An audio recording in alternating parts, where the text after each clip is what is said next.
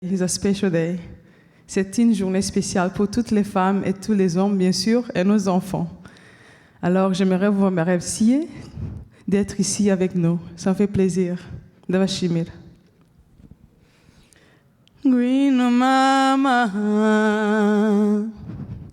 ngwino shenge we, ngwaho nahereye, nguha amazi, kandi ziwanyu zikamwa zose, amarwa yuzuye intango, kandi n'ubuki busesa imihiza. Ngwino kibondo nkujyane iwanyu, ngwiye ababyeyi bahoza abana, banga guhora bakabahendahenda, bakabahohogera ngo babaheka. Nugerayo bazaguha amata, baguha impengeri usomeza inshyushyu, n'umutobe uzatumara inyota, kandi n'impungure zihoza abana. Ngwino rero umenye umuravumba n'igicuncu, n'igiti cy'umuvumu, ngo simbeha niho ngoro niho biva. Dore isekuro n'umuvure, ngwaka akamaro k'umuvumu. Nugerayo bazaguha amata, baguha impengeri usomeza inshyushyu, n'umutobe uzatumara inyota, kandi n'impungure zihoza abana.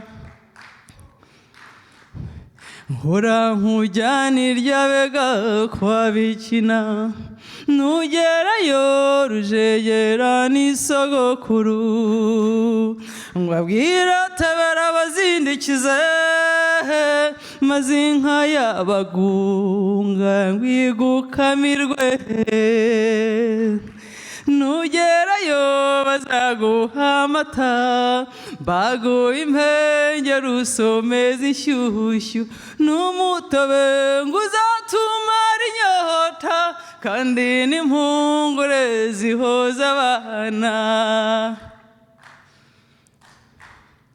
Ari hehe umwana urira, ngo ari hehe ngo muhoze,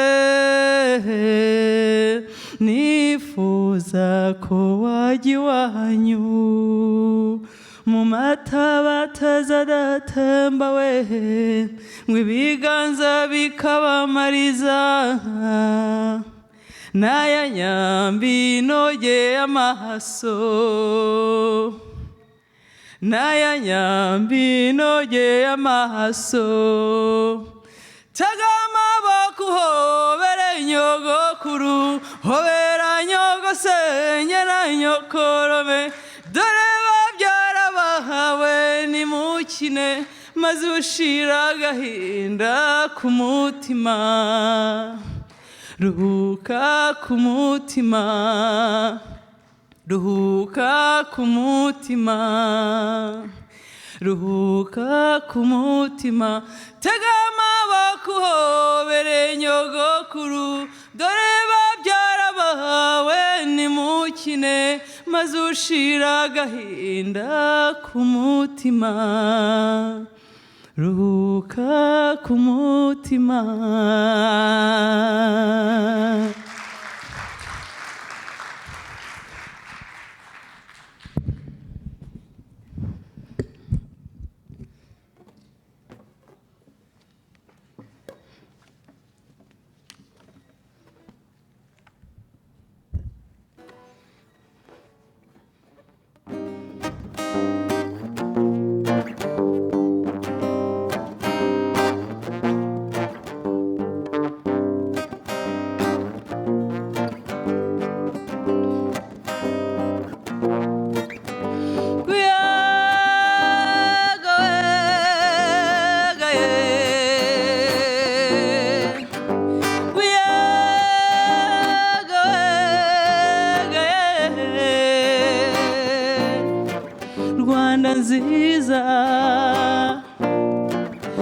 Rwanda nziza.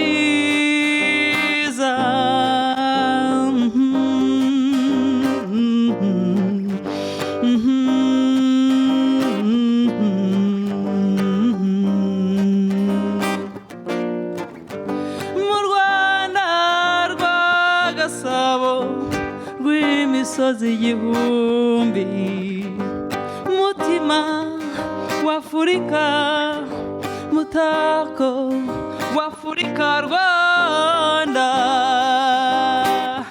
Rwanda,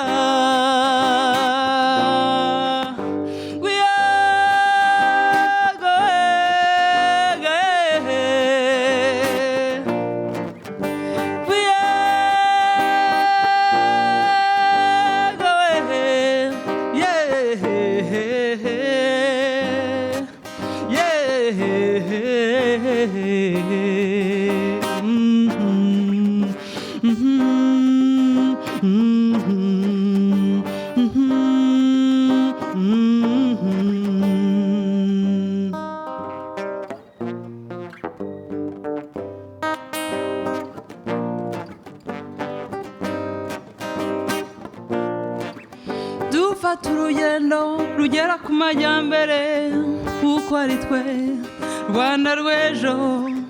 Namwe bakuru musige umurage mwiza, niyo mpano yanyu tubatezeho Rwanda, tubatezeho Rwanda.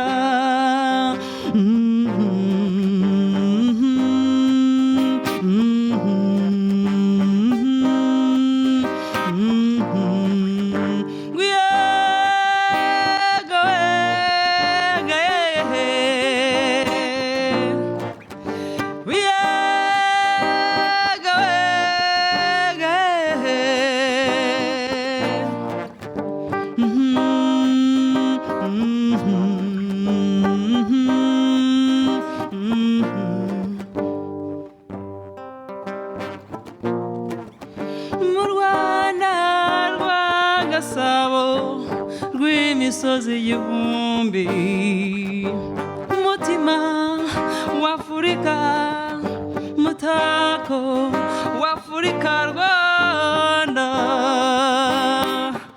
Rwanda.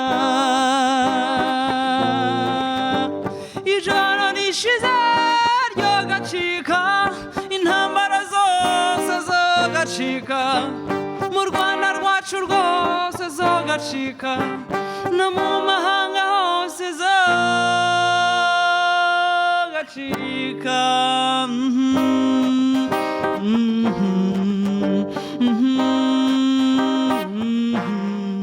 Umurage ukwiriye u Rwanda,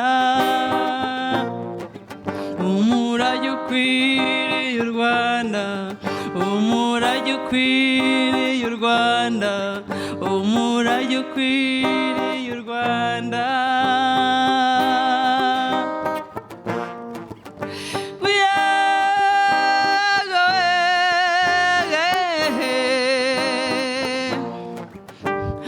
Humura mama, humura, humura Rwanda, humura, humura, yeah.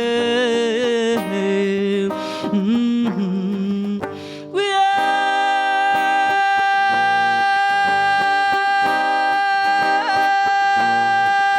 are going, yeah.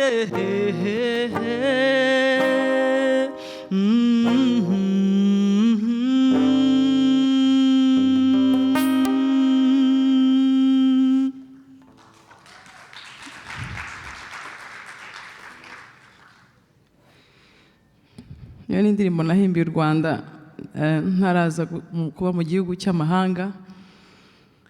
Nayikimbye kera numva nishimye, kuko numvaga narabonye iwacu, naravuye mu buhungiro nkabibona iwacu. Byari ibyishimo byinshi cyane, maze ndayihimba mvuga nti wenda n'umwana uzayumva nyuma azajya atekereza u Rwanda rwiza rw'ejo, apana urubi rwashize. Imana ihabwe icyubahiro.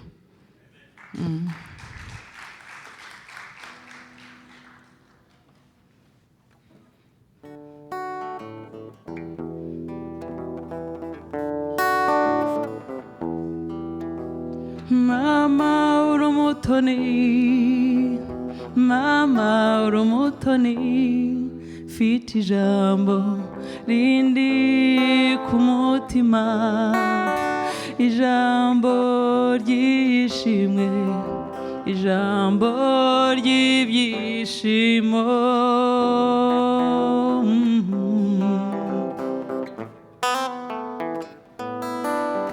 Kuva nkivuka wanyeretse urukundo, wanderesheje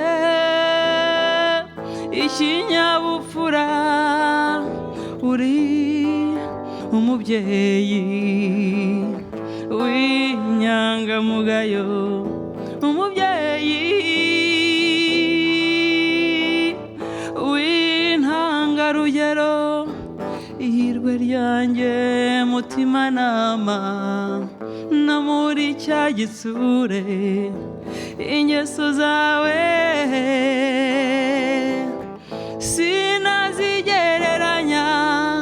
Bene mama dushimire mama wacu, rugori rw'ingabirano, nyiraneza udasumbwa. Bene mama dushimire mama wacu, rugore rw'ingabirano, nyiraneza udasumbwa.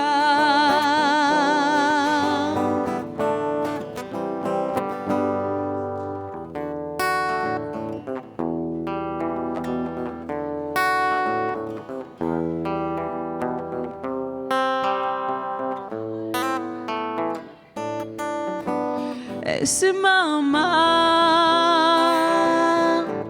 nakwitura iki, cyuzuzo ndata,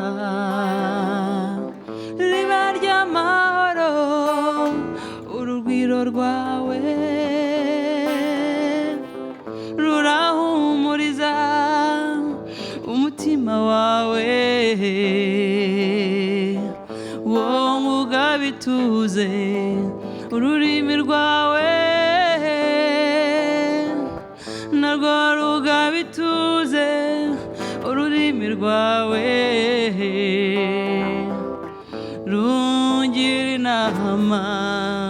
Bene mama dushimire mama wacu, rugori rw'ingabirano, nyiraneza udasumbwa. Reka uririmbire mama urumutoni, reka uririmbire mama uruhiriwe. Uwiteka uhimbazwe ko waduhaye umutatunaniza. Umva impundu zabo yibarutse, tugushimye izina wamwise, tumwifurije kuramba, tumwifurije kuramba, njye mbifurije kuramba.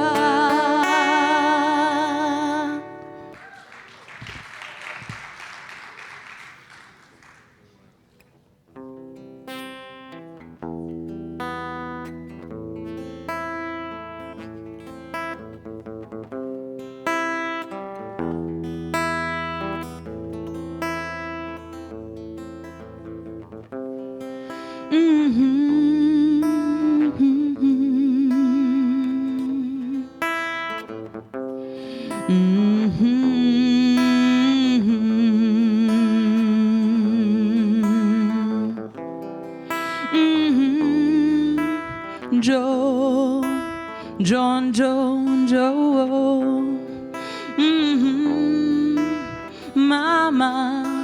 Mama shenge, Njoo nikupanguze machozi, wanalia wale watoto, wanalia wale watu duniani. Njoo tizameni maisha ya watoto wayatima, tizameni kisi wanavyoishi hapa ulimwengu. Tembele yuko vijijini au mjini, jameni, sikiliza taarifa za habari Asia na Afrika. Kaza mwendo, acheni mdundiko, wako kila mahali, hawana chochote, pia ni future, watamani utakuja, utakuja, utakuja. Wanalia wale watu, watoto wayatima, wanalia wale future ya ulimwengu kila siku. Wanalia wale watu, watoto wayatima, wanalia wale future ya ulimwengu kila siku.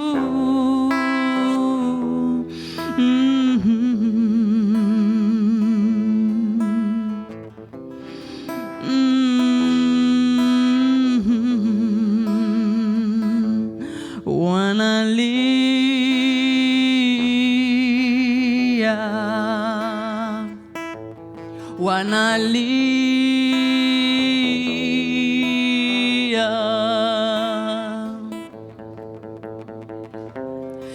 pia watamani kuishi,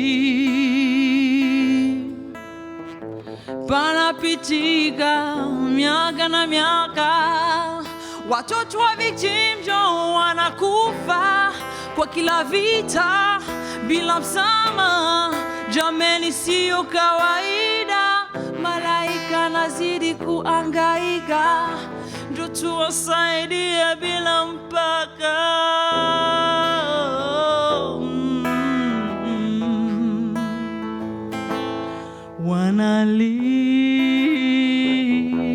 Wanalia,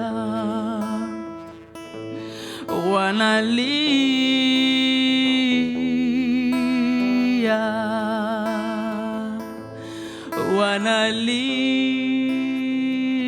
wanalia. Hora, hora mama, hora, hora shenye, hora, hora, hora, hora, hora. Hora mama shenye, hora, hora, hora, hora, hora, hora mama shenye.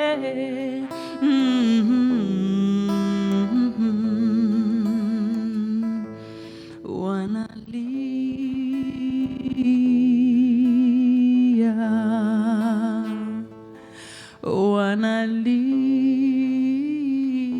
wanalia.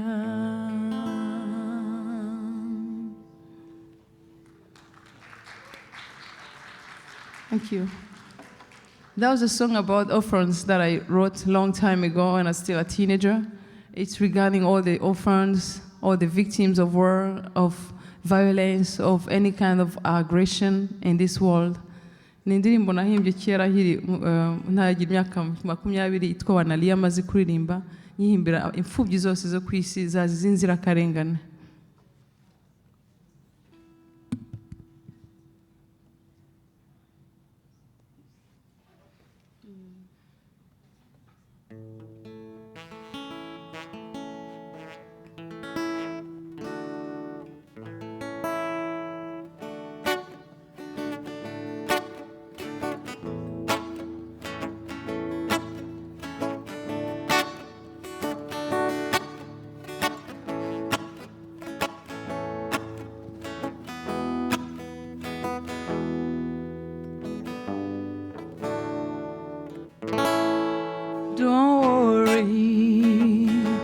about a thing.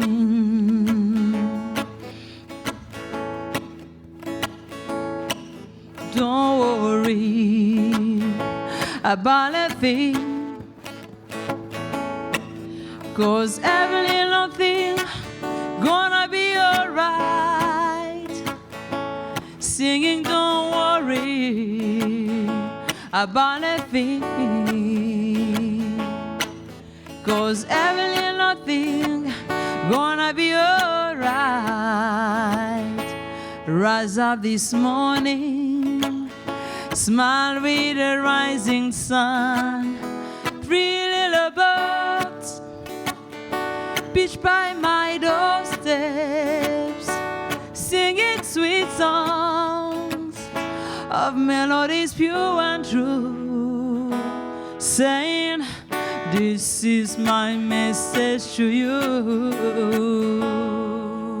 Singing, don't worry about a thing, oh yeah, 'cause every little thing gonna be alright. Singing, don't worry about a thing, oh yeah, 'cause every little thing gonna be alright. Rise up this morning, smile with the rising sun. Sweet little birds pitch by my doorsteps, singing sweet songs of melodies pure and true, saying, this is my message to you all. Singing, don't worry about a thing, no, yeah, 'cause every little thing gonna be alright. Singing, don't worry about a thing, 'cause every little thing gonna be alright. Rise up this morning, smile with the rising sun. Three little birds pitch by my doorsteps, singing sweet songs of melodies pure and true, saying, this is my message to you.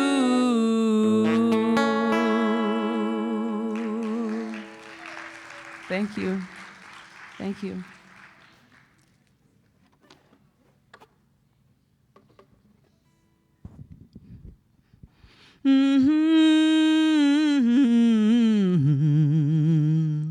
Bene gihanga mwe, bakanyarwanda mwe, namwe nshuti z'u Rwanda, n'amahoro i Rwanda. Namwe nshuti z'u Rwanda, n'amahoro i Rwanda. Nkuririmbe yewe nkuririmbe igihangano cy'abasize mu mihigo, utatswe udusozi n'imisozi uturunga n'ibirunga wangiriwe. Bene gihanga mwe, bakanyarwanda mwe, namwe nshuti z'u Rwanda, n'amahoro i Rwanda. Namwe nshuti z'u Rwanda, n'amahoro i Rwanda. Nk'umurage mwiza umurage nkunda, twahawe na bene Kanyarwanda, uturaga urukundo n'urugwiro ubutwari n'amahoro turakurata. Bene gihanga mwe, bakanyarwanda mwe, namwe nshuti z'u Rwanda, n'amahoro i Rwanda. Namwe nshuti z'u Rwanda, n'amahoro i Rwanda. nge narose wa munsi w'amarira n'amaraso ukurikiwe n'akazuba mu museso bene gihanga mwe bakanyarwanda mwe namwe nshuti z'u Rwanda n'amahoro i Rwanda.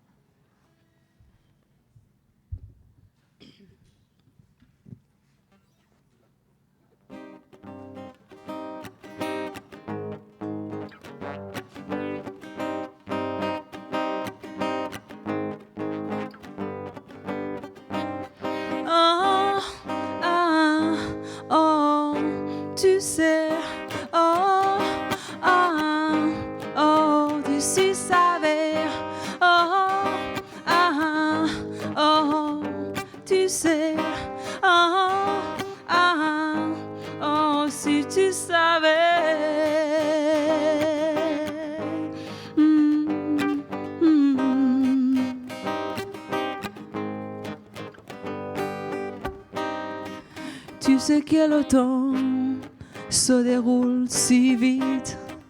Tu sais qu'il passe et ne revient jamais. Mais l'amour sincère ne passe jamais. C'est ce qui reste gravé dans un cœur fidèle.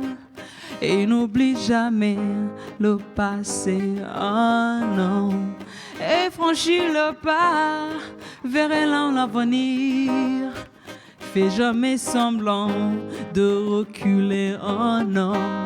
Car il se dirige toujours vers un lendemain de sourire. Ah, vers un lendemain de sourire. Oh, tu sais, oh, ah, oh, tu sais, oh, ah, oh, si tu savais.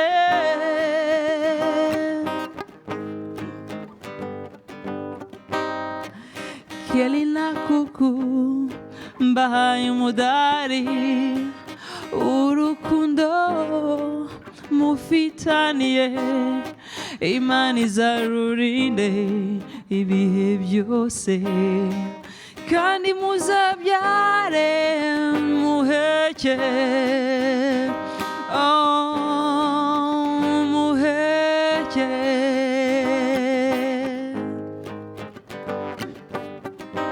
oh ah ah tu sais oh ah oh si tu savais oh ah oh tu sais oh ah oh si tu savais.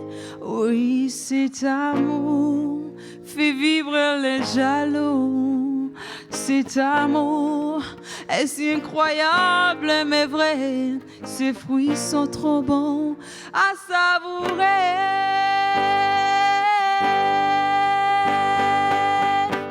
À chaque instant de la vie.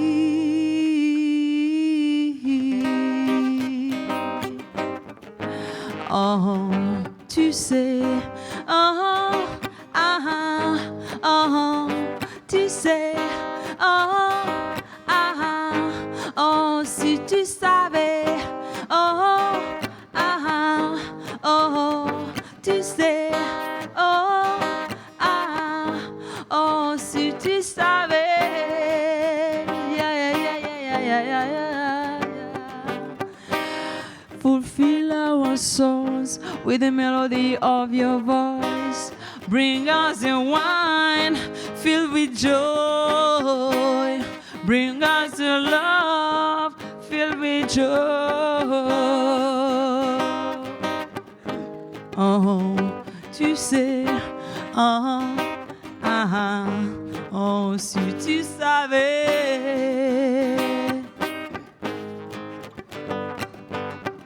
c'est adorer et à savourer, c'est adorer et à savourer, c'est à avouer et à avouer, c'est à adorer, c'est avouer, adorer, savourer, adorer, savourer, adorer ce moment. Thank you. Merci.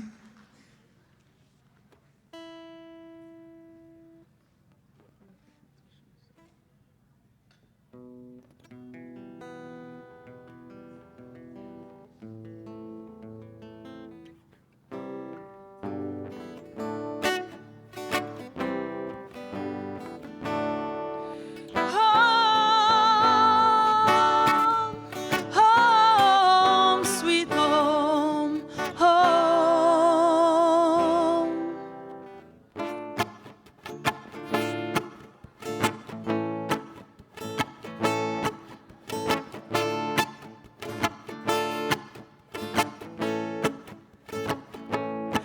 I was trying to figure out a way to go home.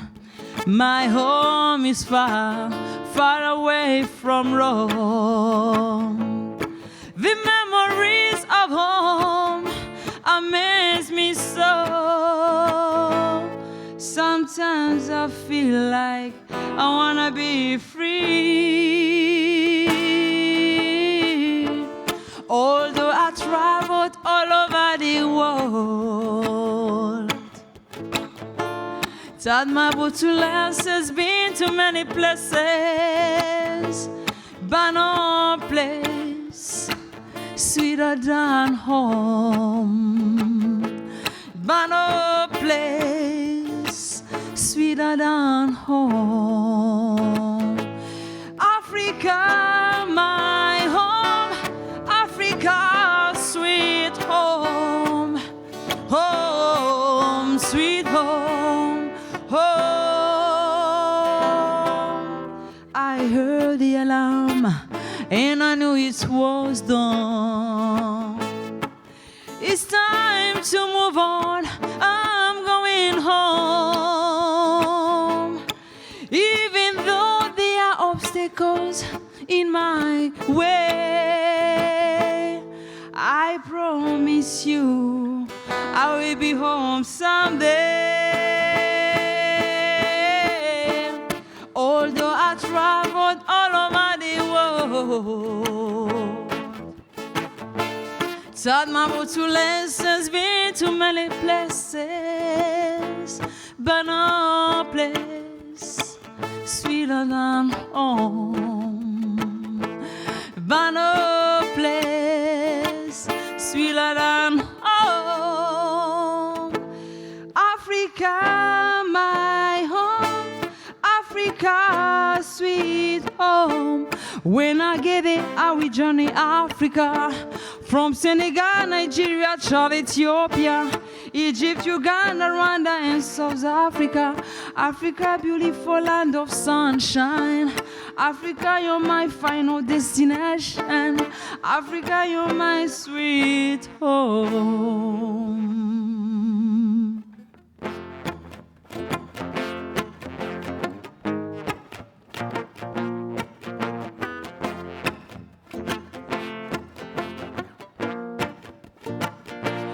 Africa, my home. Africa, sweet home.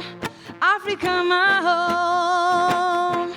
Africa, sweet home. East, west, north, south. Central Africa. East, west, north, south. Central Africa. Africa, my home. Africa, sweet home. home. Don't you like Africa? Come on. Africa, my home. Africa, sweet home. My home, sweet home, my home. My home. Africa, my home.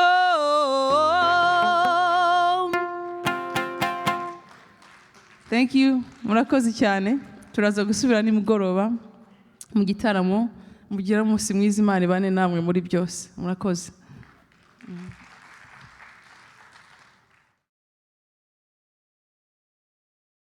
Honorable Minister of Gender and Family, Madame Diane Gashumba, Honorable Members of Parliament of Rwanda here present, Madame Shakila Mutoni, Chargée d'Affaires at the High Commission of Rwanda in Canada, President of RCA Canada, Mr. Theophile Rwigamba, esteemed friends of Rwanda, fellow Rwandans, ladies and gentlemen, muraho.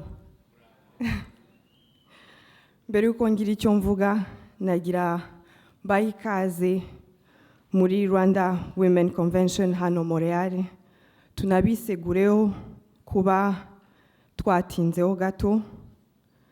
Turabashima kuba mwitabiriye iyi gahunda twari tumaze iminsi dutegura. Mbonereho n'akanya ko gushimira abashyitsi bacu baje bisanga, abashyitsi bigomye imirimo myiza bakora iwacu bakaba baje kudusura uyu munsi. Ndabasaba yuko tubaha amashyi.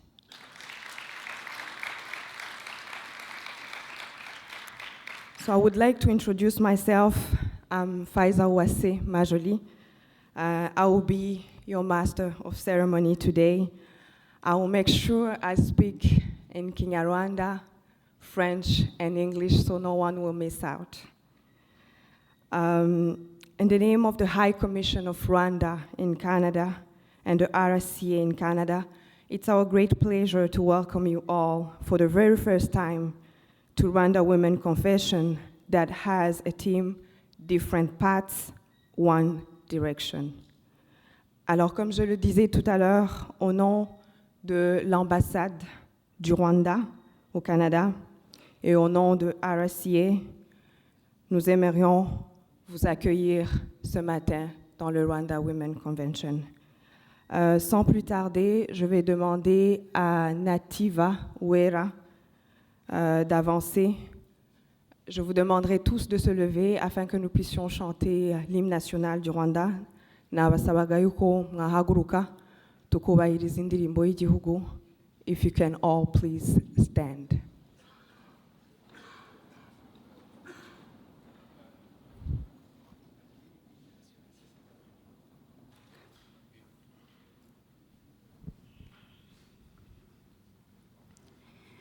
Rwanda nziza gihugu cyacu wuje imisozi ibiyaga n'ibirunga ngo byiduhetse gahora n'ijaga reka tukurate tukuvuga ibigwi wowe utuhumbiye hamwe twese abanyarwanda uko watubyaye berwa sugira singizwa iteka komeza imihigo Rwanda dukunda duragutuye kukwitangira amahoro asabe mu badutuye wishire wizane muri byose uraganisha gutera imbere uhamye imibano n'amahanga yose maze ijambo ryawe riguha ijambo. Merci. Nk'uko nabivuze rero, you can have your seat.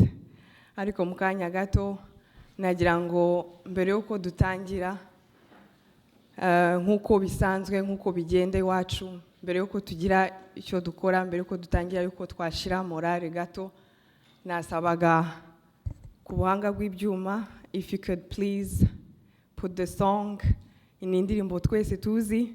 Ndabasaba yuko mwahaguruka tugashiramo ka morale gato mbere yuko dutangira ibiganiro. Murakoze.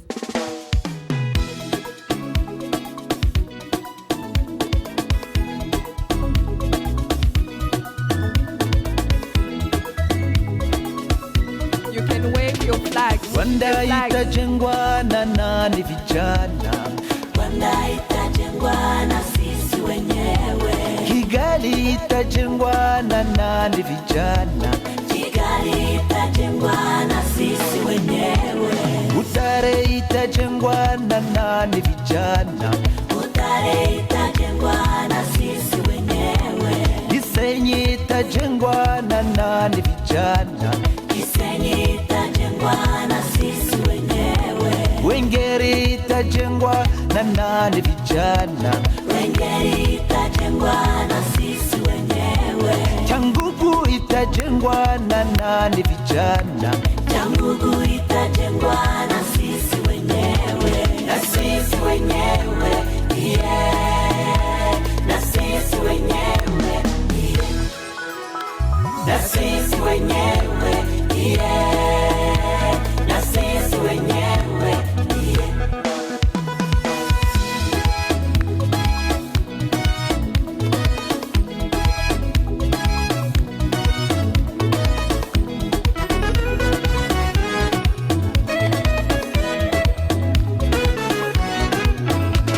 Kibungo itajengwa na nani vijana? Kibungo itajengwa na sisi wenyewe. Mutara itajengwa na nani vijana? Mutara itajengwa na sisi wenyewe. Kibuye itajengwa na nani vijana? Kibuye itajengwa na sisi wenyewe. Muhanga itajengwa na nani vijana? Muhanga itajengwa na sisi wenyewe. Na sisi wenyewe, yeah. Na sisi wenyewe, yeah. Na sisi wenyewe, yeah. Na sisi wenyewe, yeah.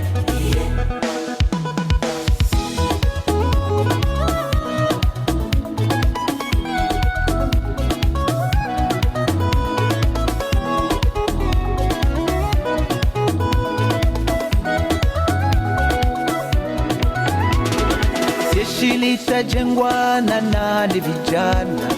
Jeshi litajengwa na sisi wenyewe. Polisi itajengwa na nani? Murakoze. Mutubabarire.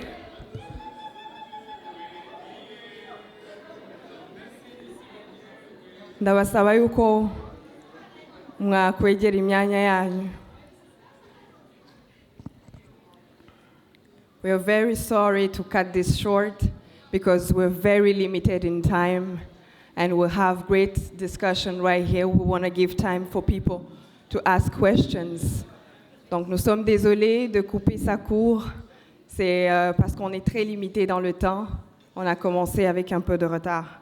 Alors, nk'uko nabivuze, ndibubagezeho gahunda ukuri bukurikira uyu munsi. Et sans plus tarder, je vais appeler ici devant la représentante des femmes dans le comité RCA, Madame Liliane Gasake. If you can move forward, ijambo ni ryanyu. Murakoze.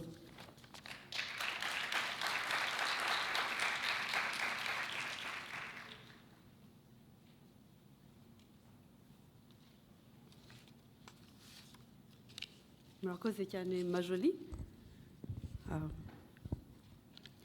Honorable Ministers, distinguished guests, Madame Shakila Omutoni, chargée d'affaires of our High Commission, fellow Rwandans, friends of Rwanda, Muraroneza. Votre présence ici, aujourd'hui, est un signe de solidarité à la femme et surtout à la femme rwandaise. We have a very enriched program and hope you will participate in the different panels put together with women in mind and of course men. Uyu munsi rero turaza kwiga byinshi byiza birebana n'uburinganire mu rwego rwo hejuru, yaba imbaraga zahabwa abari n'abategarugori cyangwa se kwishimira intambwe abanyarwandakazi basanzwe bagezeho bakora ibidasanzwe. Tukaza noneho no kusogongera ku muco mwiza nyarwanda. I can guarantee you that you will leave this convention rich with positive views and respect for women.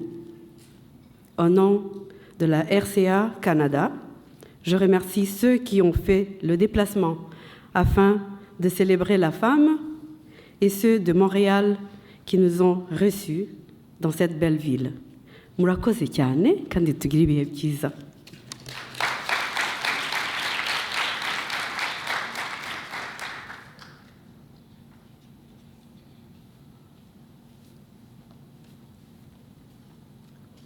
Murakoze, Madame Liliane Gasake, la représentante des femmes dans le comité RCA. Sans plus tarder, j'aimerais appeler ici devant Madame Shakila Omotoni, chargée d'affaires à the High Commission of Rwanda in Canada. La parole est à vous.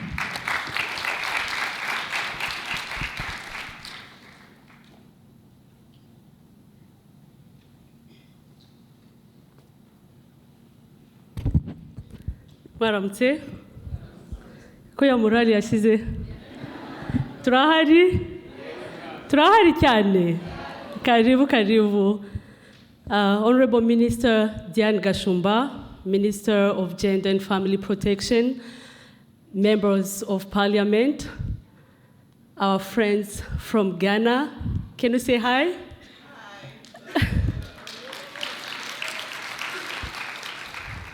Friends of Rwanda, dear colleagues, dear friends, welcome.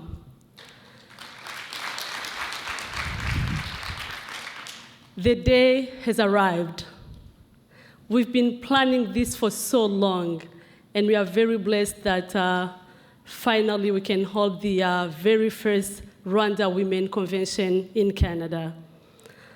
Turishimye cyane rero ko twabyitabiriye kugira ngo dukomeze ikiganiro cyo kurebera hamwe aho umutegarugori ageze mu Rwanda, muri Canada n'ahandi hose.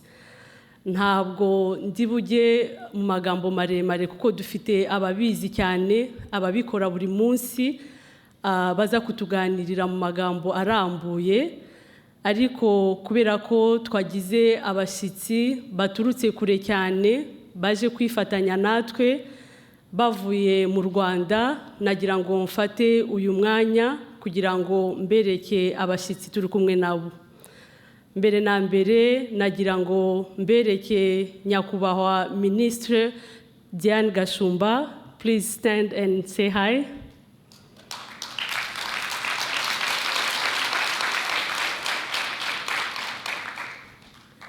Honorable Marie-Rose Mureshankwano,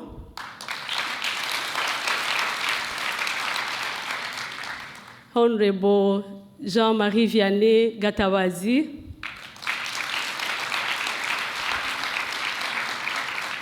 Honorable John Rukumbura,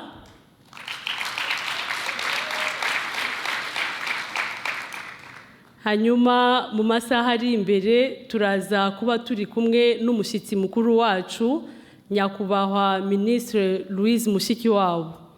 Ntabwo yashoboye kuza hano muri iki gitondo kubera izindi mpamvu z'akazi akirimo, ariko mu masaha ari imbere turaza kuba turi kumwe nk'umushyitsi mukuru wacu batwohereje kugira ngo aze kutuganiriza atuzanire n'intasho zo mu rugo. Alors, sans trop tarder, je vais demander à l'honorable Diane Gashumba de me joindre au podium et de nous parler de l'histoire de la femme au Rwanda et ailleurs. Honorable Minister, please.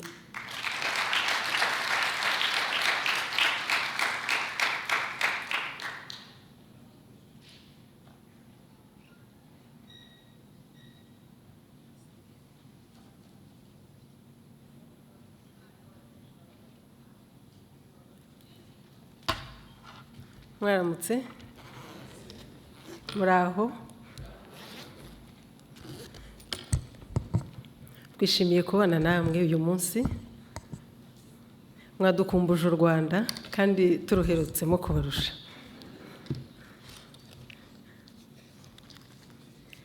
Today I was requested to talk about the journey of gender equality in Rwanda and to talk about the way we got where we are, and also to talk about challenges and the way forward and the project you have to keep maintaining the gains and to keep pushing the gender agenda. And I would like to take this opportunity to thank very much the government of Rwanda for this opportunity, for allowing me and the delegation that is with me here from Rwanda to give us this opportunity, this great opportunity to come and discuss with this community, this dynamic community, this lovely community living in Canada. I would like also to thank very much the High Commission of Rwanda here in Canada for organizing this event. And also my recognition goes to the whole community for the warm welcome we've been benefiting since you are here. Thank you very much. Ibintu bansabye kuvugaho ejo mbareba kuva tugera hano mbitegereza mbona mubizi mbona muteye imbere cyane mu buringanire ko twaje tuzi ko ahenshi yovuze Women Convention usanga ari abagore gusa, ariko turashima basaza bacu ba hano muri Canada aho baturutse hose ko baje kudushyigikira, ikaba atari Women Convention yonyine, ari Women and Men Side by Side Convention. Turabashima mwese. Nkuko mubizi, genocide yakorewe abatutsi muri 1994 mu gihugu cyacu yasenye ibintu byinshi cyane, yatwaye ubuzima bw'abantu barenga miliyoni, ariko cyane cyane umugore yasigaye ahantu habi cyane.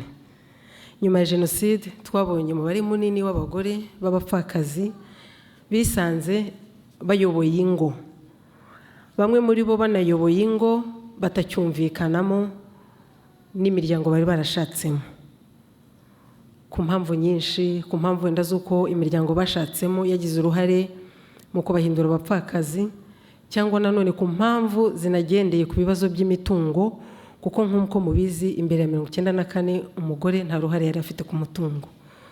Abagore benshi rero bisanze ari abapfakazi bagomba kurera abana ariko batanafite uburenganzira na buto ku mutungo abagabo babo basize.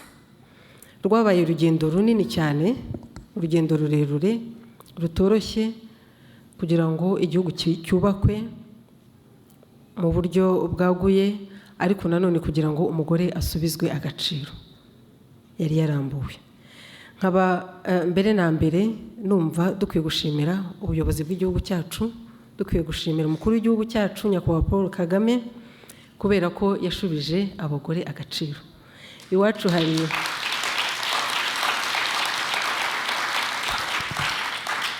nakunze kumva muririmba iriya ndirimbo muyizi mwese ngo Rwanda itajengwa na sisi wenyewe. Hari indi slogan tugira iwacu, ndibaza ko bake muri mwe bari buze kwishobora, turavuga ngo mutima w'urugo ndi nyampinga, ndi umugore ubereye u Rwanda, sinzatesha agaciro uwakanshubije. Reka tugerageze. Mutima w'urugo ndi nyampinga, ndi umugore ubereye u Rwanda, sinzatesha agaciro uwakanshubije. Ariya magambo araremereye cyane. Iyo tuvuze ngo ntituzamutesha agaciro kuko yakadushubije, tuba tuvuga ibintu byinshi. Tuba tuvuga ibintu bitari bihari mbere yuko tubona Nyakubahwa Perezida wa Repubulika Paul Kagame. Amashuri yarahari ari make cyane. Ntabwo nza kujya muri statistics nyinshi, ariko iyo urebye ukabona ko hari universite 7 gusa, guhera kera muri za 60 na kangahe ukaza imyaka 30 ukagera 94 ugasanga twaye dufite universite 7 gusa usanga n'iterambere ubwaryo ryari inyuma cyane, atari no kuvuga ngo ni umugore wari washubijwe inyuma. Noneho izo universite rero umugore nta nubwo yarazifitemo uruhare, kuko kugira ngo ugere muri universite uba wabanje kwiga primary school ukajya muri high school. Abagore bageraga aho ngaho bari mbarwa. Statistics zitwereka yuko nko muri faculty ya medicine hinjiraga umugore umwe cyangwa babiri ku bahungu 80 muri icyo gihe. Iterambere tuvuga rero tutiya dushubije agaciro nuko uyu munsi dufite universite zirenga 40 zirenga 50 mu gihugu cyacu.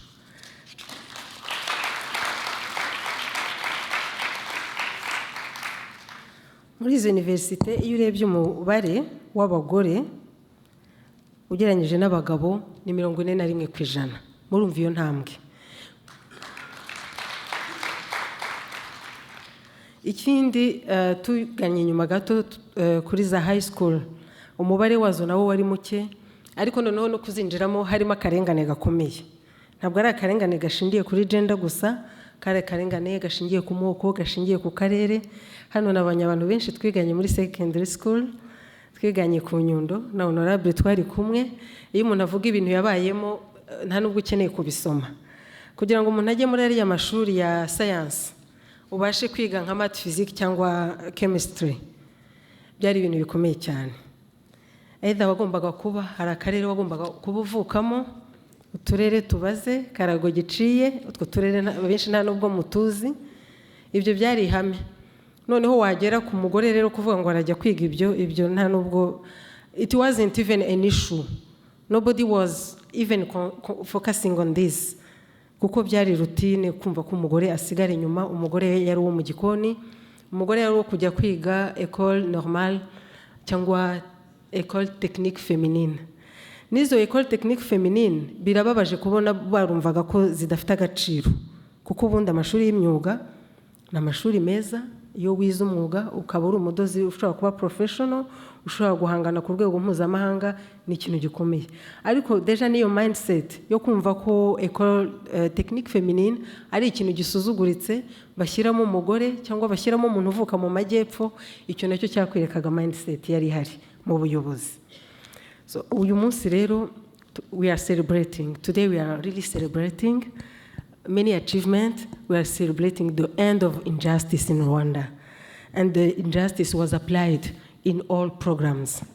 Today, kugira ngo umwana abone scholarship ntabwo akeneye kuba aziranye na Minister of Education.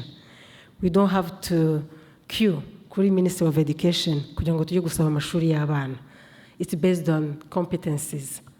It's based on capacity. Ugiye kuzenguruka University z'u Rwanda 40 na zingahe, ugiye muri Etats-Unis, ugiye mu bihugu by'Uburayi, ugiye mu bihugu bya Afrika aho abana b'Abanyarwanda babona scholarship, ukabaza uti how did you get this scholarship?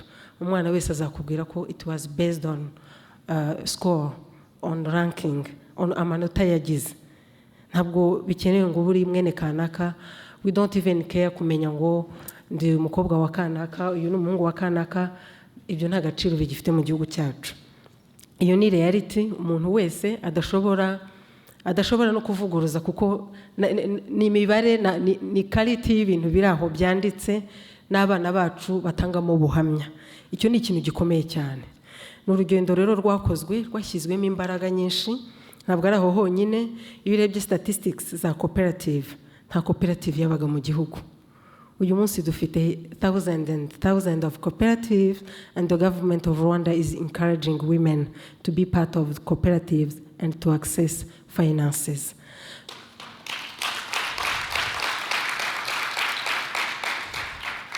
Ndetse kugira ngo to bridge the gap, hari programs zagiye zishyirwaho. We have what we call the Business Development Fund. Ni ikigega cyashyizweho kugira ngo gitange garanti ku bagore bafite imishinga imeze neza, iri competitive. Icyo BDF ikora, the Business Development Fund, ikikora itangira abagore garanti igera kuri 75% of the needed guarantee. Umugore akitangira 25%. Ikindi nuko iyo wishyura loan yawe neza baguha grant, ukishyura only 85%, and the 15% is covered by the government. Icyo nacyo ni ikintu cyo kwishimira. Kandi nta mugore baheza, abadamu bo muri Canada, niba mufite imishinga ikoze neza, you can get in touch with RDB, you can get in touch with all of us, mukabona information, muka-accessinga kuri BDF Guarantee Fund. Nacyo ni ikintu gikomeye, nacyo cyagiyeho kugira ngo gap yari ihari ku bagore n'urubyiruko batabasha kwa-accessinga fund, babashe kugira uruhare ku mahirwe y'igihugu. Ibindi navuga bikomeye cyane, it's the initiation of a framework and institutional framework ituma abagore bagira aho bavugira, ituma gahunda zijya ku murongo, tukagira policies ziri clear. Kera nta policy yabaga mu gihugu. Abantu benshi bari hano ndabona bakuze, ntabwo twari twarigeze twumva education policy, ICT policy, agriculture policy, TVT, it's a training, vocational and technical vocation and what? And training. Ni biriya by'amashuri y'imyuga n'ubumenyi ngiro. Hari polisi yabyo nayo ishishikariza abana bakobwa kwa-accessinga kuri bene ayo mashuri, kwa-accessinga ku mashuri ya science. Ntabwo twari twarigeze twumva abajyanama b'ubuzima. This is another initiative to bring the health services close to the population. We have community health workers that are working on the ground to promote health programs, to prevent diseases, even to treat some diseases like malaria, pneumonia, and diarrhea at the community level. And we have 3 community health workers at each village level. Village level na amazu agera ku 100. Amazu 150. Iyo nayo ni program nziza yatumye abaturage bagira access kuri health program, kandi tukagirana bakakora no kuri immunization. Niyo mpamvu igihugu cyacu kiri one of the best mu ku-accessinga kuri immunization. Tukaba twararwanyije ibyorezo, tukaba dufite coverage ku nkingo irenze 95%. Ni ikintu gikomeye cyane.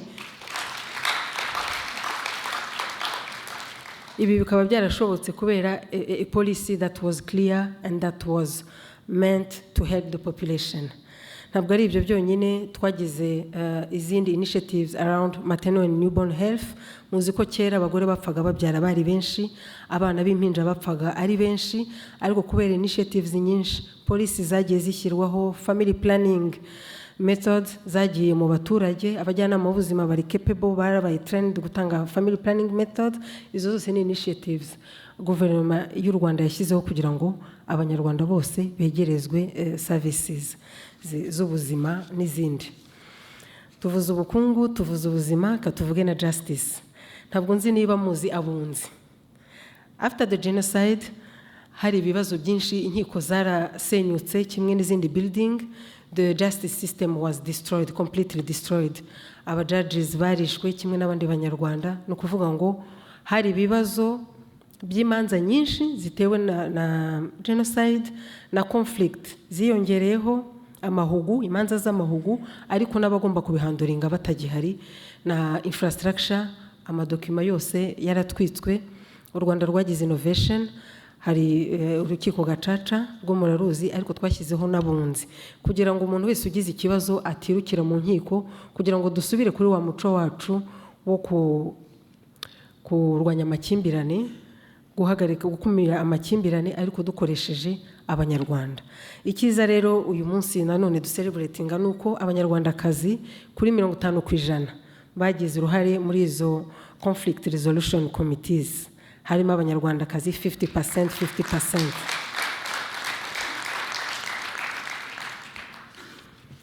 Iyo tuvuga ibyo ducelebratinga, abanyamahanga bakunda kuvuga the 64% of women in parliament. It's an achievement, and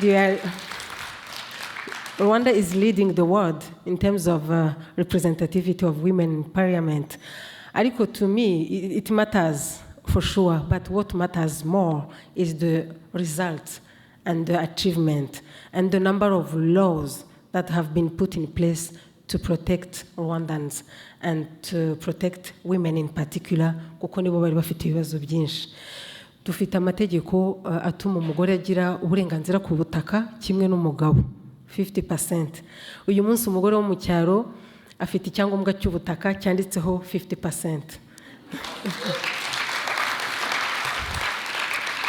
Kandi ntabwo ari icyangombwa gusa as a document, kimuhesha n'uburenganzira bwo kujya gufata loan, agatanga hypothèque kuri bwa butaka, akagiraho uburenganzira busesuye, ari uburenganzira bwa ownership ariko na utilization y'ubwo butaka.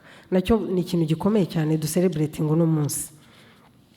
Uyu munsi dufite itegeko rihana ihohoterwa mu gihugu cyacu, GBV fighting. GBV ni icyaha kitihanganirwa mu gihugu cyacu, n'ugikoze agikora afite ubwoba kuko system ntabwo icyemera. So izo policies zose nagiye mvuga ni framework twashyiriweho n'ubuyobozi bw'igihugu kugira ngo tugire umurongo tugenderaho, urubyiruko rwacu, abagabo, abagore, tugire umurongo ngenderwaho. Ariko ikindi kintu ushaka kuvuga kibumbira hamwe ibyo byose, it's about the gender responsive budgeting.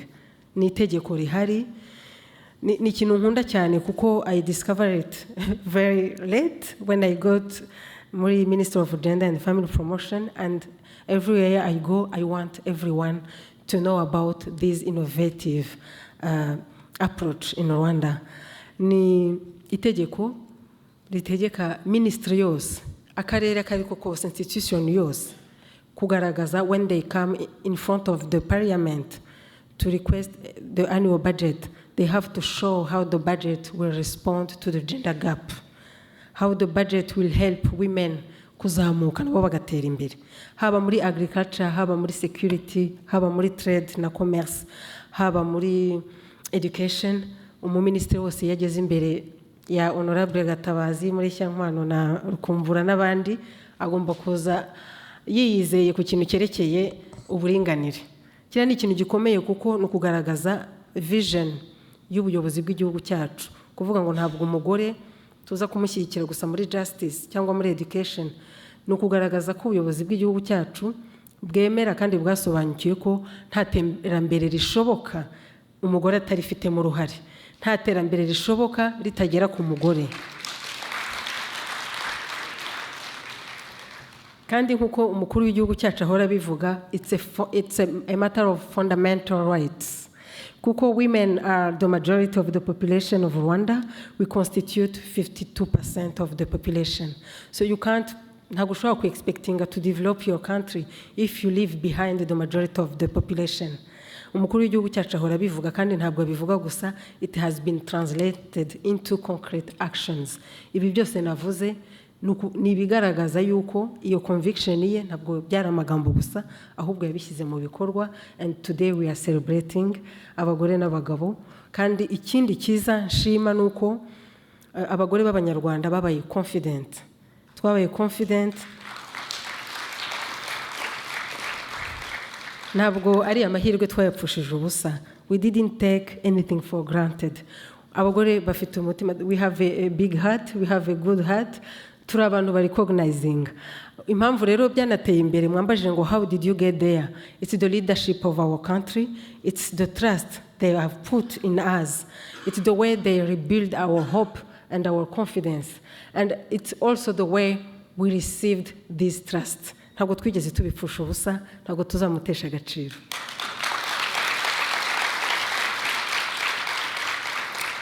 Niyo mpamvu umugore w'umunyarwandakazi aho ari hose, yaba mu Rwanda, yaba muri Canada, ahora afite ishyaka ryo gukora kugira ngo ibyagezweho bidasubira inyuma, no kugira ngo ibitaragerwaho tubigereho twese.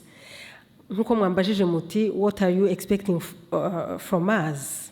Ntago bingoye kuko ishyaka nababonanye, morale nababonanye, exhibition twabonye ejo hariya iragaragaza ko n'amaproje bagiye batubwira mufitiye mwebwe ubwanyu nka community iri hano, ariko nanone mufitiye abantu bari vulnerable bari mu Rwanda, bigaragaza yuko namwe you are part of this effort, ko namwe mugaragaza yuko umugore abishoboye, atari ukwicara gusa.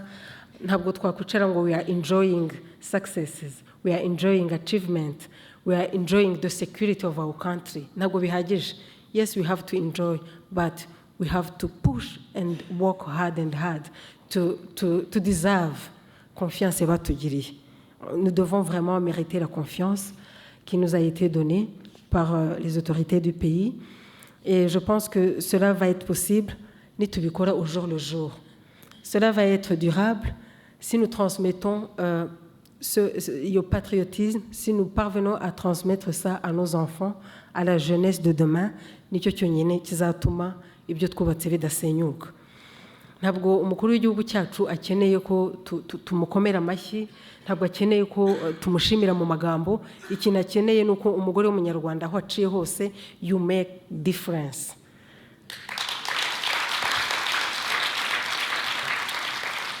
Akeneye yuko umugore w'umunyarwanda aho atambutse bavuga bati uriya mugore ni umunyarwandakazi, uriya mugore afite umuco umuranga, this lady is unique. Dufite umutekano mu gihugu cyacu utaba ahandi. Ntabwo nshobora gusoza ntavuze umutekano. Dufite umutekano twahawe n'ingabo z'igihugu cyacu. Uyu munsi umudamu arava kwiga nijoro agatega taxi cyangwa akamanuka n'amaguru. Ahantu ntuye Kicukiro hari umuhanda mubi cyane, iyo manuka njya mu rugo natinze ku kazi mbona abanyamahanga benshi basigaye batuye mu makarti. Kera abanyamahanga yarazaga akavuga ati ngewe ndajya mu Kiyovu hafi yo kwa perezida ahandi njya. Umunyamahanga ntabwo yatinyukaga kwinjira mu isoko hari imbere ya Kifarma, isoko turarize. Usibye n'umunyamahanga ntabwo washoboraga kugenda wambaye iherena rirerire ugutwi baragucaga. Ariko uyu munsi turatembera tukageza midnight, umunyamahanga araza akageza midnight, akageza midnight nta kibazo afite.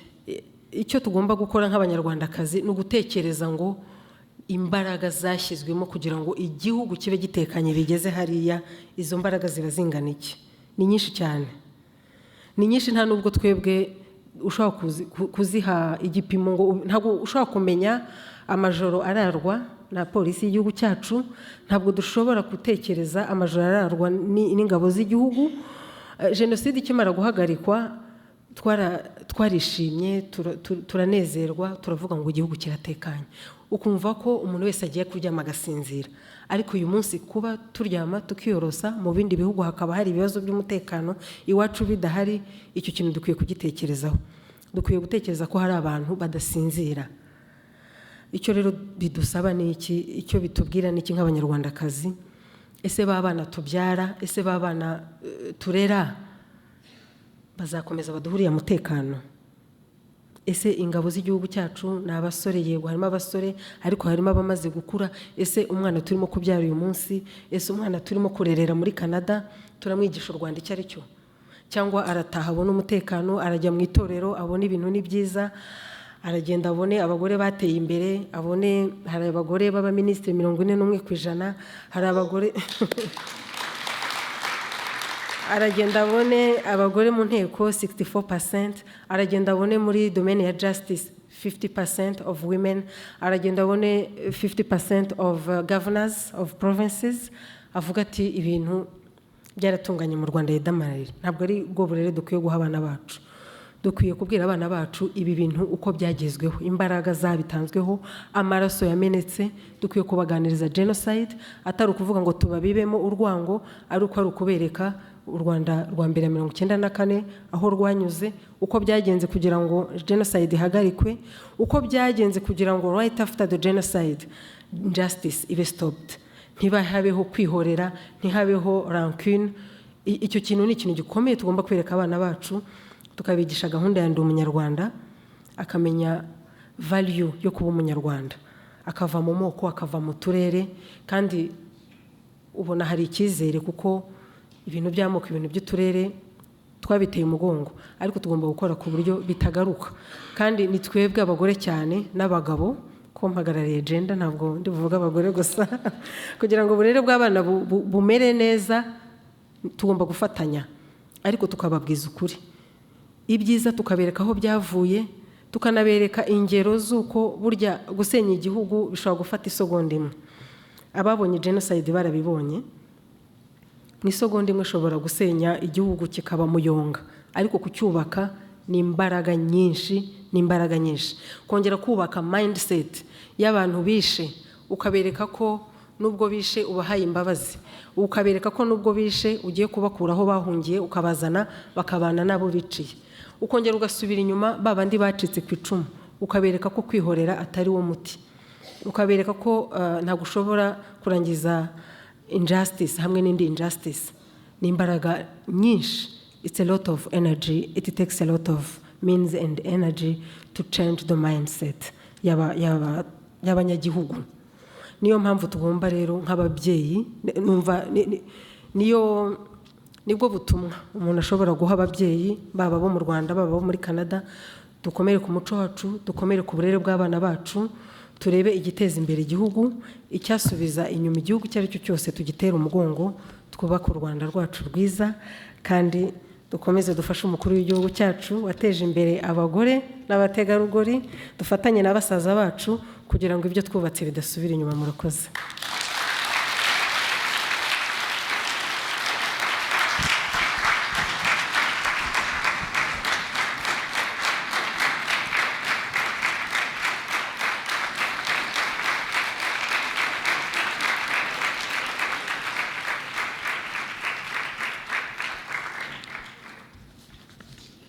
Arakoze honorable ministre Diane Gashumba kuba yatugejejeho ibyiza u Rwanda rumaze kugeraho in terms of gender.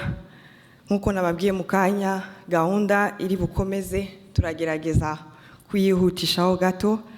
So actually, as I mentioned earlier, that we are here today to celebrate Rwandan women, most importantly to talk about the narrative of women empowerment in Rwanda, how it is too real, how it has a global resonance and significance. People around the world emulate, they cite gender equality in Rwanda as an example. And just to mention an important point here about our leadership in Rwanda, as you might all know, 64% of members of parliament in Rwanda are women. Ndabasaba yuko tubiha amashyi.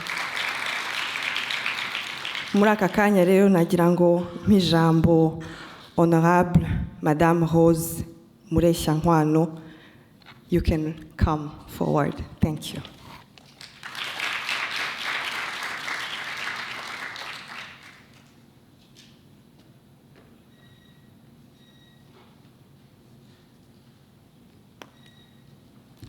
Murakoze, mwaramutse nanone cyangwa muraho amashyo.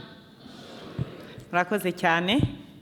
Hari wenda batazi icyo ndamukanyivuze, iyo tuvuze amashyo n'amashyo y'iki y'inka, none tukikiriza ngo iki amashyo, amashyo ngore, amashyo ngore bishatse kuvuga ngo umugore ni w'agaciro kuva kera mu muco nyarwanda.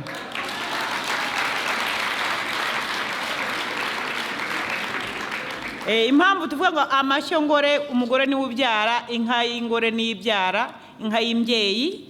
Rero iyo tuvuze ngo amashyo ava ngo amashyo ngore. Murakoze cyane. Nanjye ndabashimiye cyane kubw'umwanya mpawe kugira ngo tuganire.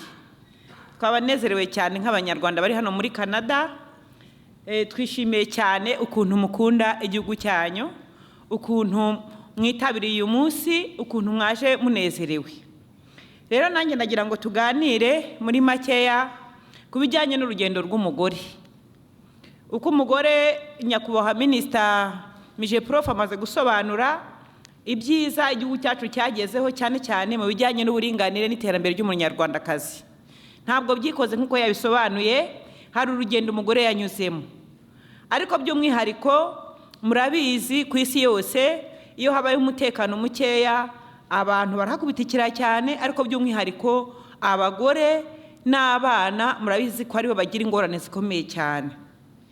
Munyemere rero mvuge ku bijyanye no kongera kubaho k'umugore, kongera kubaho k'umunyarwanda ndetse n'umugore by'umwihariko. Ntabwo ndi bujye mu mateka cyane, ariko murabizi ko nk'uko yabivuze nyuma ya jenoside yakorewe abatutsi, muri jenoside murabizi hapfuye abanyarwanda basaga miliyoni. abandi bakeya babashe gucika ku icumu basigarana ibikomere bikomeye. Hari imiryango yazimye. Umuryango wazimye ni ukuvuga ngo ni wa muryango wapfusha abantu bose bakarangira ntagire n'umurokoka. Hari inshike, hari abana b'imfubyi, hari abasigiye ibikomere byo ku mutima ndetse n'ibyo ku mubiri na jenoside yakorewe abatutsi. Ariko nyuma y'ibyo ntabwo bashenye igihugu, bashenye uruhande rumwe. Nyuma y'ibyo abamaze gukora jenoside, bamaze kwica abanyarwanda basaga miliyoni, bamaze gusigaza izo ncike n'abapfakazi n'inkomere zitandukanye n'abandi banyarwanda twari mu gihugu. Kanivuge noneho ngewe ubu amazina yanjye ngira ngo bayababwiye, nitwa Mureshyankwano Maria Rose. Ngewe navukiye muri komine Karago, hahandi Diane yavuze. Twebwe ntabwo twigeze tuvangurwa kubera ko nyine twavukaga iwabo wa perezida, twari kwibere nyine kwa Habyarimana. Twebwe warabagaho watsinda utatsinda, wajyaga kwibona ukabona uri muri segonderi. Niko byari bimeze, c'est la réalité. Noneho ariko mwibyo byose dukurira muri ya macakubiri. Dukurira muri ya macakubiri, njyaho mvuka muri Karago, navutse njya mu ishuri nkura mbizi neza ko ndi umuhutu kazi. Data ari umuhutu na mama ari umuhutu, nzi n'abatutsi abantu batuye hafi iwacu n'abatwa nari imbazi. No muri primaire twarabibonaga abana batutsi twabaga twera ariko tubazi. Ntabwo ndi bijyemo cyane, ko mbigiyemo cyane byafata igihe kinini.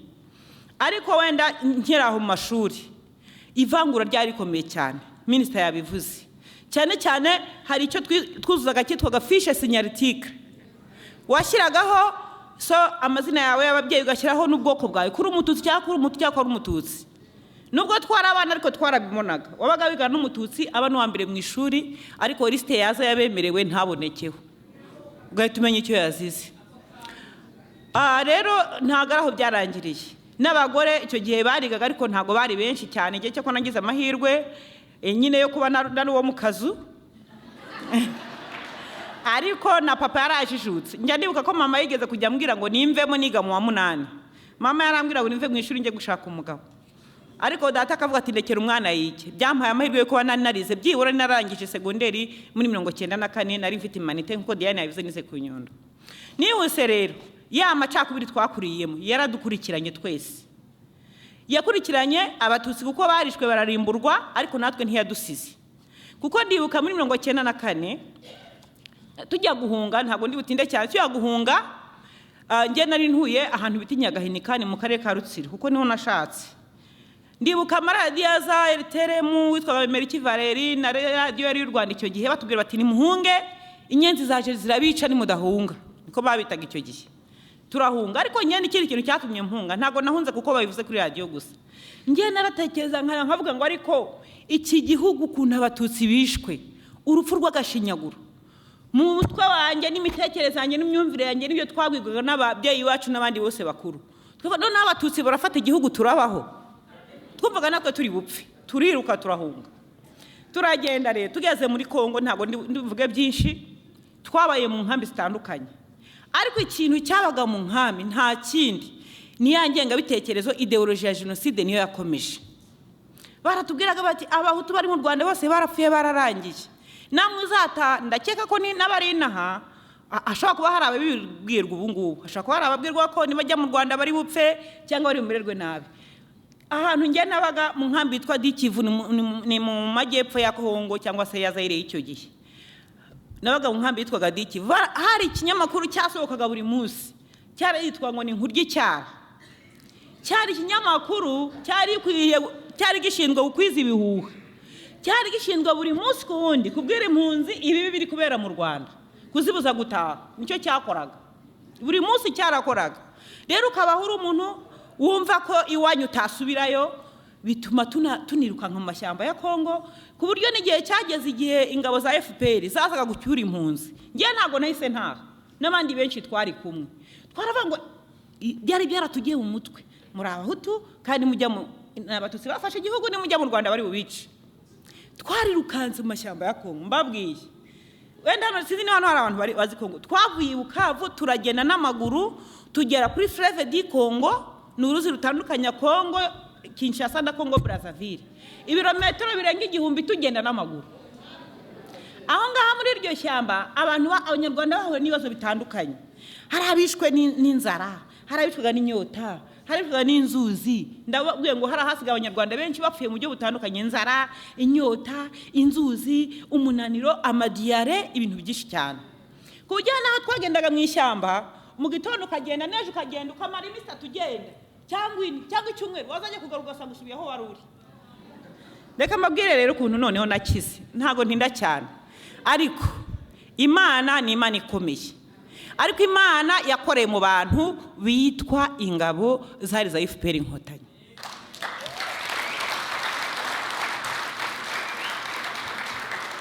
Ngewe iyo ngeze ahantu twari turi muri iryo shyamba, niko buri munsi abantu bapfaga. Iyo umuntu yamaraga gupfa, abantu bamara gupfa, ntitwashinguraga, nta masuka twari dufite, twarimukaga, mwamusigaga aho ngaho mukimukira ahandi.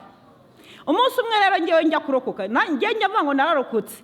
Nababwiye ko mu byari amoko iwacu ntari umututsi, nta n'icyo pfa bikiri icyo mvuze uko byari mu gihe, nta n'icyo napfanaga n'abatutsi, kuko data na mama n'abahutu. Ariko nanjye njya ngo nararokotse. Uti gute? Abantu muri iryo shyamba mbabwiye, nta kintu twari dufite cyo kurya, nta cyo kunywa, ntaki. Nabwiye ko abantu bishwaga n'inyota, umwuma, umuntu akumagara agahirima. Ababyeyi akaba afite umwana akarambika hariya. Abagabo hano bambabarire, abagabo nibo bambere babanje kujya batabana n'abagore. Akabona biramuyobeye. Reka mbaho urugero, nabifite mukuru wanjye arafite umugabo w'umujandarume, bari kumwe gutya, bafite utwana 3. Umugabo abonye bikomeye aramutarigendera, avuga ati gumana nizo nzana, n'ubundi muzagwa hano, singiye gupfana namwe. Ku bw'amahirwe nawe Inkotanyi zaramutoraguye, zaramugaruye n'abana, ubu bameze neza, bw'undi yaguyeyo, bari mu Rwanda. Aho naringeze rero wenda nihuse, reka mbabwire, munyemerere mbabwire ukuntu noneho narokotse ngewe, niko njya mvuga. Turi aho mu ishyamba ry'inzitane, tumazemo nk'amezi 3. Abantu birirwa bapfa umunsi ku wundi, twese twizeye ko utegereje kuvuga ngo umunsi wanjye nugera ndagenda. Nigeze kurya imyumbati ya gitamisi twaranduye mu ishyamba, mara ukwezi kose ntumva, ari ingereri zivuga mu matwi kubera yaranyishe. Muri icyo gihe rero twagiye kubona ahantu twari turi mu ishyamba, naje kurwaza umugabo. Nta mwana ari mfite icyo gihe, umwana narabyaye yarapfuye, nsigaranye n'umugabo wanjye gusa. Aza kurwara rero, ararwara araremba. Twabaga ahantu mu ishyamba rwagati, noneho abantu twari turi kumwe na bamwe babaga mwahuriye mu ishyamba, nta n'umwe narinzi. Mbona agiye gupfa, agiye kurwara, harimo n'inzara. Ndavuga nti reka ngende njye gushakisha ahantu nabura ikintu muha. Hari umudamu twari kumwe arambwira ati ngwerekeze, turagenda. Rwari urugendo rurerure cyane, nk'amasaha 5. Turarukora, tujya gushakisha ahantu nyine twabyitaga ngo ni mu gihugu, hatari mu ishyamba, hatuye abakongomani. Tugezeyo bampaye agafu k'ibigori. Agafu k'ibigori bampana ko kugenda nkamushishira igikoma. Turagenda turagaruka. Ubu mugabo twari dukoze amasaha hafi 10. Tuhageze aho twari turi, nasanze umugabo neza ari muri koma, kuko amenyo yari yarenganye. Sinzi wenda abatazi Ikinyarwanda neza, abandi babafashe bicaranye, yari yarenganye, yaye gutya, ibimonyo, ibisimba by'ibimonyo birimo birinjira mu mazuru no mu kanwa. Abagenzi bacu twari kumwe icyo bakoze, nkuko twari tubimenyereye, umuntu yapfaga tukagenda, nasanze bagiye bamutaye. Ndavuga nti warapfuye birarangiye. Umudamu twari kumwe nawe arambwira ati mva uyu mugabo arapfuye, mureke uze tugende. Ndavuga nti rero kumusiga atarava mu mwuka, ibisimbe bikamurya, ntago ndi bubishobore. Umugore ati ni usigaranye umugabo, ngenda gusize ndigendeye. Umudamu aragenda, ngewe ndahaguma, nta kintu nakoraga usibye kure cyakora no gusenga Imana, mvuga nti Imana umwakire. Amabwire n'ukuri nararokotse ngewe. Ngiye kubona muri icyo gihe nihebye, ndi iruhande rw'intumbi ntegereje ko agatima gakonoka. Sinzi ukuntu nagiye kubona, mbona hariya mu gihuru haturutse umuntu w'umusirikare. Ndamureba, we mbona ni muremure, mbona n'umututsi. Ndavuye n'umututsi. Ndavuga nti noneho, ndavuga nti dore ko nigenje, uyu waraje ndangize. Kubera ko naravugaga nti n'ubundi navuye mu Rwanda arabatutsi impunze, none nsanze hano mu ishyamba, nta n'umuntu uri bumunkize. Kandi rwose ngenda babwisa ukuri, ubwo umusore yaraje mwiza muremure nyine nababwiye ko nene nakuze nza abatutsi n'abahutu nambonye mbona ari umututsi aginguka hariya igihe ngiri kugira gutya ngiye kumva numvavuze n'ikinyarwanda aha basi ati bite ndaceceka ati ko muri hano ntitwarahunze mpita mubwira numva rero kwigumbaza byinshi nyica kuko nimwe twahunze navuye mu Rwanda ari mwebwe duhunze dore n'ubu nanjye huwanga hanyica n'ubundi nta kintu nari ntegereje cyakora ikintu yanshubije arambwira ati mva uko byabaye ati ubwo se ninde wababwiye ko twazanywe no kubica ati mva uko byabaye ati ubwo wowe urambonye wumva igihe mvuye iriya hose nzanywe no kukwicira hano ndavuga nti ariko se buriya ibyavuze ndaceceka aratangira arambaza ati umugabo yafashwe ni gutyo bibonye ikintu cyantunguye nkuko mbabwiye nene narakuriye mu bintu by'ubuhutu n'ubututsi nahise mvuga nti aba bantu ntago basanzwe barambwiye bati nta kintu ufite ni ntacyo nkaba nsigaranye akantu k'akaringiti blanketi nene narifubitse mu ishyamba none tuza n'injiro ducanye umuriro kaza kuduhiraho igipande kimwe arambwira ati nta kintu kimwe ufite nifite akaringiti bati kazana bakoze icyo bita brancard improvise bafata ibiti bibiri gutya bazirikiraho cya kiringiti bamuterekaho ndavuga bano bantu nibasanzwe bati dukurikire ndabakurikira we turagenda nk'amasaha n'undi arenga 5 tugera ahantu ntazi ariko agatima kanyaruka ariko ubu ntibagiye kunyica ariko ni mutima ariko uri igicucu ubuse babinjiji ku buryo barinda kwikorera intumbi ntibari kunyicira hariya tugera ahantu ho twageze rero baramuryamisha ikintu bakoze baraje bamutera urushinge sinzi aho barukuye bona bazanye umuntu amutera urushinge umva ibintu by'amacakubiri kuntu ari bibi baramuteye aho gutekereza aho bamukuye bamwikoreye ndavuga ngo wasanga bamuteye urw'ingusho narabitekereje mu mutima niko natekereje mu mutima njye ntago mbahisha ubwo ariko barambwira bati noneho dore tumutera urushinge guma nanga nawe turajya tuza kureba uko bimeze barigendera bansigaho hari ninjoro basiga bacanye umuriro no hari mu ishyamba ariko hari akazu gasakaye hejuru baragenda hanyuma nyuma yaho nko mu masaa 10 za mu gitondo nagiye kubona mbona umugabo ubwo niyanyeganyegaga mbona atangiye kugera gutyo umutwe gutya ndavuga mama yajyaga tubwira ngo abantu ngo uyu muntu agiye gupfa arasamba ndavuga ntibura arasambye agiye gupfa ariko ntago ariko byari bimeze nagiye kubona munagiza arya noneho nawe kubera ni nyine byandi bona byari bunimo agishiduka heza avuga ngo zadufashe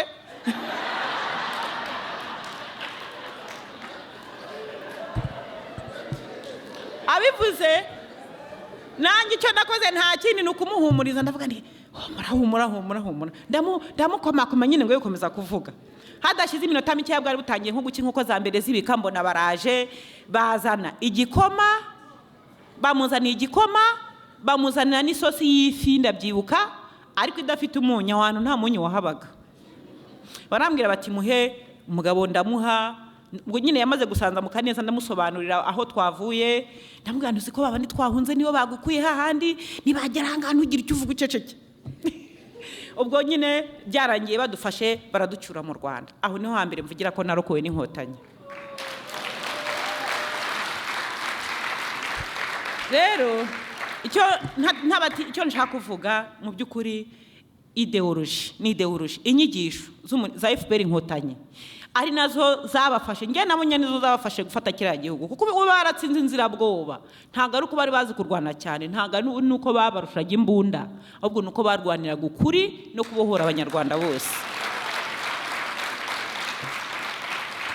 ubwo rero naratashye ngera mu Rwanda nta kibazo ariko tugera ku kibuga aho bita Mbandaka wenda bazi geography barahamenya aho bita Mbandaka twahasanze bamwe ndishimira ko ari abazungu b'inshuti zacu ariko hari n'abazungu batari beza nari narize kunyura n'inza gafaransa nyine gakeya harabaza bagatongwe ngo est-ce que vous rentrez ngo vous aurez mourir bakatubwira ukuntu abandi bose batashye babishe ariko ngeze mu Rwanda nasanze famille yanjye yose bose bariho n'umugabo bose bariho akandi gato ndangirizaho mu byo bijyanye na testimony yanjye ni iwacu. Ndamubwiye ko yacu ari muri Karago. Abantu iwacu bose kubera nyine barayiwabo Habyarimana, duturanye n'abasirikari bakomeye, nyine twumva turi abantu bakomeye. Inkotanyi zifata igihugu nta muntu utarahunze.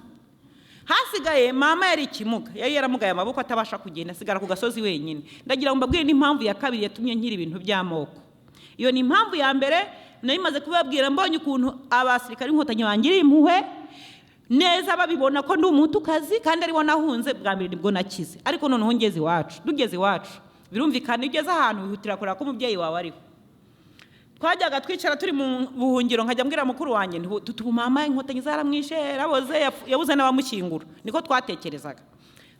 Namaze kumenya ko mama ariho rero ngi iwacu. Ngezeyo handi muri Karago, nsanga ku musozi iwacu abantu bose bari barahunze, bamara gusigara wenyine. Atubwira uburyo yahasigaye.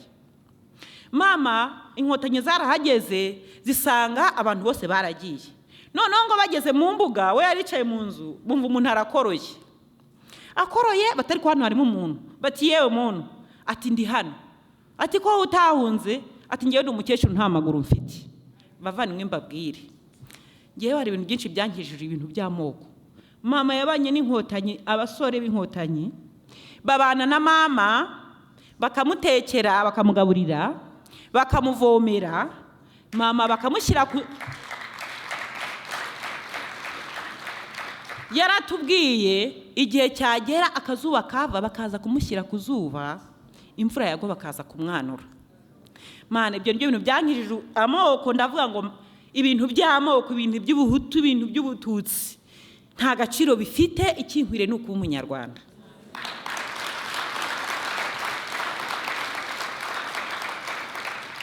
Mama wanjye yarabise akazina, yajyaga akunda kuvuga ngo ni abagabo ba mukaka. Umugabo wa mukaka mu Kinyarwanda, mukaka ni nka nyogokuru. Yajyaga avuga ngo abagabo ba mukaka kubera ukuntu babanye nawe. Ubwo cyo kuri yaje gupfa nyuma bisanzwe, urupfu rusanzwe. Ariko ibyo nibyo bintu mbabwiye byankijije ubuhutu, binkiza ubwoko. Numva ikidukwiriye ari ukuba umunyarwanda. Rero nihuse ngiye kurangiza, ubwo maze kugira mu gihugu noneho kanononye utegeye ku by'abagore. Ubwo naje diplome twarazitayeho muri Kongo mu mashyamba, ariko njya guta diplome narabonye nkiri mu Rwanda. Nageze mu Rwanda nkabeshya ngo zaratakaye, zarazimi, ariko twazitaye ku bushake. Twarangoye ngo nugera mu Rwanda bakabona ko wize ngo bazahita bakwica. Ariko nageze mu Rwanda prouver le contraire, kuko baratubwiye bati noneho abantu bize muze mujye mu itorero cyangwa se mu ngando. Tujyayo, tuvuye mu itorero bati muzane abarimu n'abaganga, muzane ibyangombwa byanyu tubaha akazi. Ntangira kwibaza diplome ndayikura he ko nayitaye ngo batazamenya ko nize. Biranshobera, ndabeshya ntiyaratakaye, ariko ntago navuze ko nayitaye ku bushake. Ubwo barambwira ati subiraho wize ugenda usaba indi diplome. Ndagenda njya gusaba icyo bitaga duplicata, barayimpa. Ndangije mpita nsubira mu murimo w'ubwarimu. Nyuma yo gusubira mu bwarimu turafashwa turiga, nari umwimaniste, njya kwiga kaminuza ndayirangiza.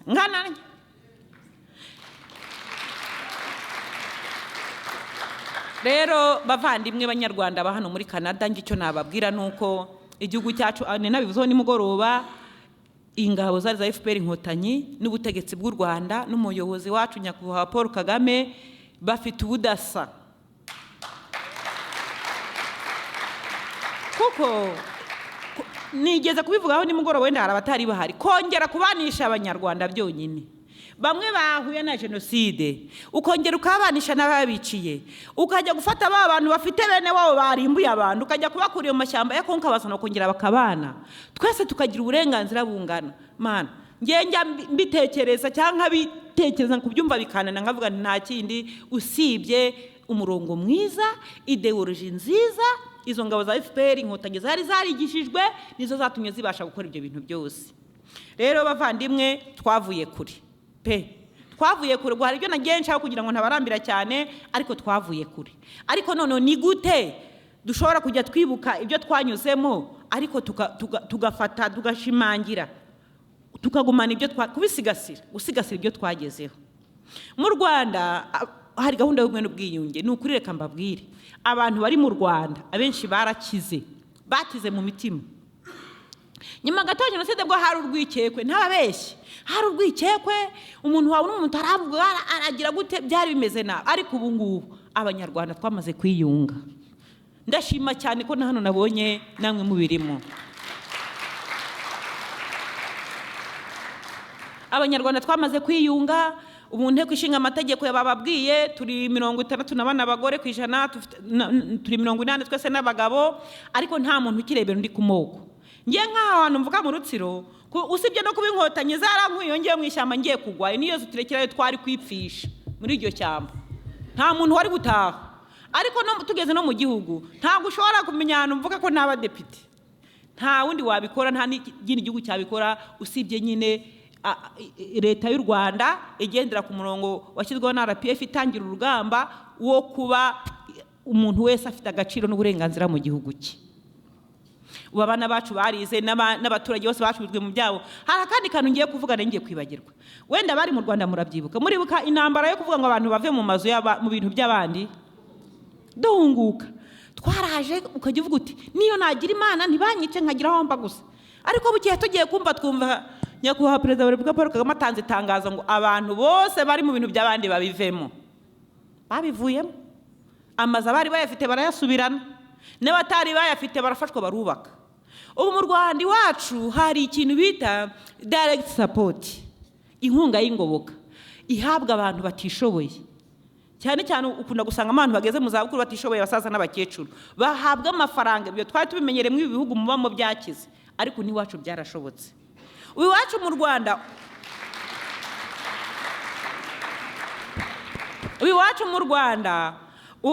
abantu batishoboye barishyurirwa ubwisungane mu kwivuza nta munyarwanda ukirwara ngo aborere mu buriri abantu bose baravuzwa abari abakozi ba leta bageze mu zabukuru abari hano bakuriye mu Rwanda baze kunyomoza n'imbeshya ubu abari abakozi ba leta bari mu kiruhuko cy'izabukuru ari muri pansiyo barakomeza bakivuriza kuri RSS ku ikarita ya rama ibyo ntabwo byigeze bibaho rero mu Rwanda hari ibintu byinshi cyane umuntu abirondoye bwakwira bugacya gusa bavandimwe nabasaba ngo buri wese akuriye kugira uruhare mu gusigasira ibyagezweho ese tuzabigeraho gute icyadufashe kugera kuri ibyo byose ibyo nyakubahwa minisitiri avuze simbisubiramo ni political will ni ubushake bwiza bwa politiki ni imiyoborere myiza ni leadership imeze neza nkuko yabivuze amategeko yashyizwe ko noneho muri constitution mu itegeko nshinga mu ngingo z'ingenzi zindi zishingirwaho zikomeye harimo rya hame ry'uburinganire yuko abanyarwanda bose bareshya imbere y'amategeko kandi ko abanyarwanda bose bagomba kugira sirita abagore bagomba kugira 30% mu nzego zifatirwa mu ibyemezo kandi ko bimeze omwe 30% kandi icyo kintu cyarubahirijwe ahantu hose aho bishoboka hose ariko ko minisitiri abivuze ntabwo hagenderwa kuko uri umugore gusa hagenderwa no ku bumenyi bwawe ni competitivity uragenda ugapiganwa babona ubishoboye ukabijyamo rero ntavuze menshi cyane hakozwe byinshi mu gihugu cyacu nagira ngo ndangirize kugusaba ababyeyi nabonye hano harimo ababyeyi benshi harimo abamama harimo abapapa harimo urubyiruko ndagira ngo mbabwire ngo abana bacu abana banyu ni mubigishe ubumwe bakure bunze ubumwe nyabuneka wikwigisha umwana wawe amacakubiri kuko numwigisha amacakubiri ejo uzapfa kuko nanjye nzapfa ejo ariko wa mwana azasigara uzaba umuraze kuzagira kutazabaho neza kuko jenoside yakorewe abatutsi mu kiriya gihugu ikagira ingaruka ku banyarwanda twese ntabwo twakwifuza ko yagaruka kandi twebwe nabibabwiye abana bo mu Rwanda n'ukuri ubu nta mwana ukirebera undi mu moko babanye neza ninaha tuzi ko mubigerageza ariko niba hari umuntu ukiri hano ugitekereza mu bwoko namubwira ngo niba yikunda nabikire ariko niba watanikunda akaba ashaka kuzapfana nabyo nareka apfane nabyo ariko niye gubwo burozi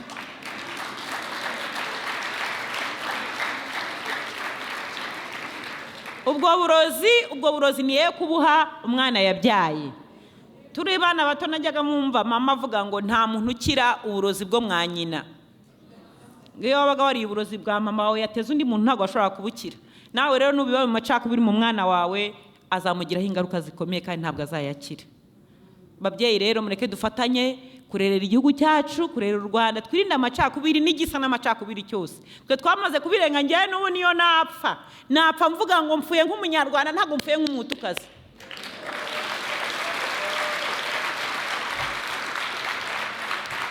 Rero numva binyubaka kandi nishimiye kuba umunyarwanda ku mugani wa Knowless, kuko bimpesha agaciro.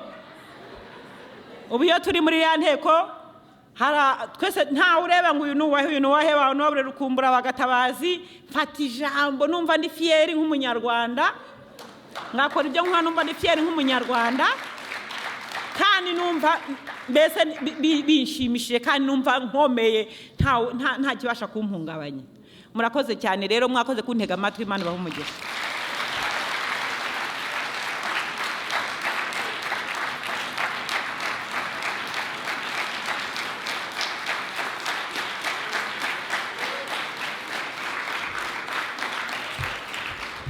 Arakoze Honorable Marie-Rose Mureshyankwano. Nabasaba yuko mukomeza muhaguruke, mumbabarire muhaguruke, dushiremo morale, badushiremo indirimbo ya tuzarwubaka, kuko ubuhamya yari afite bwari bukomeye. Nabasaba yuko mwakongera mugashiramo morale, tukabyina ko tuzarwubaka, turugire nka paradiso.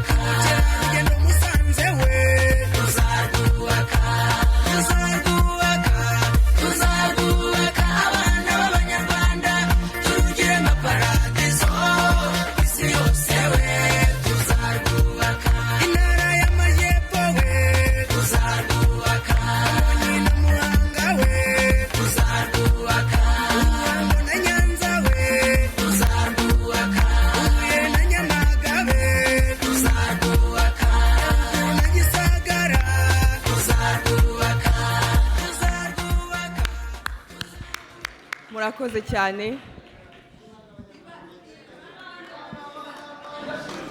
Nabasaba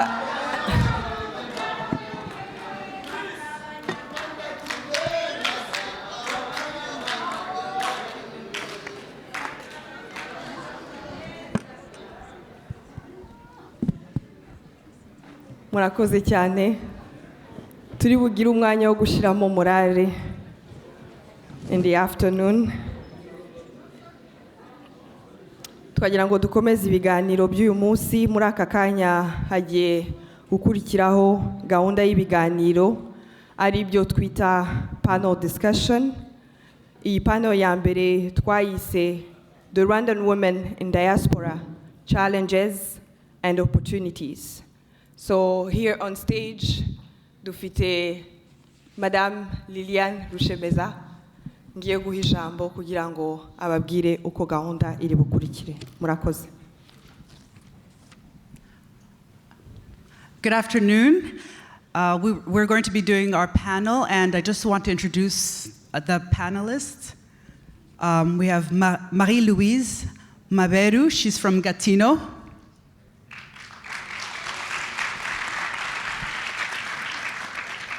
Félicité Murangira from Ottawa.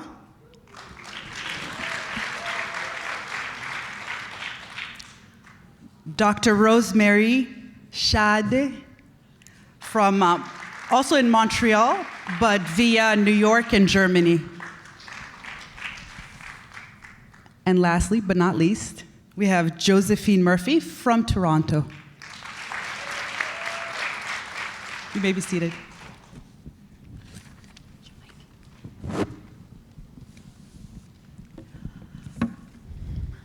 So good afternoon. My name is Lillian Rushmeza, as Marjolie said, and I will be the moderator for this afternoon for this first panel. I would like to first introduce all the members.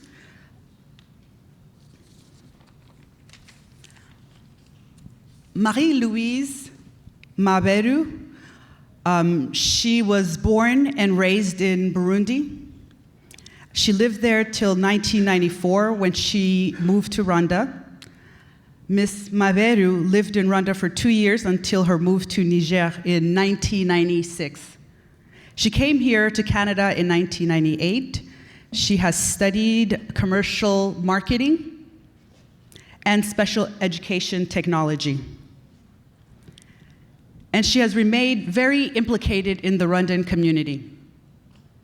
I can highlight that she participated in fundraising for several community projects and organizations, including a theater group.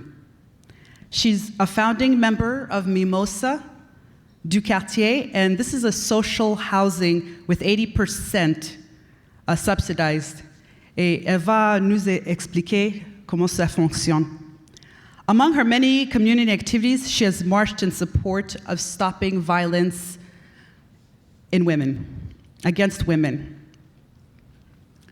Our second panelist is Félicité Murangira.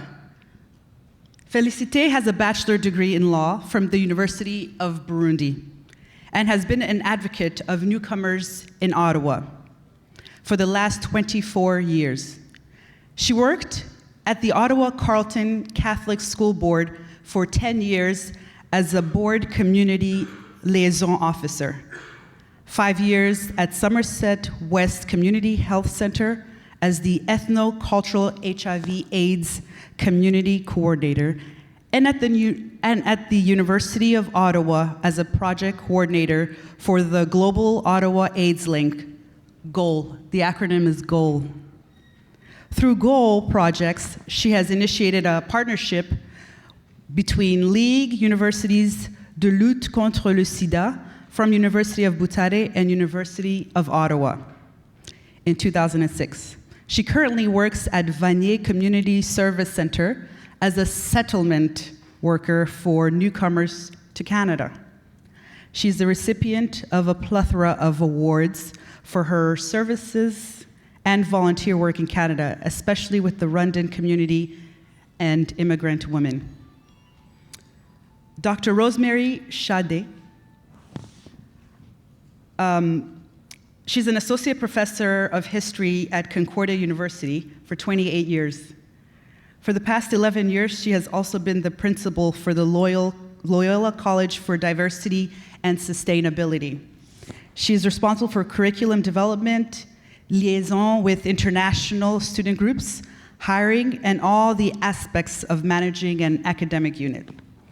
Among many awards and distinctions, she received the Seagram's grant for $51,000 for academic innovation in 1993 to finance a major project on gender balancing courses in history. Josephine Murphy co-founded Shelter Them Poverty Relief along with her twin sister, Jocelyn Alexandre. Shelter Them is a Christian charitable organization dedicated to help orphans and vulnerable children in Rwanda. For over a decade, Josephine and Jocelyn have helped hundreds of children through different projects, but the most effective way is through their current model of integrating children into homes and communities. And this is in Bugesera. I'm sure you'll highlight a little bit more about this project. In addition to making a remarkable impact in many children's lives, Josephine and her twin are committed to equip women with life skills, training and empower them through income-generating projects which enables them to become productive members of the community. They also have brought dozens of Canadians to Rwanda during their 2-week mission trips that they take every 2 years. This vision continues to create a good relationship between our two countries, and people have stated that their lives have been changed and inspired by this experience. Josephine and her sister know what it takes to rise from the ashes and begin life as they were born in poverty in a tiny village in Mushiha, Burundi. They use their platform, as they have shared their story with different media, to spread the message that no condition is permanent, and embrace the words of Mahatma Gandhi: be the change you want to see in the world. I will just briefly introduce myself, just a little bit about myself. I also live in Montreal, and for the past 5 years, but I grew up everywhere. I grew up in Rwanda, in Côte d'Ivoire, in Germany, and in the United States. I did most of my matriculation in the US and completed my MBA in the UK. I have been currently dabbling in some entrepreneurial endeavors and currently have incorporated a management consulting company. I am also starting business English courses that I'm going to be teaching in January. And as many of you who know me know that I'm also wearing many hats. When I was working in Rwanda several years ago at the World Bank in a finance project, I was also volunteering for Friends of Rwanda, and I was the academic coordinator. I was the academic coordinator there for 2 years. I am also a mother of 2 rambunctious young girls. So now that we've done the bios for everyone, and I'm going to just concentrate on the panel, and our panel is going to be, again, themed the Rwandan Women of the Diaspora, the Challenges and Opportunities. So I want us to really highlight that although there are challenges, there are also opportunities. We will be talking specifically about the issues that Rwandan women are facing, but also the women who are living here in Canada. So we'll talk about the roles of women in our society globally, and not just here, but also in Rwanda, and how many women have, and how they've been taking important roles and being part of the decision making. So I will let each panelist just describe a little bit more about themselves. I'm going to ask you to share your experiences and to discuss how you strive, because we're all trying to move towards one direction. You'll see that from what we were saying, that from their bios, that everyone comes from a different direction, but we're all moving towards, we're all from different paths, but we're all moving towards one direction. So you'll see how that comes into play from what they will be sharing with us. So share your experiences, and this will also trigger their conversation. And don't hold back. This is just between us. Go ahead. Merci Liliane. Avant tout, je voudrais remercier tout le monde qui est présent aujourd'hui, les femmes comme les hommes, c'est que vous y avez cru. D'abord, je m'excuse, je vais parler en français. Je suis mieux en français pour peut-être que plusieurs personnes puissent me comprendre. Je ne suis pas bonne en anglais, mais aussi je pouvais parler en Kinyarwanda. Mais de toute façon, on le sait tous pourquoi on est ici. Comme Liane l'a dit, l'histoire a fait que je naisse au Burundi. J'aurais aimé pour rien au monde vivre au Rwanda, mais tiens, c'est l'histoire des Rwandais. Je suis née au Burundi et moi, je n'ai pas eu la chance, j'aurais aimé, quel que soit le prix, d'avoir l'histoire que notre sœur tantôt a dit, que l'honorable a dit qu'il y avait dans les identités, il y avait les ethnies. Moi, je n'ai pas eu ce privilège. Quand je suis née, j'ai grandi, je suis née réfugiée, j'ai grandi réfugiée. La première fois que j'ai eu l'identité, c'était marqué que je suis réfugiée. Alors, même si c'était nuisible d'avoir les traits identitaires dans nos cartes d'identité, j'aurais aimé l'avoir. Bien, une chance que cela est derrière nous et que pour rien au monde que cela n'existe plus. Alors, je suis née rwandaise. Moi, je me suis toujours sentie rwandaise. Heureusement. Alors, je suis née rwandaise réfugiée, j'ai grandi au Burundi et quand le moment est venu, je suis rentrée au Rwanda. Alors, je suis rentrée en 1994 et je ne pourrais pas l'expliquer comment on peut se sentir, mais à ce que l'honorable a dit, imaginez alors quand on est né réfugié, comment on peut être heureux d'être chez soi. Donc, quand je suis arrivée au Rwanda, j'ai eu ma carte d'identité, j'ai eu mon passeport. Après, j'ai pu visiter à travers le monde, je me sentais libre et j'en avais le droit. Avant, je n'avais pas le droit, je n'avais pas de passeport. Et peut-être que ça allait être encore plus compliqué d'avoir un titre de voyage. Alors, je suis allée au Niger parce que j'avais de la famille là-bas. J'ai vécu 2 ans au Niger. J'ai pu faire mon petit parcours d'éducation. J'ai étudié en marketing technico-commercial. Et puis, comme je vous dis, j'étais libre. Ma liberté ne s'arrêtait pas là. J'ai grandi, j'ai continué dans mon itinéraire. Je suis arrivée au Canada en 1998 et je suis encore jusque-là, mais à toute occasion, je retourne au Rwanda parce que où que je peux aller au monde, je suis rwandaise. Eh bien, je suis ici aujourd'hui et je remercie tout le monde qui a fait que je sois ici et aussi tout le monde qui est présent. C'est parce que je crois, et je crois encore et je croirai toujours à ce que quand on a quelque chose à offrir, aussi petite soit-il, il faut le faire. Alors, la goutte de mes projets qui est quand même signifiante par rapport aux grands projets que des grandes personnes, et vous avez réalisé, et que d'autres réalisent, et surtout que la femme rwandaise, je crois à sa force, qu'elle réalise, je vais la partager avec vous, cette goutte-là dans l'océan.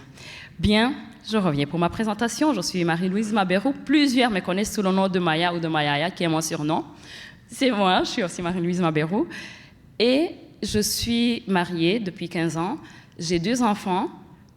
Cela pour dire que quand on arrive à réaliser quelque chose dans ce pays, je vais vous dire que vous êtes toutes capables si j'ai pu, parce que la vie qu'on mène ici, eh bien, on le sait tous, on n'a pas de temps. Et quand on a de jeunes enfants, c'est encore plus compliqué. Alors, si j'ai pu accomplir le peu que j'ai pu accomplir, c'est que n'importe qui pourrait être capable, il faut y croire. Alors, je suis ici aujourd'hui pour vous parler d'un projet parmi tant d'autres, mais pour moi, c'est un grand projet et c'est un projet qui me tient à cœur parce que je l'ai fait et il est là, il est présent. C'est aussi une goutte dans plusieurs idées, plusieurs projets que j'ai et qu'avec la force de tout le monde, on le sait que l'union fait la force, que je pourrais accomplir avec votre aide à tous. Merci. Merci.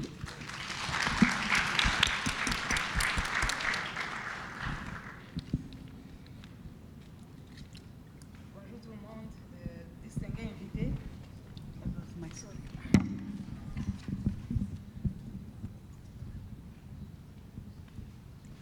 It's on. It's on. Oui. Je commence par saluer.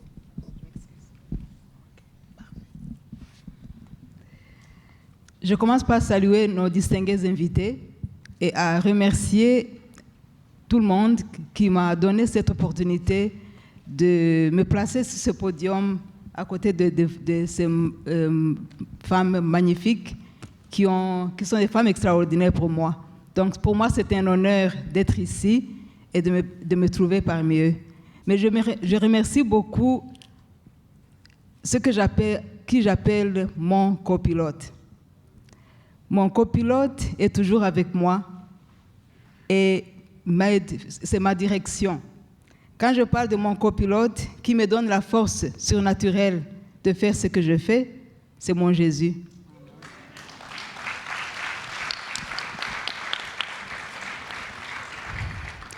Je suis Félicité Murangira. Je suis arrivée au Canada en 1986 avec 4 enfants. Et maintenant, je suis grand-mère de 4 petits-enfants. Ça signifie que je viens de passer 30 hivers au Canada. Parce qu'on compte beaucoup plus les hivers que les étés, les temps chauds. Mais j'ai beaucoup aimé l'hiver, beaucoup plus l'hiver que l'été.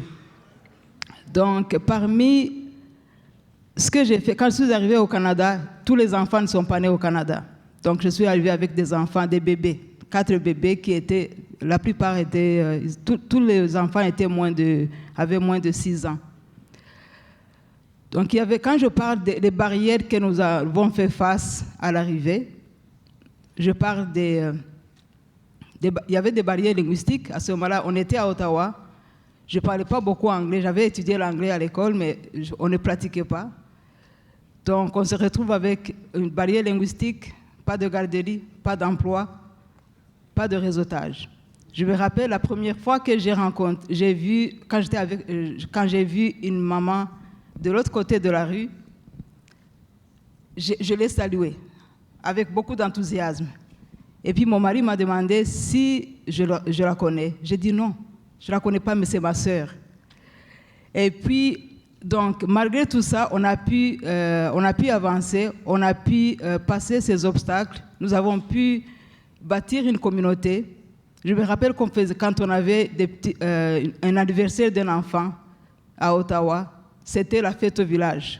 On dansait, on chantait, on mangeait jusqu'au matin. On le faisait comme chez nous. Donc, c'était une façon de créer un réseautage. Et puis, ceux qui connaissent la communauté à ce moment-là, c'est ça qui nous qualifiait. Mais ça nous a pris du temps. Donc, c'était une petite communauté qui a grandi. Et puis, à cause de j'ai dû me débrouiller pour créer des tours. Pour créer des tours qui peuvent aider la femme immigrante à s'intégrer.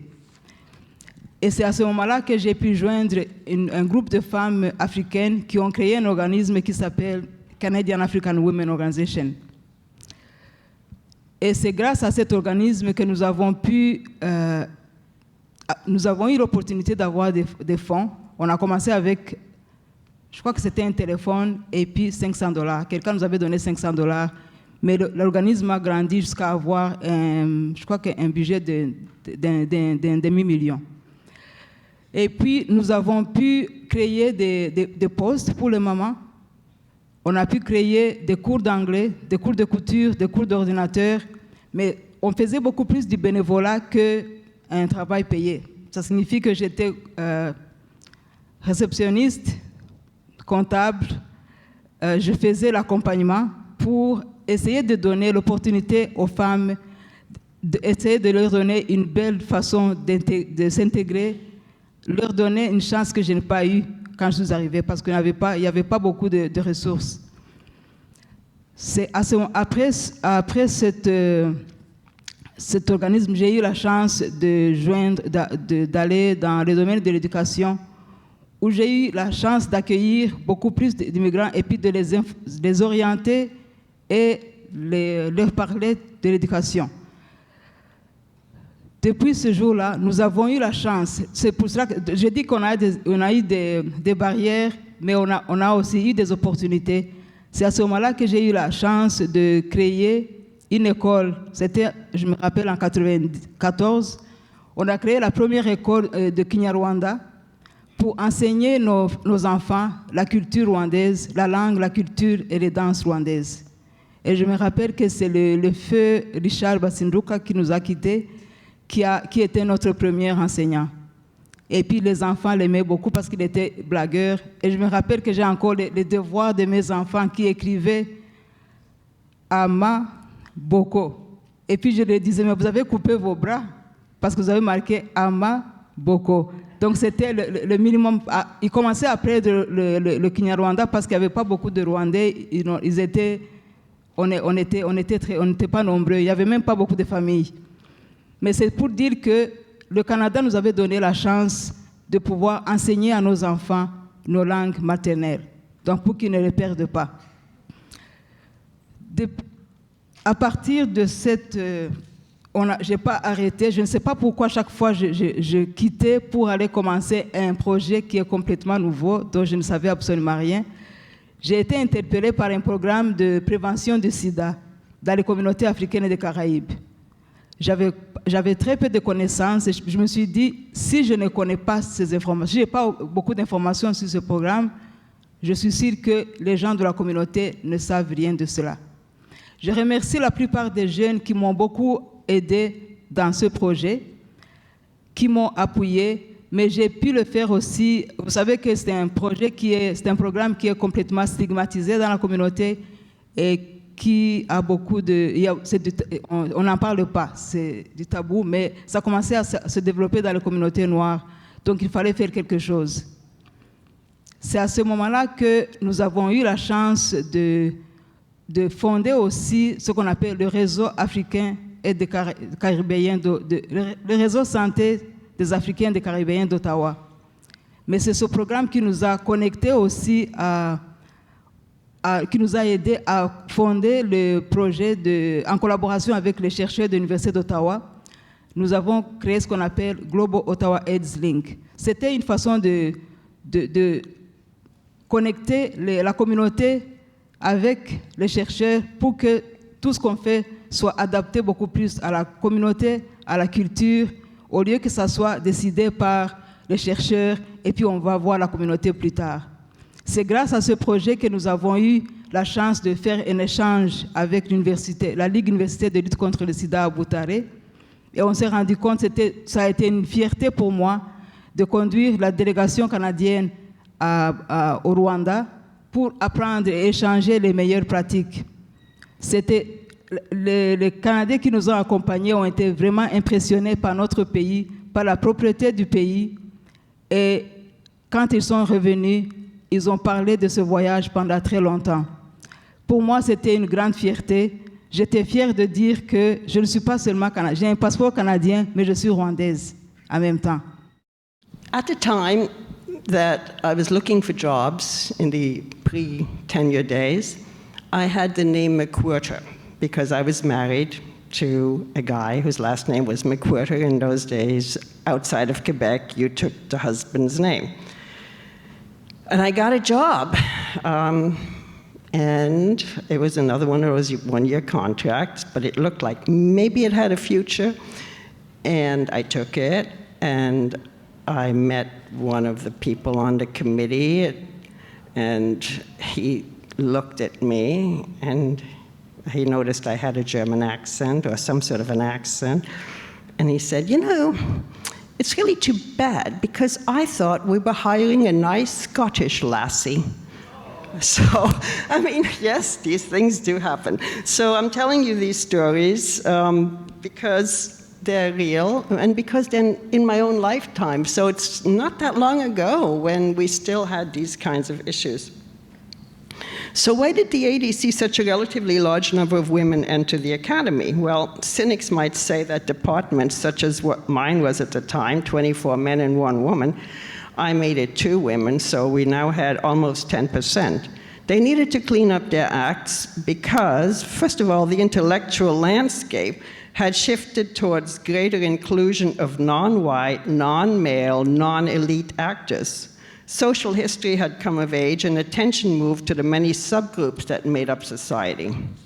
Then there was the Federal Contractors Program, which came into effect, and full funding was contingent on places that got federal money, on hiring practices that included more women as long as they were fully qualified. So this put pressure on these organizations. Thirdly, feminists, as well as other women who resisted the label, demanded to know their history as they were struggling for their rights, and university administrations saw it as time to bring women into the conversation. So there was a new market, especially as more and more women went into the university. We were also fortunate to have a great new provost at Concordia, Rose Shinen, who kept an eye on gender equity and bullied any bullies that she detected in the system. And finally, there was a significant number of men in all parts of the social system who were supportive and could see real benefits to having women enter into the profession. One of my former chairs claimed that having more women in the department kept the level of rowdiness and bad behavior in check. So many factors came together to provide opportunities for women in fields at this time. I still feel blessed in my career. I am so happy to report that we're close to 50% as far as women representation in my particular department. The hardest part I always found, and I'm sure you all know because you all have children, the hardest part was always putting the 2 jobs together, being mothers and also having jobs that demanded a lot of attention from us. There were structural barriers, of course, but there are also cultural and psychological barriers in our heads. Women judge themselves and are judged differently from men. There's a big study that was done some time ago about reading essays, and the grades that this was, I don't know, about 10 years ago, they were essays that people were asked to read, and if it had a male name, they tended to grade it higher, even though it was the same essay with a female name. So these biases exist. People don't really consciously deal with it, but it often comes out in strange ways.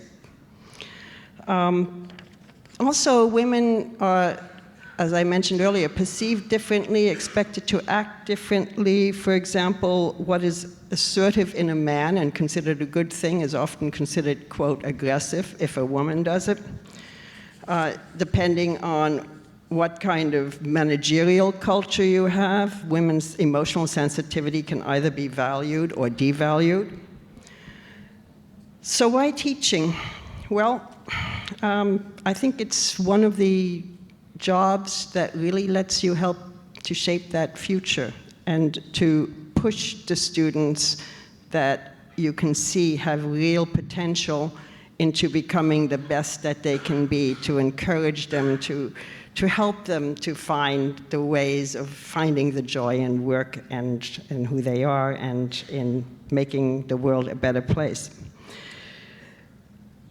It also gave me the opportunity to share my belief that we need to reflect on what we are learning and doing, that we need to think critically but also lovingly of our planet and its people. And it's only through our efforts as individuals, acting with our brothers and sisters in community, that the world can be shaped towards the vision that was outlined last night by our speakers. It's a vision and a government that the world can learn from. Thank you for your attention. Thank you for inviting me. Thank you for creating opportunities such as this one, where we can all learn from and also about each other.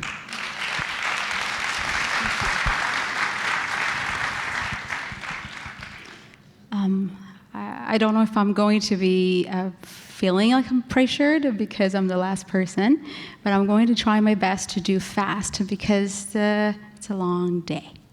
So I've shared my stories before on the different interviews on TV or talking to the students in schools, but I'm not going to go long with my life story. But two things I want to touch base with is the reason why I'm here today. Two. One is I'm a woman. That's why I'm here. Obviously.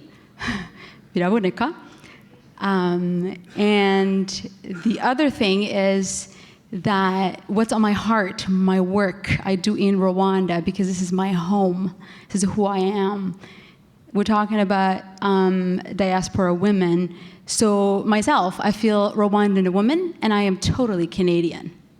Like, I could do both, and I'm happy with both, because I think it's an opportunity to look at both worlds and enjoy them and pick the experiences and share them with in Rwanda and Canada. So it's a blessing to me to be exposed in both cultures. So number one, I'm going to talk about why I'm here being a woman. I was born with a family of 10. I'm number 7, and I am a twin. My identical twin is not here today. I'm so sorry. You guys you have a chair for her. Oh, it's so sad. But it's okay, I can do it. So I'm 3 minutes older, and I think I can do it without her here. So 10 kids raised by a single mom. And a lot of times in Africa, Rwanda, when you have a woman raising children in the community, they would say, bariya bana ntago bafite igitsure cy'umugabo. Which means that a woman raising children, they're lacking the father's firm hand. Is that a good translation? I hope so. Like, how are they going to turn out to be good kids who are good members of the society, respectful without a father's voice in the house? So there, my mother was really pressured to do more, and she did an amazing job. I think my mom in our refugee village that were born in Mushiha, I think she was the first woman to ride a bike.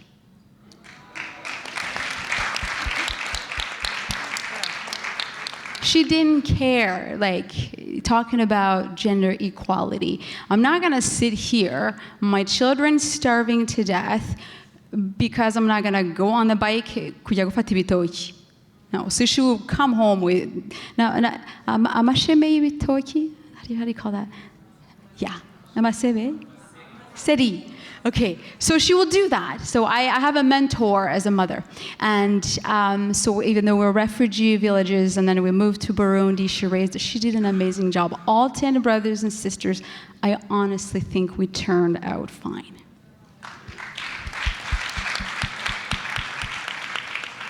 Before I came here, I had to peek a little bit of the Women's Conference in Washington, and the First Lady, Jeanette Kagame, said one thing: a woman is the heart of the family. No mutima w'umuryango.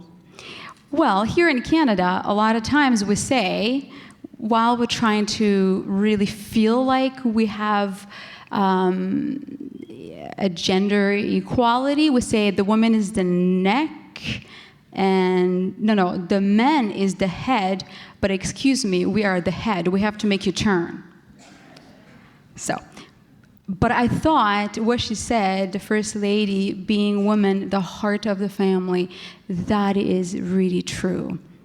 When, for example, I went to Rwanda 2 years ago to do one of our projects, we gave goats to people. Of course, a lot of families were single moms with children. We gave them one goat.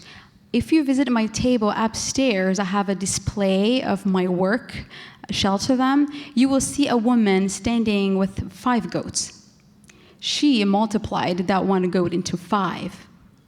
And she sold one because her child got sick and she had to go help. But look, she's producing 5 over 1. This is what happens when you help a woman. She is going to make a difference. So being a woman myself and being here, it's a pleasure. And knowing that Rwanda is the leading country worldwide in really bringing and respecting the gender equality, I'm so proud to be Rwandan woman. Really. I'm going to share one story quickly.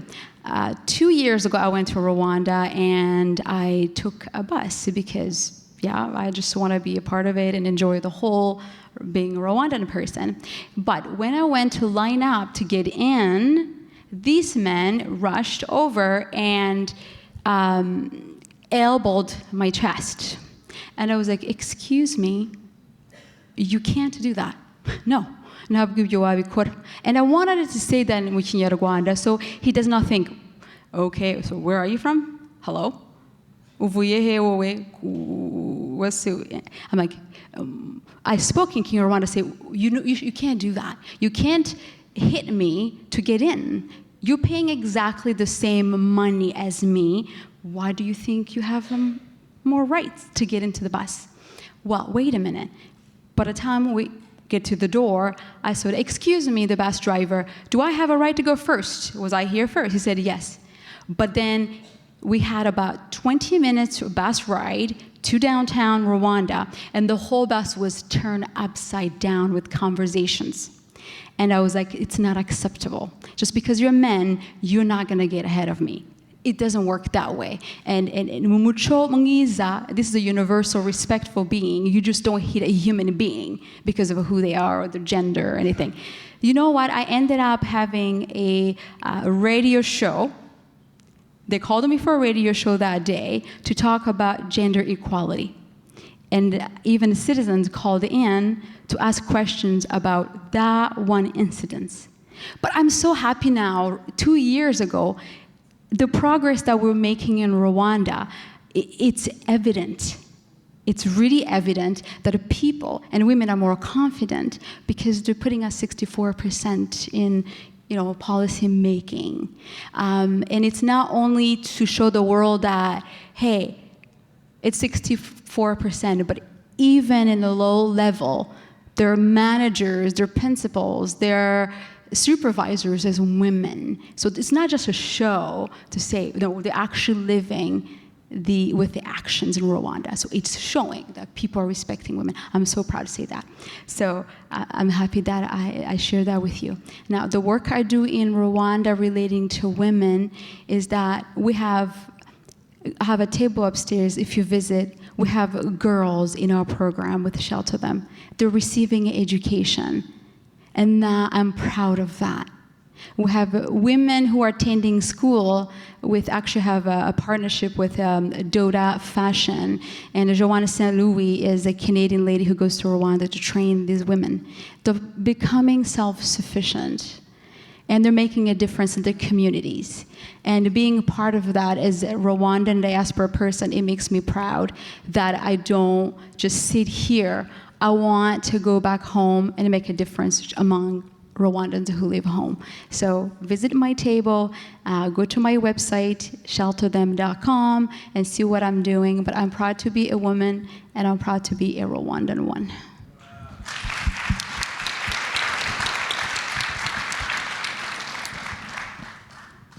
Thank you so much. I want to say a big thank you and a round of applause for all of our panelists.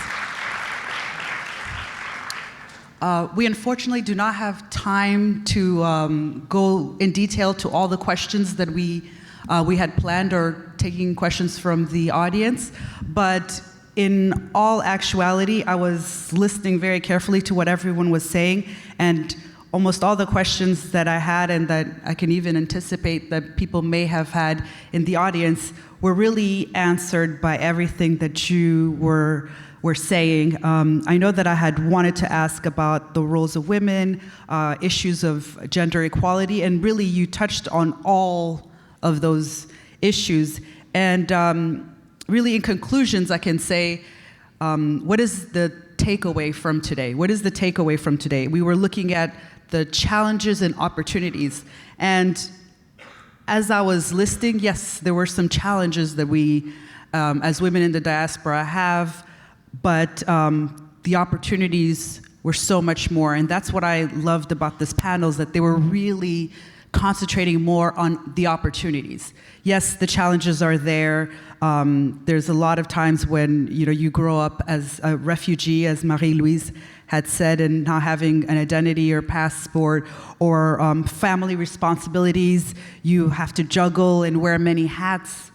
Also, there's sometimes you have different barriers, having limited resources, lack of inclusion for women, or the structural barriers that you were saying. But in terms of the opportunities, you can look and see that building your confidence and standing up straight and standing up for what you believe in, and not letting somebody take your place or tell you what to do when you know that it's not the right thing. Also, the sharing and the networking of women, looking to see what opportunities that you have. And I believe there was a panelist who did mention about going back and giving back. Once you have reached a certain level, go back and help those people that haven't reached where you are. And I know that we also spoke about taking advantages of all the opportunities that we are given, and taking and rebuilding together. So I just want to say thank you, and I'll give Marjolie the spot, and let us conclude everything for this panel.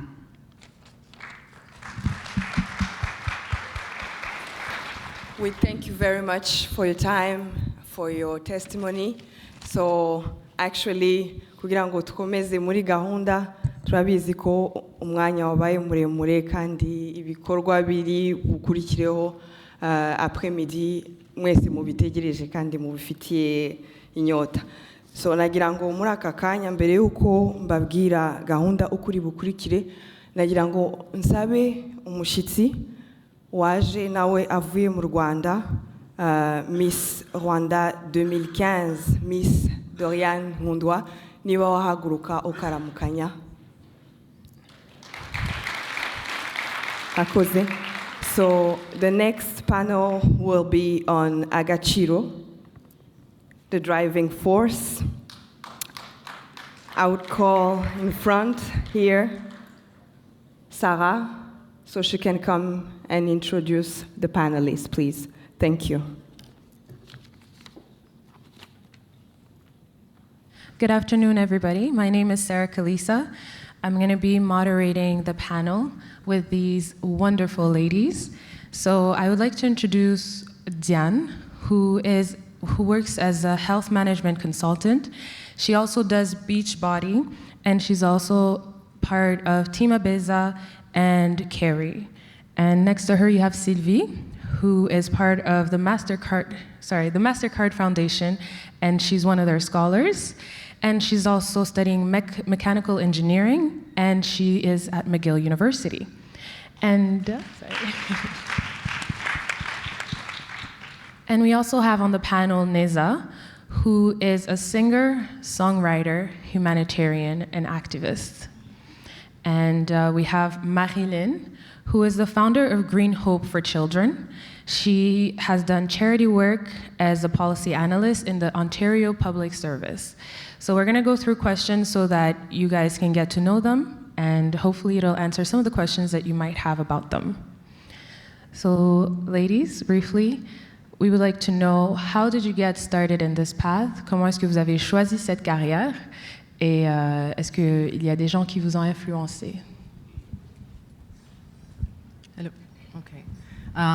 So since we're really short on time, I'm going to try to make it brief.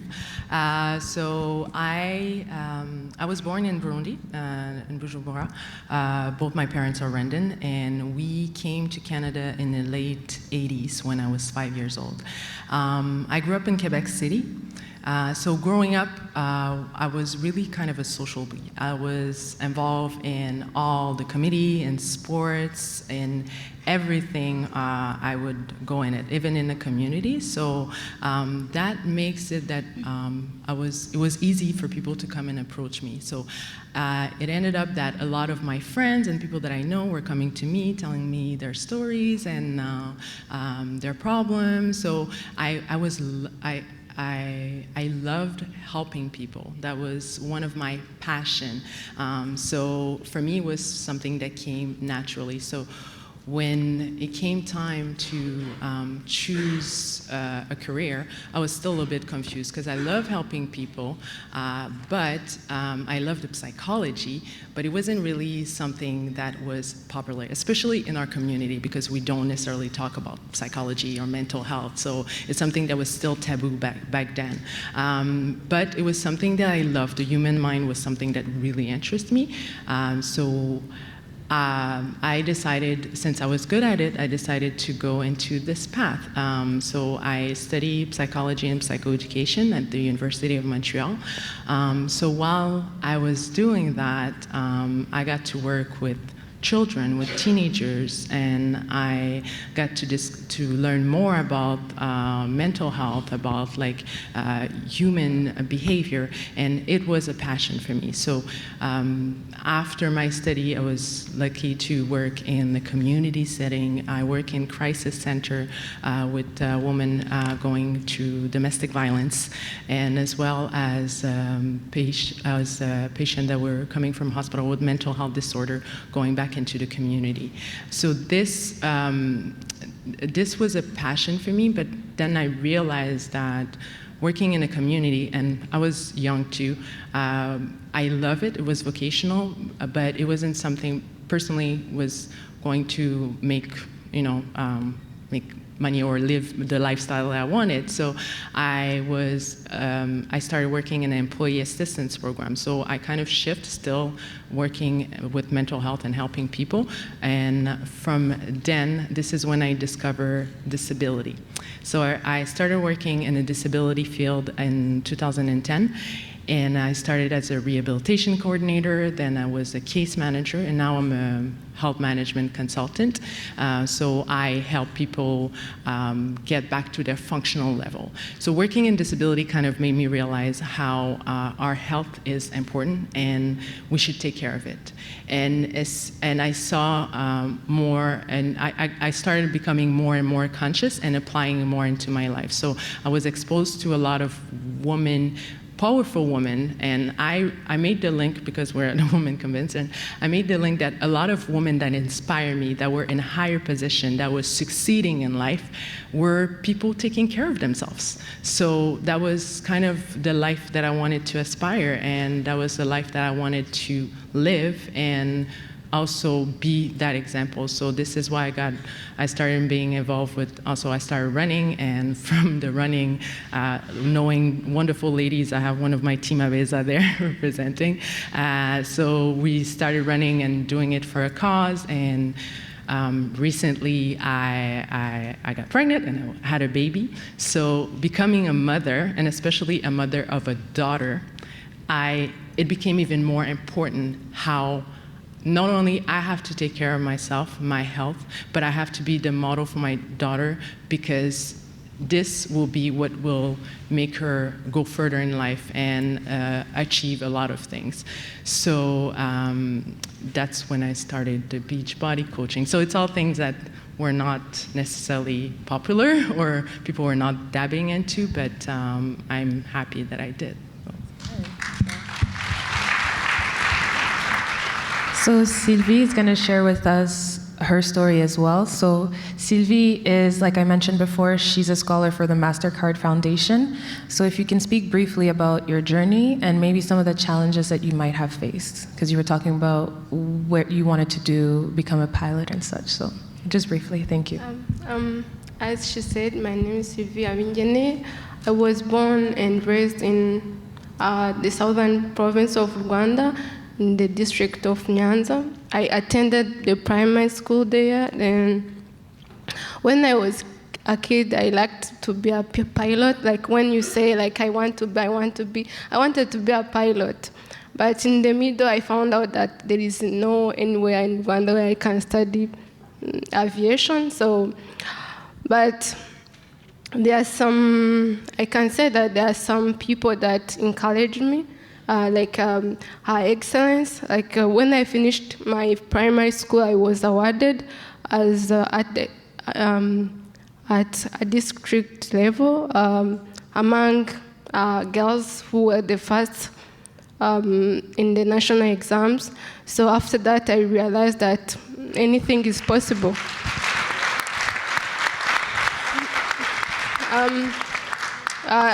But that moment, I wasn't, like, aviation was off because, that was a big step. So I followed advanced level in physics, chemistry, and math, chemistry, and physics. So I would say that I loved it, and because also I had finished as the second girl in my district, Huye. I was studying at Groupe Scolaire Officier d'Obutare, so I was chosen among the girls to attend Gashora Girls Academy, which is also among one of the best opportunities that Her Excellence is offering Rwandan women back home. The school is really nice. It's when you start there, they give you all the materials you need to know, the requirement about the universities, and also what to do in order to get there. So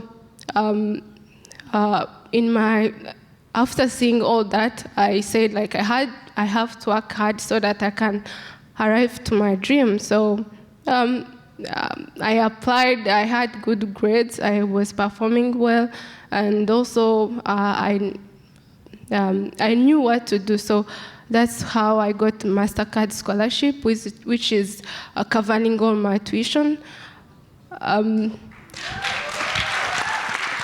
So when I arrived here, that's when I knew that I want to go into engineering, because when you study math, physics, and chemistry, you can do either science or engineering. So that's when I realized that my dream can be true already. So I had mentors, so they told me that I can take mechanical engineering, then after have a concentration in aeronautical engineering or aeronautics, which is better than aviation because you get to design the aeroplanes and repair them, and which after you can even get to fly them. So I think people who encouraged me is Her Excellence and my family who cared and showed me that studies matters. That's an important key, because when you are a kid and like you come from school, no one cares if you got better grade or not. You also give up. So I thank my family and Her Excellence to have given me the opportunity to study.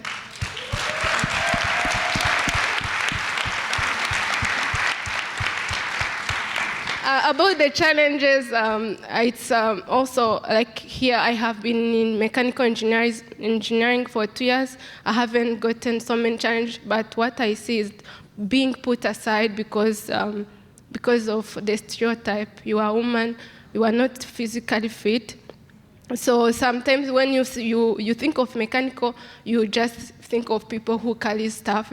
But nowadays, there are machines which can help you to do that. So if you have brain, don't give up. And don't give up. So that's the challenge. But now it's solved. It's no longer a problem. So girls there who want to do engineering, don't fear. It's easy, and you can get there. Thank you, Sylvie. And next, we're going to move on to Neza. So, as I mentioned, Neza, you're a singer, songwriter, and humanitarian. But from your challenges, I would like to know, speaking as a singer and whatnot, I would also like to know, how do you think the community could support young women to push the limits, or even how they could support their dreams? Thank you, Sarah. Like Sarah said, my name is Neza, and I want to know how you guys doing tonight? Wonderful. How can the community support? Well, I'm not sure if everybody knows who I am, but I've been on this journey for quite a long time, for a few years, and I've been doing it independently. So what that means is that I lived a double life. I still kind of live a double life where I supported my own dream financially. So where, you know, what I would love to see is maybe a system where they build grants for us, or a system that can help us get some grants so we can fund some of the projects that we want to push out there. That would be wonderful, because I've managed to do it. I've been able to do it. I succeeded because from that I was able to get a record deal in Nigeria. So that is definitely a big deal for me. And if it wasn't for my ability to fund my dream, I wouldn't have been able to make it. But I do see that a lot of upcoming artists, female artists, who want to pursue this may not have the ability to do both. So maybe if we can build a system where we help them financially, whether it's demo grants or, you know, tour grants, whatever the grant that they're looking for, video grants, and let's say EP grants. These are things that are really, really important for them to put themselves out there. I see that a lot of people struggle with that. They're not able to put their material out there. So I think if we can create a system for young women and maybe teach them how to do it, or help them with the funds, that would be great. So just a quick question though, maybe we can come back to it later, but as a singer, there's a lot of singers that are upcoming from Rwanda. Would it be different because you're from the diaspora? Okay. I'm not sure how it works in Rwanda, but what do you mean by if it would be different? As in the support so it's different because you're in the diaspora, or as an African artist, I guess. I'm not sure. Maybe it's just because the system is not set up here. Maybe we need to work on it. Maybe they're not aware of the struggles that we go through. And so that's something that definitely needs to be put out there. And I think people don't realize how hard it is for us here. So, yeah, I don't know. Maybe we need to set up a system for that. Okay. Thank you, Neza. Thank you. So we're going to move on to Marilyn, who's going to talk to us about her foundation. She founded it when she was 13, if I'm not wrong, and she had the support of her city, of her family. So if you can talk to us about that and your career as a policy analyst very briefly. Thank you. Muraho. So I'm just going to speak in English because I think that captures everyone here. But first of all, I'd like to thank our honorable guests for being here. I'd like to thank everyone that organized and created this platform. It's really important to have a platform because women have something to say. So that's the first thing I want to say.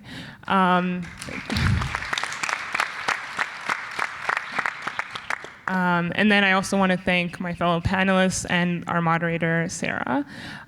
So I started a charity called Green Hope for Children, and the whole purpose was to offer a chance to access education for children that were affected by war and poverty. Now, having been from Rwanda, I grew up in a household where I guess the best way to say it is in Kinyarwanda, where my parents, they taught us gukunda igihugu tutakizi, and we were very, very close to our grandparents, and we we were very aware of the struggle they went through. And so we didn't take anything for granted. I came to Canada when I was the age of 6 years old, and I grew up in Toronto, and I had the great fortune of having this close family around me and being aware of the privileges that I had that many people didn't have in other places around the world. And I started this charity with friends and family, and it was literally just friends of mine volunteering and holding fundraisers. And that's really important to understand, because I think people believe that they have to be, I don't know, rich or famous to make a huge impact. But these were just, young 12, 13-year-olds hosting events together. And we started in 2004, and we started our first program in Rwanda in 2006. And every single year since then, we've offered scholarships to 20 kids to go to school.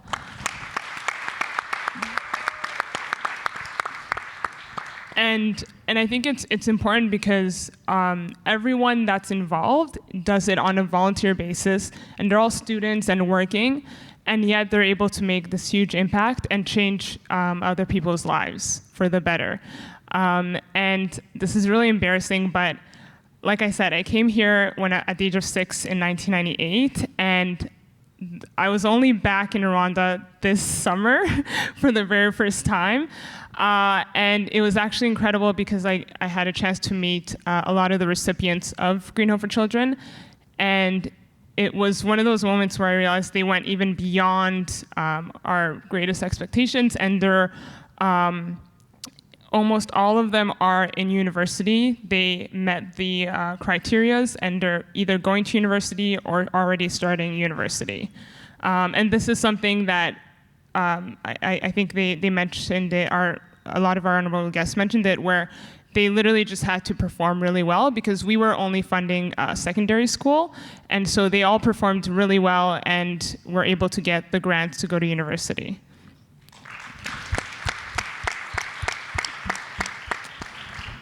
So it was quite a privilege. The other privilege was just being in Rwanda and seeing how amazing it is. It was quite impressive, especially because I grew up in Canada and I hadn't been back since. So it was almost like going for the first time.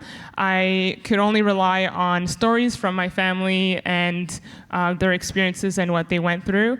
And I have to say, there's this collective pride that I noticed, and I think it's incredible what the government has been doing in terms of involving the community and people, and really having people that are taking accountability of their own country. And to see a country grow from what it went through to where it is now was incredible. So I really have to say that to the people that are here, because it was, for someone that's of the diaspora, it's something that was amazing to see, and I can't wait to go back. And I guess to talk about what inspired me, seeing as we're here talking about women that are, taking different paths in one direction. I'm realizing this more now as I'm older, but a very important figures in my life doing this is both of my parents and both of my grandparents. But because we're highlighting women, I'd like to talk about my mother and my grandmother, and they have been forces of nature that I cannot even begin to describe. And my grandmother and mother, they had been doing humanitarian work from the time that we were refugees in Burundi. They used to help the orphans that were being assisted by the Calcutta sisters. And then when they came to Rwanda after the 1994 genocide, they also started an organization called Turahoze, where they helped elderly. And my grandmother's Clotilde Murekei-Soni, and my mother is Marina Kayumba Sumta. And I think it's always I think the most important thing as well for especially us young women is to see other strong women and have those people around us. One of the challenges I would say that I came across doing my work, it wasn't necessarily directed at me, but anytime I had to do outreach work and look for sponsors or support, I always found that the people that were in positions of power to offer me that support did not look like me or were not women, and I would like to see more women in those positions.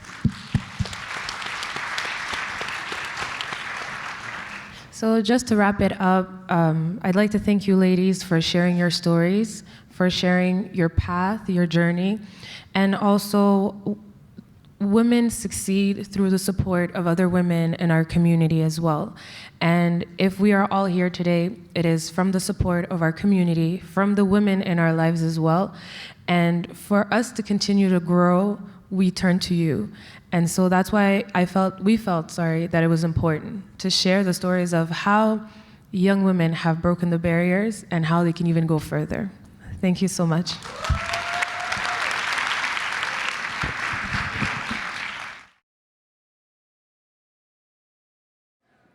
Muraho banyarwanda. Oya ariko ndashaka ko musubiza. Muraho banyarwanda. Muraho cyane. Muracyakomaho. Abo muri Montreal, abo muri Toronto, abo muri Ottawa, abo muri Amerika, muraho. Ariko ntago turi kumvikana cyane. Sinzi ko muri kunyumva neza. Please, muze mwicare cyangwa se muhaguruke muze turyoherwe n'igitaramo. Sibyo moka byaramwe. Reka mbaze mbibwire ndimboneza amakuza rutabangirwa mutagisha ndubukombe banshimbi n'imyato. Ngo igitaramo ntarimo cicwa n'irungu. Imbaraga z'abasore muri kunyumva ariko oya ntago numva yuko muri kunyumva. Umunya mfite amatwi atameze neza mu mbabarire wenda. Aha, ibyo nibyo nari nkeneye. Nakubise umuya Gisaka yiruka ajya gushaka amasaka nanjye niruka njya kumushahura. Yes, muraho. Ese mwiriwe? Oya mumbwire ko mwiriwe neza. Abategarugori ko ntari kumva amajwi yanyu ariko. Mwiriwe neza? Nuko babyeyi beza. Reka nze mbashyiriremo uturirimbo twiza hanyuma turebe ukuntu twanezerwa, ariko ntibibujijwe yuko abantu mushobora kuza tugatarama. Okay? Thank you cyangwa merci beaucoup. DJ.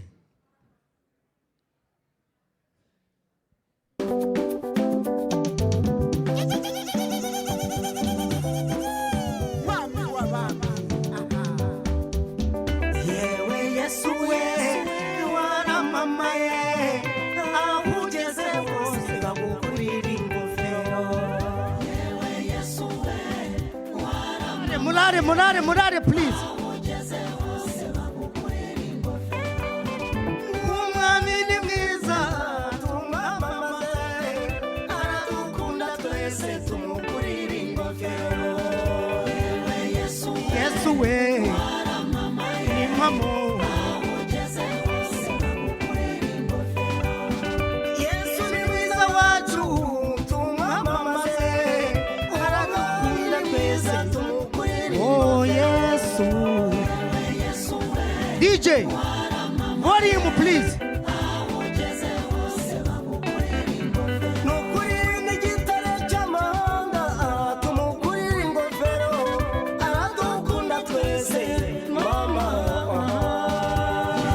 Yesu we, waramamaye aho ugeze hose bagukuriye ingofero nukuri akunda ibyiza haleluya uwo mwami tumwamamaze tumukurire ingofero yewe Yesu we waramamaye ndashaka kubasaba please mwahagurutse tugakomera amashyi Yesu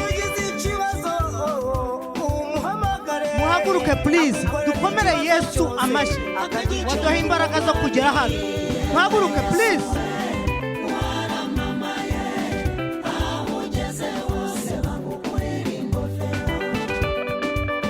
haleluya Bwana sifiwe sana Bwana sifiwe sana shima mama mu Rwanda no mu Burundi barakwapamura iyageze Tanzania bamukurira ingofero yewe Yesu we waramamaye aho ugeze hose bagukurira ingofero igeze Uganda na Tanzania barakwamamaza wagera muri Kongo bakagukurira ingofero yewe Yesu we waramamaye aho ugeze hose amashi please amashi please amashi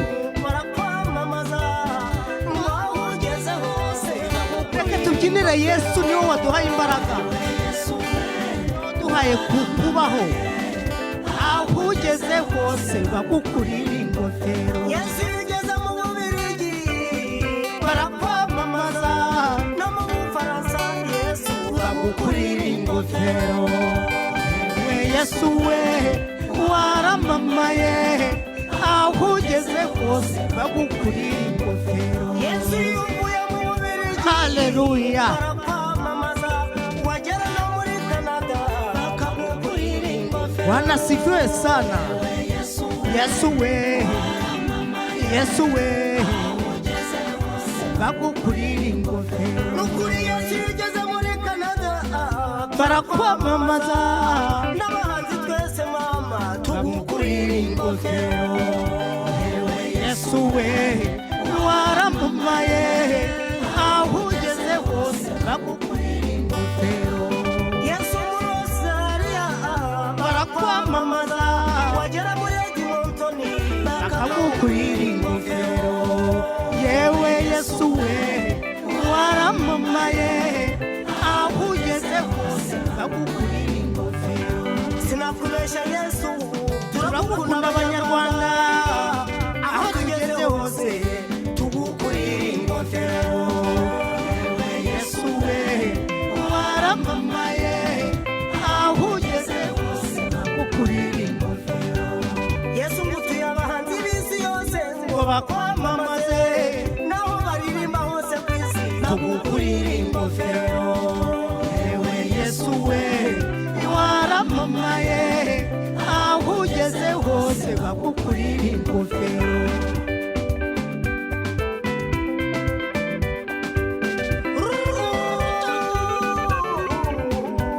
yewe Yesu we waramamaye aho ugeze hose bagukurira ingofero aho ugeze hose bagukurira ingofero aho ugeze hose Yesu aho ugeze hose bagukurira aho ugeze hose bagukurira aho ugeze hose bagukurira ingofero aho ugeze hose bagukurira ingofero aho ugeze hose bagukurira ingofero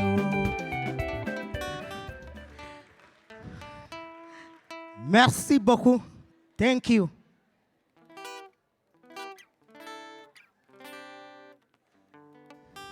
Yes, DJ.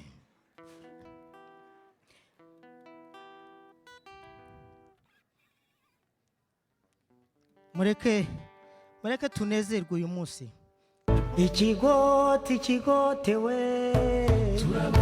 chere abagihinga we n'abatagihinga we n'ishema ry'u Rwanda we aye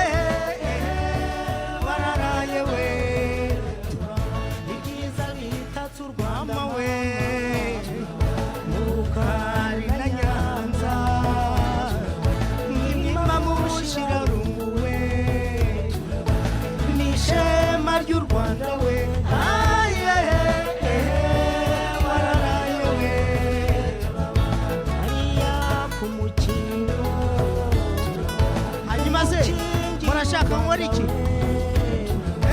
kwa rugero rw'ingenzi mama n'ishema ry'u Rwanda we urashaka ruhango nananga ingare iwabo w'abashakamba abivura ndende we n'ishema ry'u Rwanda we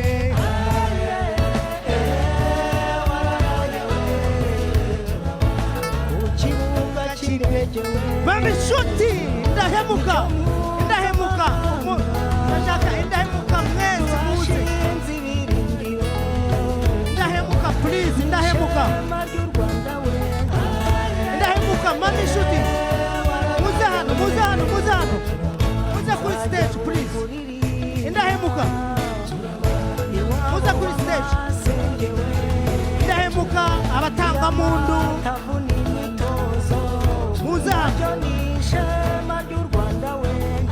Hemuka International muze babyeyi beza mami inshuti muze abatanga mundu indahemuka please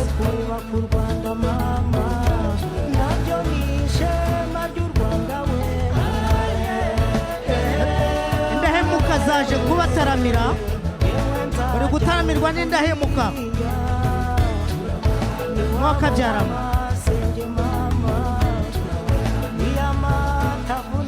itozo n'ishema ry'u Rwanda we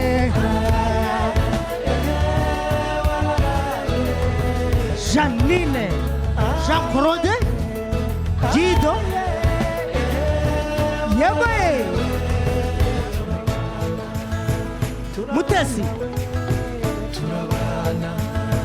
turabana Rwanda turabana Canada yose yego we Amerika yose turabana Afrika yose muze tubyina mwakabyarama muhaguruke Banyarwanda mwese DJ remix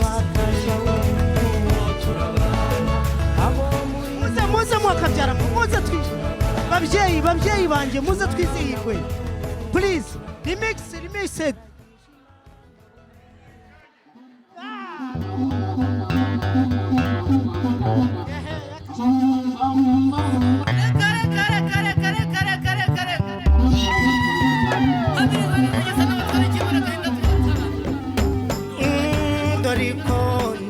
muze tubyine ikondera mwakabyarama dore ikondera shengewe dore ikondera imamo dore ikondera ikondera DJ ikondera rinsichini ikondera bibiri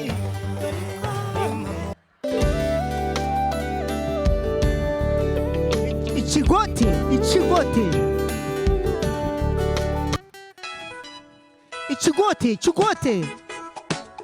Hallelujah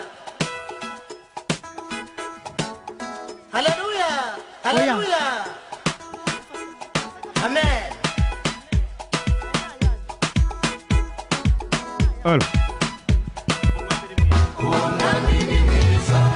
atanga ibyiza byinshi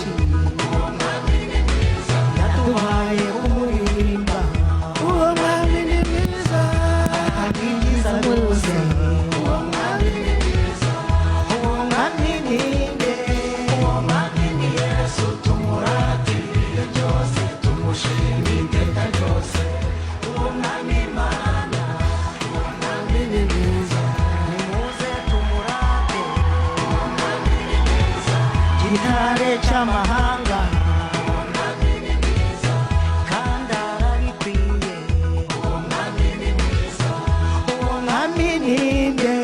uwo mwami ni Yesu tumurate amashi please amashi nyakubahwa mushiki wabo mu Rwanda arahageze amashi Burundi bamuhimba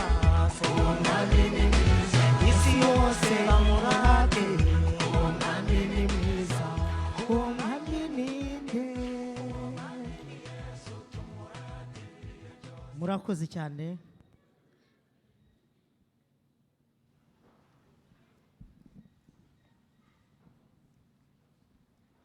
Nimwongera amashyi ndabasabye.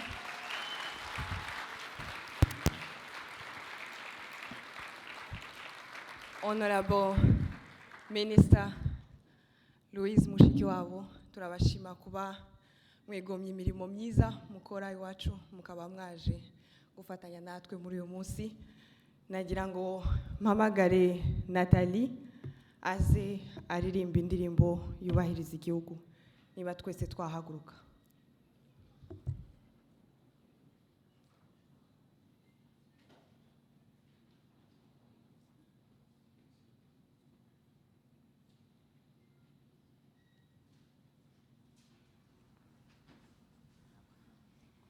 Rwanda nziza gihugu cyacu wuje imisozi n'ibirunga ngo byiduhetse gahoranisha reka tukurate tukuvuga ibigwi wowe utuhumbiye hamwe twese abanyarwanda uko watubyaye berwa sugira singizwa iteka komeza imihigo Rwanda dukunda duhagurukiye kukwitangira amahoro asabe mu bagutuye wishire wizane muri byose urangwe n'ishaka utera imbere uhamye imibahano n'amahanga yose maze ijabo ryawe riguha ijambo.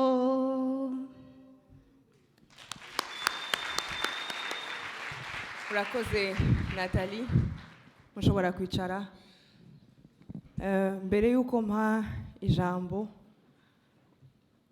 Bwana Theophile Wigimba, nagira ngo menye niba ku buhanga bw'ibyuma umuhanzi wacu The Ben niba yaza akadususurutsa gato mbere yuko dutangira gahunda. Murakoze.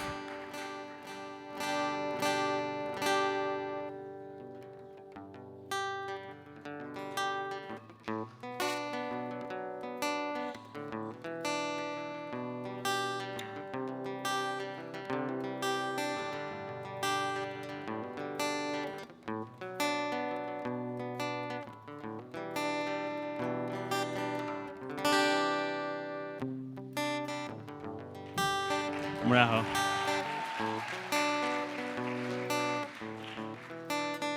Ni iby'agaciro kuba hano, ndanezerewe cyane kuba ndi imbere yanyu, imbere y'abayobozi bacu.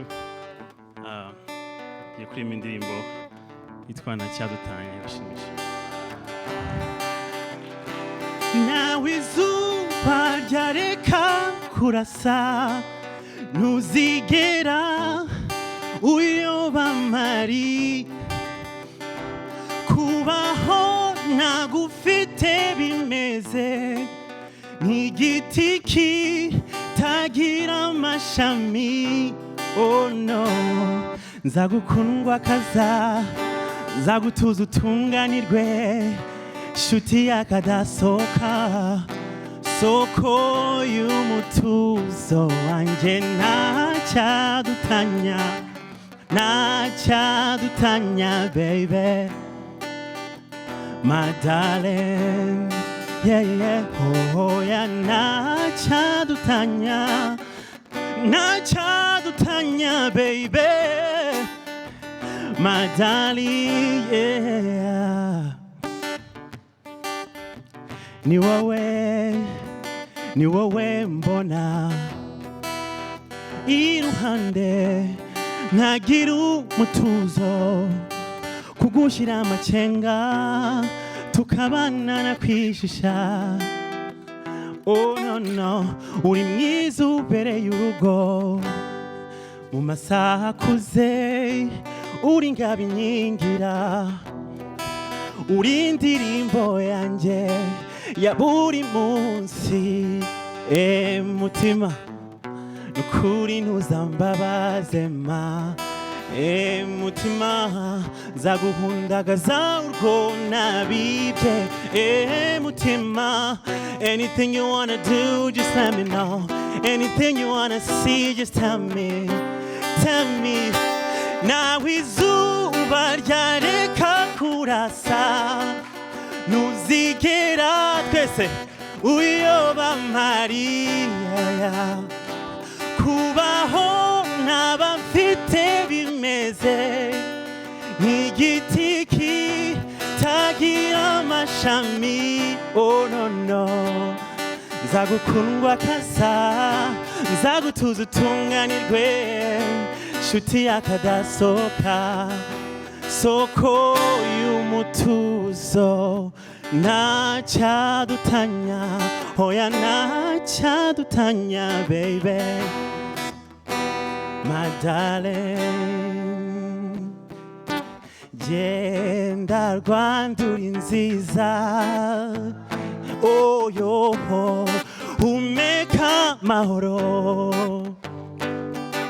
Ibyiza bigutatse Rwanda we ni byinshi cyane, sinabivuga ngo mbirangize. Twese genda Rwanda uri nziza Rwanda, oh, humeka amahoro. Ibyiza bigutatse Rwanda ni byinshi cyane, sinabivuga ngo mbirangize. Ufite abantu beza, yeah, imitima ikeye cyane. Oh Rwanda nukuri watatswe na rurema, twebwe abana bawe tuzagukorera tuguteza imbere. Oh Rwanda nukuri watatswe na rurema. Genda Rwanda, genda Rwanda uri nziza Rwanda, uri nziza Rwanda. Yeah, humeka ibyiza bigutatse Rwanda we ni byinshi cyane, sinabivuga ngo mbirangize. Ibyiza bigutatse Rwanda ni byinshi cyane, sinabivuga ngo mbisoze. Thank you very much.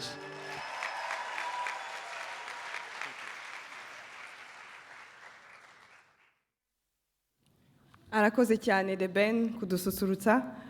Muri aka kanya rero nagira ngo nsabe abantu bicaye hafi y'abatumva Ikinyarwanda kudufasha bakasemura, kuko iyi part 2 iraza kuba iri mu Kinyarwanda kuruta ibyo twagize mu gitondo.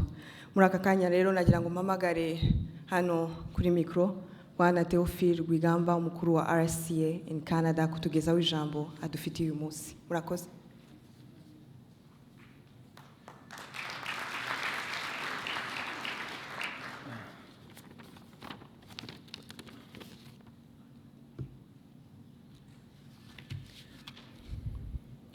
Murakoze. Nitwa Theophile Rwigimba, ndagira ngo abatabizi batagenda banyita irindi zina ritari ryo. Ni entre parenthèses. Nyakubahwa Ministre w'Ububanyi n'Amahanga Louise Mushikiwabo, Nyakubahwa Ministre w'Umuryango Diane Gashumba, Banyakubahwa abadepite Marie Rose Mureshyankwano, thank you. Mureshyankwano, Nyakubahwa Depite Yohani Maria Vianney Gatabazi, Nyakubahwa Depite Yohani Rukumbura, Nyakubahwa Shakira Umutoni, Chargé d'affaires à l'ambassade du Rwanda au Canada, Rwanda High Commission, Banyarwanda, Banyarwandakazi, ndabaramukije.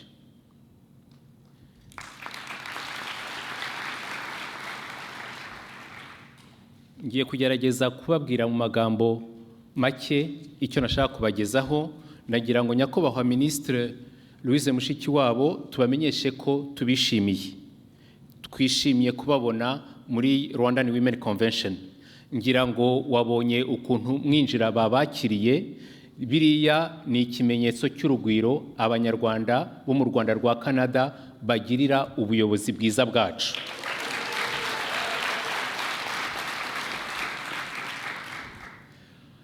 Mu Kinyarwanda baravuga ngo akuzuye umutima gasesekara ku munwa, ariko umwanya ni mutoya, reka mpinaho ngaho ubwo ngiye kuri icyaduteranije uno munsi no gutandukira gatoya, ariko ngira ngo urumva ko hari ikintu nashaka kubabwira kituviye ku mutima tugagiye igihe tukiganiriraho.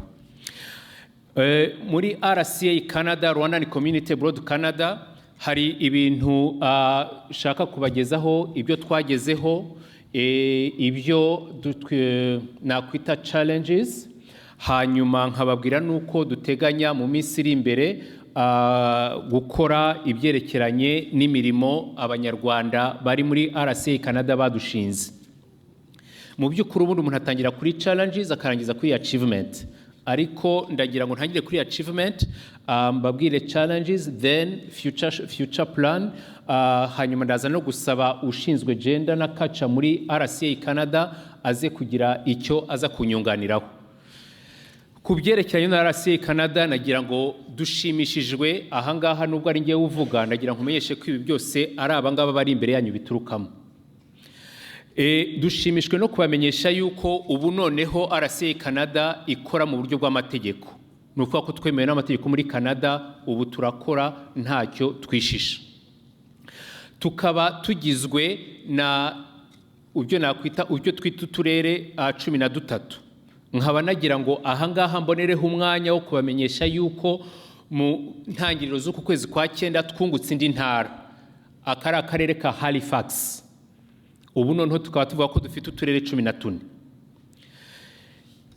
Mu mikorere yacu rero nagira ngo bamenyeshe ko hari ukuntu dukora muri utwo turere kugira ngo tugerageze kugira ngo abanyarwanda bakomeze kumena umuco wa Kinyarwanda no kugaragaza uko bafite agaciro bahawe n'ubuyobozi bushyashya bwiza dufite, kandi bagira ngo banagaragaze n'umuco wa Kinyarwanda.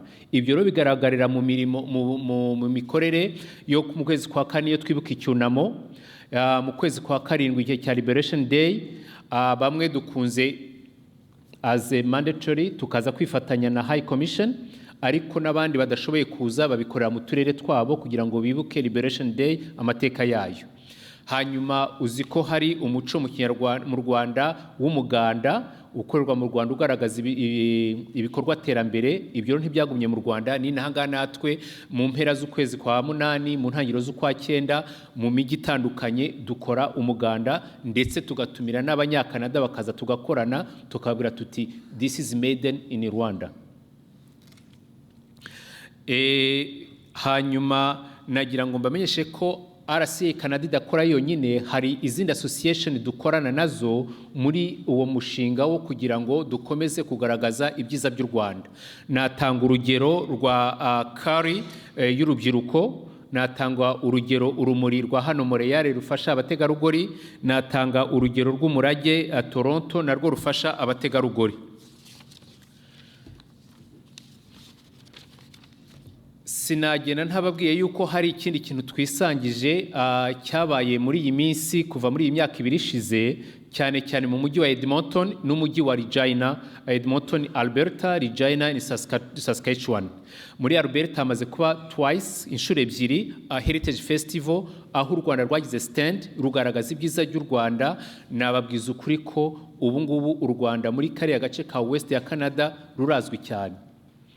Regina nabo byatangiye uno mwaka ku buryo mu kwezi kwa 6 nabo bagira stand igihe cy'aba francophone, nabo bakaragaza umuco wa Kinyarwanda. Ibyo bikoreka ukuntu how our community it's vibrating. Ku byerekeranye rero n'ibyo nise challenging, nuko ikibazo kinini dufite ntacyo twagikoraho, nuko n'ubugari bw'iki gihugu. kubera ukuntu kingana bitubera akenshi ikibazo cyo kugira ngo tube twahura physically amaso mu yandi dushobore kuganira, ubwo twifashisha ikoranabuhanga. Ikindi kibazo kugira nabyita ko tukiri bashyashya, ko nkurikije ko aribwo tukimara kubona ubuzima gatozi, ku buryo ubu ngubu byerekeye na operation day, imikorere ya buri munsi turiho nabyo bigiye kuba iyindi challenge, ariko nk'uko bivuga mu Kinyarwanda ngo intore zishakamo, nababwiye ko ari njye uvuga ariko nibo biturukaho. Turebe rero aho tugana. Aho tugana ni uko mu minsi idatinze tugiye gushyiraho website. Iyo website ya RCA Canada izatuma iba umuyoboro wo kumenyekanisha ari abari hano, abari n'ahandi, ukuntu RCA Canada ikora n'ibyo igeraho. Aha nkamboneho umwanya wo kubasaba ko igihe muzajya mubishobora, not necessary you personally, ariko nko muri Minafete bayigiyeho bakagira inama batwungura, it's always welcome. Iyo nama tuzayakira neza cyane. Ikindi duteganya mu minsi iri imbere nuko twifuza yuko tuzareba ukuntu abanyarwanda baturuka muri Canada bakazaza mu mushyikirano mu kwezi kwa 12. Ikindi duteganya nuko tureba uburyo association navuze, twareba imikorere yatuma dukorera hamwe kugira ngo imbaraga zacu zo gutatana tuzihurize hamwe, tugende tugana imbere, nkuko bivuga mu Gifaransa ngo l'union fait la force, ko no mu Kinyarwanda bivuga ngo umutwe umwe wifasha gusara ntiwifasha gusaba. Ikindi nuko duteganya mu minsi iri imbere kureba ibyo bita mu Gifaransa ibyo bita mu Cyongereza lobbying, political lobbying, kugira ngo turebe uburyo twahura n'abayobozi bo muri utu turere turimo dutandukanye, tugerageze kuganira nabo, kumenyana nabo, ubwo turebe ukuntu twakungurana ibitekerezo ku byerekeranye n'ibyadufasha ari twe Abanyarwanda turi n'aha ngaha, tutibagiwe n'aho duturuka n'aho dukomoka.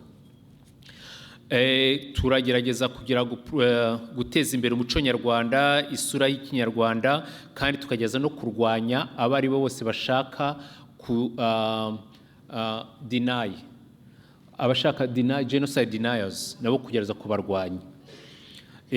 Hanyuma tukareba n'uburyo twazagerageza gushishikariza abantu kureba uburyo bashora imari mu Rwanda. Hanyuma nkaba ngira ngo ndangize muri aya magambo. Ladies and gentlemen, they are the major RCA Canada achievement, and we look forward to seeing our country and Rwandan to always move to successful life and economic welfare, thanks to the visionary leadership of His Excellency Paul Kagame.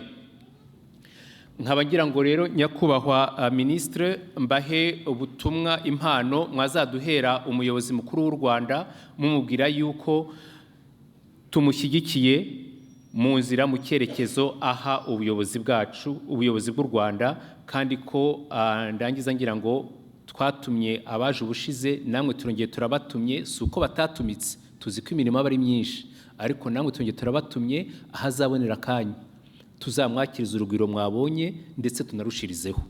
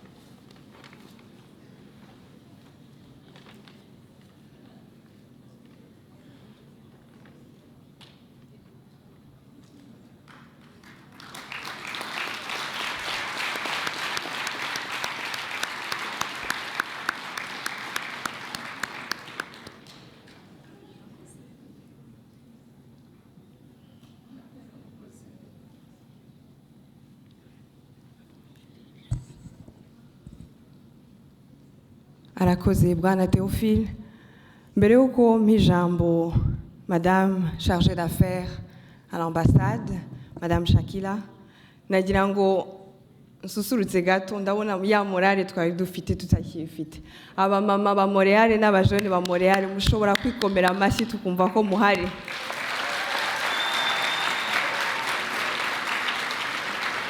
Abavuye Toronto namwe turashaka kubabona.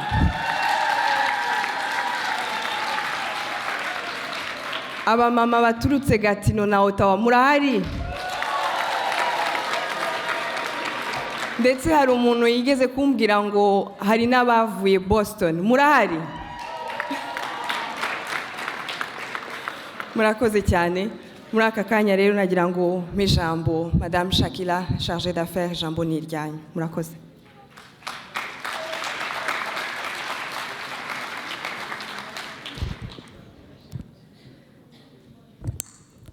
Nyakubahwa Ministre w'Ububanyi n'Amahanga Louise Mushikiwabo, Nyakubahwa Ministre wa Gender Dr Diane Gashumba, Banyakubahwa badepite muri hano, Banyakubahwa bahagarariye RCA Canada, Rwandan Community abroad, mereye kuri federal level ihagarariwe na Bwana Théophile Rwigimba, n'abandi bose baje bahagarariye abandi banyarwanda benshi cyane turi kumwe ku mutima, bamwe badashoboye kuza hano Nyakubahwa Ministre kubera ko communities zacu zagiye zigira izindi mpamvu zitandukanye.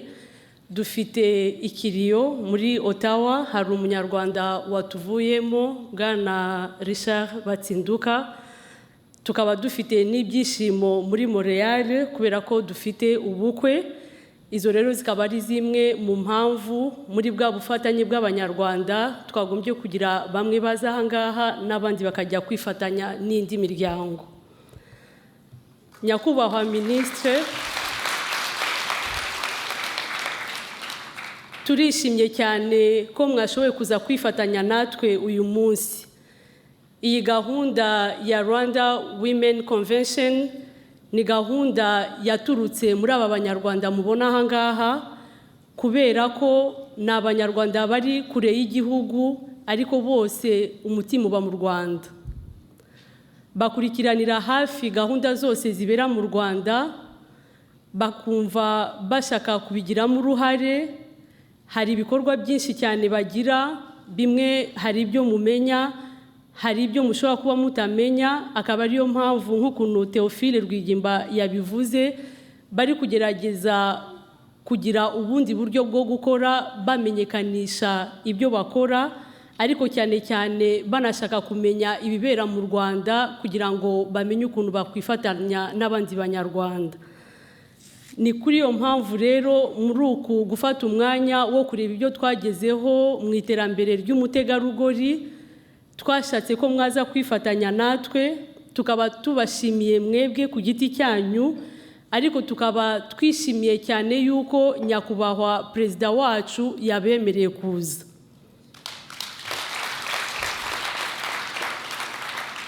Ntago rero ndi bwizimbe mu magambo kubera ko aba bantu kuva ejo barabategereje, nabamenyesheje ko ku mpamvu z'akandi kazi mwajemo batashoboye kubana namwe ejo. Kuva mu gitondo bari bategereje ko muza kubaganirira, nkaba ntashaka rero gufata umwanya munini kugira ngo Nyakubahwa Ministre mbasabe muze muganirize abanyarwanda bari aha ngaha. Murakoze cyane.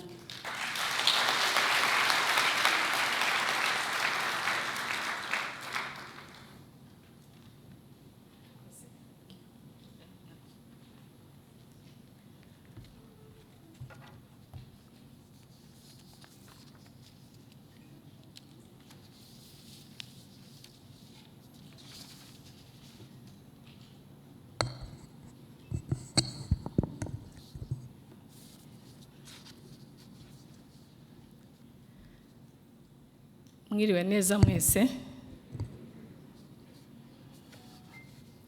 Ndagerageza gusimbuka protokole kubera ko uko mbibona ngewe twese turi abavandimwe hano.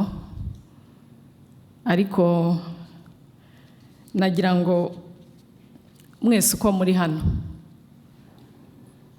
abanyarwanda baturutse hirya no hino muri iki gihugu cya Canada, kuko cyane cyane ni mwebwe mbanza gushimira, mbabwire ibyishimo mfite byo kuba tugiye gusangira uyu mwanya kuri uyu mugoroba, tuganire, turamukanye, dushirane urukumbuzi, tubyine, turirimbe, kugeza igihe tugabanyeho gatoya urukumbuzi twari tubafitiye.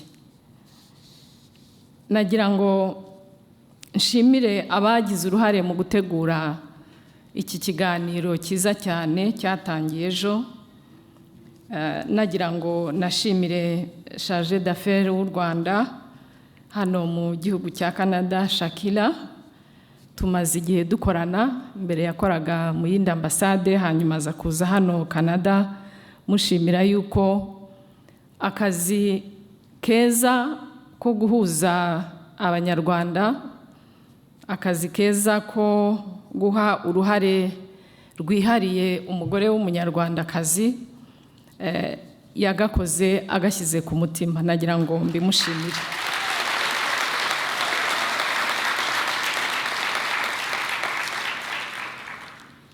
Ndashimira Theophile.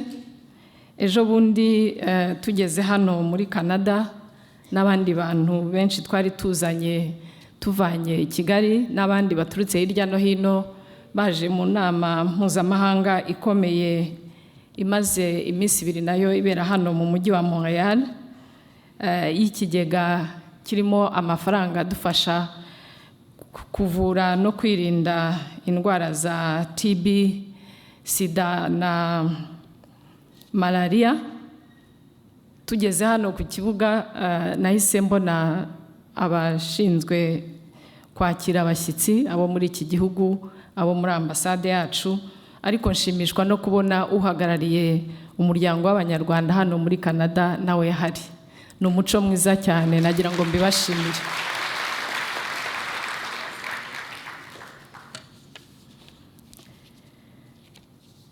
Wenda icyo nabanzirizaho, nzi ko nagiye ngerageza gukurikira kuva ejo ibiganiro mwari murimo. Nabonye mwaragize ibiganiro byiza. Nagira ngo nubwo abo twazanye muri uru ruzinduko mwamaze kubonana mukaganira, nagira ngo bongere babibwire. Nari ngiye kubavuga ariko reka ndeke bivuge. Harya abagore barivuga? Banza abagore batemerewe kwivuga, ariko nagira ngo bongere bahaguruke umwe ku wundi babiyereke. Nabashimira cyane ko bemeye ko tuzana muri uru ruzinduko kuganira namwe, hanyuma dukomeze ibiganiro. Kaduhere hano iburyo bwanjye Dr. Diane, yongere abibwire neza, atari byo kuvuga izina gusa.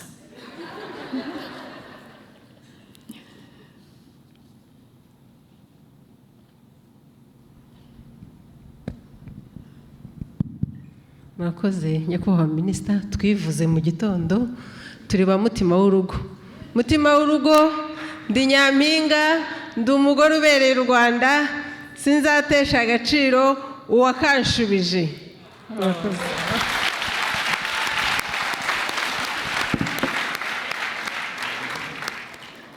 Ndumva kwivuga gutyo byo ari byo. Byo birakwiye. Abandi bicaye hano imbere.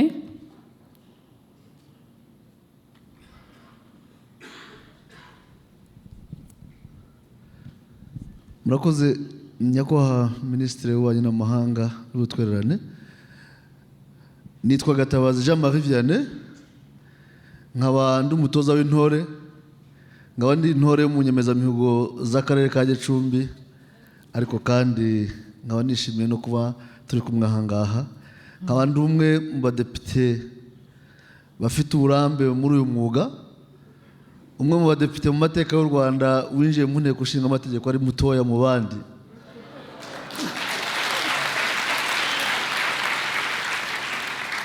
nkomoka mu cyaro cya Gicumbi ahantu kure kure iyo ngiyo ariko igihugu kikangirira icyizere nawe ntabwo nzagitatira kandi ntabwo nzatatira umukuru w'igihugu cyacu. Murakoze. Murakoze mwiriwe.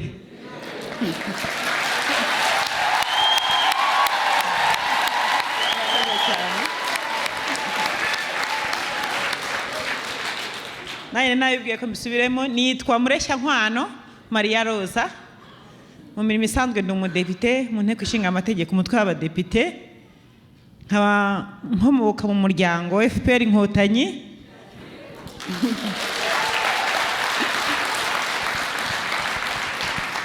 Nkaba ndubatse mfite umugabo n'abana 3, nkaba ndi intore mfite amazina 2 y'ubutore. Ndi umudahigwa wo mu karere ka Rutsiro, ariko nkaba n'intore ya mutima w'urugo.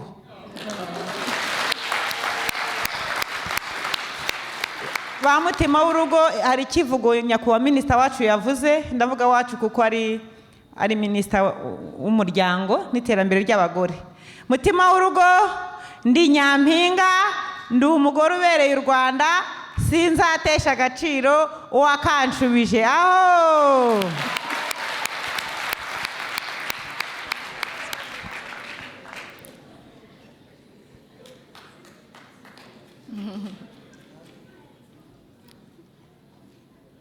Tio, are you in the house?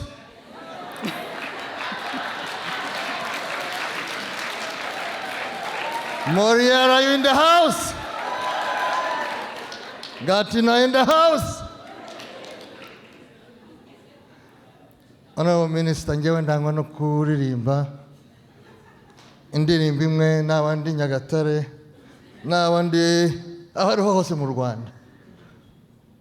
Mvuga ibihe tugezemo byiza. Nkavuga Honorable Minister nti turi mu ndege ntimugire ubwoba pilote. Ntabwo ari turi mu ndege, no. Iyo uvuga pilote with confidence turi mu ndege ntimugire ubwoba pilote. Aho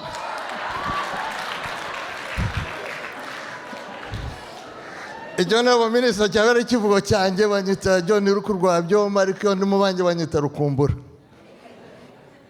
Mutari ku mugabo ntitumuzi na diaspora is in the parliament. Babwira simvuga ibigwi byinshi, bimwe murabizi, ariko muramfite mu parliament. Ndababwira nk'uko mugira Nyagatare nzavugira na diaspora. Murakoze, nishimiye kuba ndaha.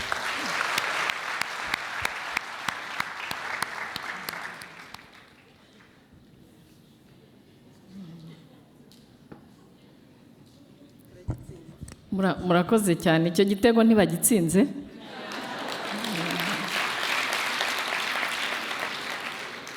That was a very nice introduction. Turi kumwe n'umukozi wo muri Minisiteri y'Ububanyi n'Amahanga ushinzwe communication, Oria Van de Weg Kije.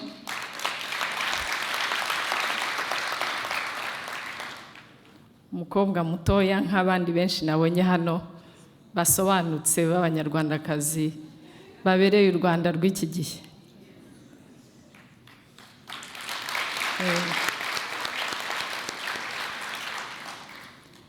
Sinzi niba yageze hano, ariko twanazanye n'umunyamabanga uhoraho wo muri Minisiteri y'Ubuzima y'u Rwanda. Twari kumwe mu nama, agomba kuba ari mu nzira, nagera hano nawe turamubereka. Twamusize kugira ngo asoze inama tubone uko tugera hano twebwe hakiri kare. Nagira ngo rero munyemerere tuganire muri iki gicamunsi, tuganire tubikuye ku mutima, tuganire atari njye uvuga gusa, ariko namwe tubaha umwanya dusangira ibitekerezo. Mu kanya ngeze hano nahoze mbwira Shakira ko nari mfite amashyushyu yo kugera hano vuba, nkurikira ibiganiro byiza mumazemo iminsi, nagira ngo rero nongere mbabwire ibyishimo mfite byo kuba turi kumwe, tugiye kuba turi kumwe muri aya masaha ari imbere.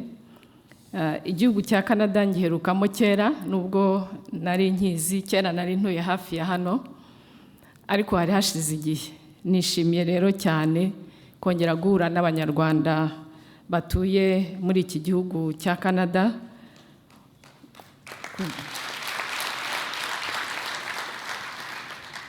Ku by'umwihariko nkaba nishimiye yuko turi mu biganiro bijyanye n'ihuriro ry'abagore b'Abanyarwandakazi. Biranshimishije cyane. Iki kiganiro hashize igihe nifuza kuza kugira ngo tuganire, ngira ngo nabisegureho kuko igihe twabyifuje mu kwezi kwa gatanu, gahunda z'akazi ntabwo zadukundiye, ariko icyangombwa cyiza nuko ubu turi hano tukaba tugiye kuganira nk'uko nabyifuje. Nkaba mu by'ukuri ndi hano mu gihugu cya Canada muri uyu mujyi wa Montreal kuri gahunda ebyiri. Imwe ni iyi nama nababwiye mpuzamahanga y'ikigega gihuza amafaranga ku isi adufasha ibihugu byose kuvura indwara ya sida na malaria n'igituntu. Ikindi gikomeye cyane ni ibi biganiro byacu, ni iri huriro turimo. Ibyo akaba ari byo byanzanye hano muri iki gihugu, ariko nkaba ndi no mu nzira njya mu mujyi wa New York mu nama ngarukamwaka z'umuryango w'abibumbye ziba mu kwezi kwa 9. Nagira ngo ntabatindiye mbanze mbahe indamutso ya nyakubahwa Perezida wa Repubulika wamaze kugera hano mu mujyi wa New York muri izo nama za Loni za buri mwaka. Yantumye ngo mbatashye cyane.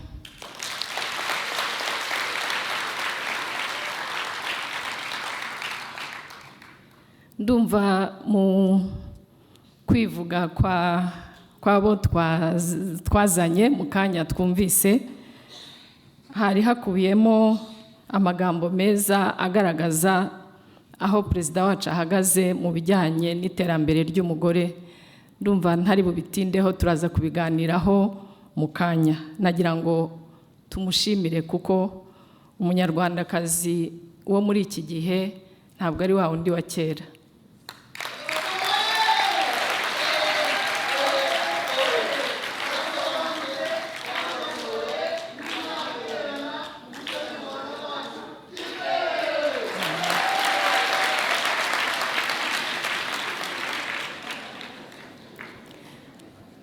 Ariko rero nta huriro ry'abagore ridashyigikiwe n'abagabo, ntabwo ryaba risobanutse neza. Nagira ngo nshimire cyane abagabo nabonye hano benshi kandi beza. Ngira ngo mbabwire ko iterambere ry'igihugu cyacu, iterambere ry'umugore w'umunyarwandakazi, twebwe nk'igihugu tubona ko ritashoboka umugore adafatanije n'umugabo. Nagira ngo mbashimire rero abagabo baje muri iki kiganiro kandi bakitabiriye kuva ejo.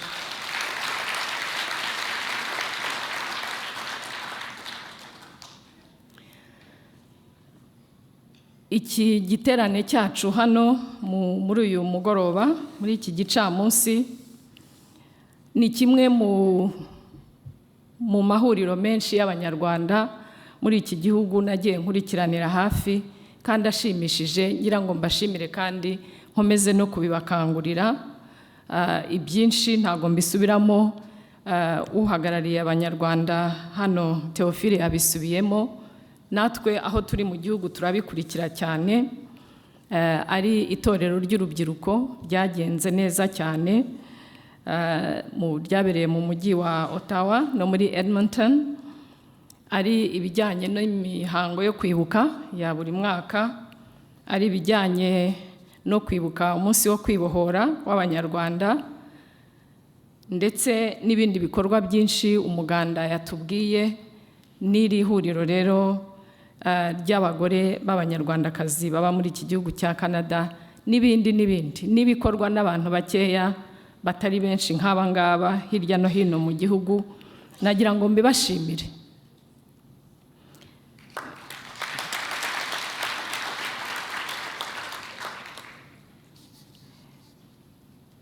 Twebwe mu mibereho yacu mu gihugu mu Rwanda, mu kazi dushinzwe ko gukorana ndetse no kuvugira no kurebera abanyarwanda batuye mu mahanga, ibi bikorwa nibyo byangombwa. Icyo twifuza ni uko abanyarwanda bashyira hamwe, ni uko abanyarwanda aho bari hirya no hino mu mahanga, umuntu utabazi ababona akabibwira, agashimishwa n'uko bafite imyifatire myiza, bafite ingeso nziza, ari abakozi, ari abantu bashyize hamwe, ndetse nkaba nihanganisha umuryango wa Richard Batsinduka n'abandi, abavandimwe n'izindi nshuti.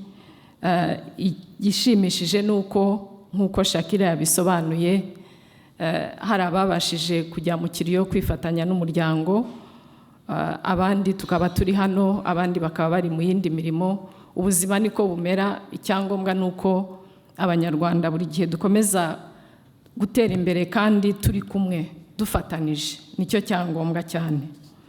Icyo navuga rero nuko kuba abanyarwanda batuye mu mahanga kuri iki gihe basa naho mu by'ukuri bakurikira ibiba mu gihugu, niyo politiki y'igihugu cyacu. Igihugu cyacu cyifuza yuko umunyarwanda uwo ari we wese, aho ari hose, yaba mu gihugu, yaba hanze y'igihugu, yaba hatuye, yaba yarahashatse, yaba ari umunyeshuri, yaba agiye kuhamara igihe gito, mu by'ukuri igihugu ari iki. U Rwanda ni urwe, yakwifuza kuruturamo, yarukunda ari kure, yaza mu biruhuko cyangwa se gusura inshuti n'abavandimwe. Icyo nicyo twifuza ko abanyarwanda bari mu mahanga bumva, ko igihugu cy'u Rwanda ubu ngubu ari igihugu cy'umunyarwanda uwo ari we wese.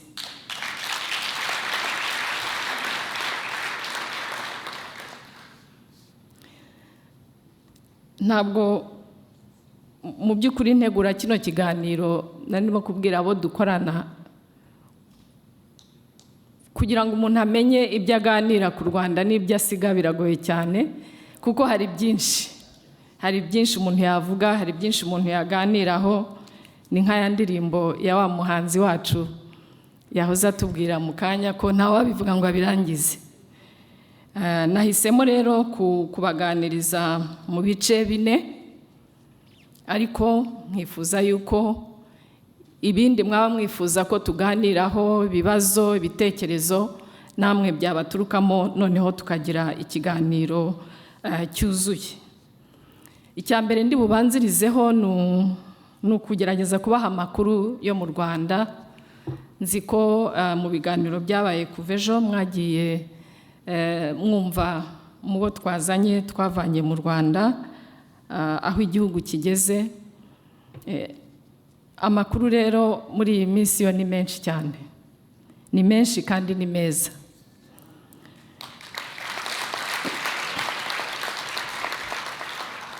Ndumva ntaba nibeshye mvuze ko iki gihe turimo mu mateka yacu nk'u Rwanda nicyo gihe cyiza abanyarwanda bagize mu mateka yacu.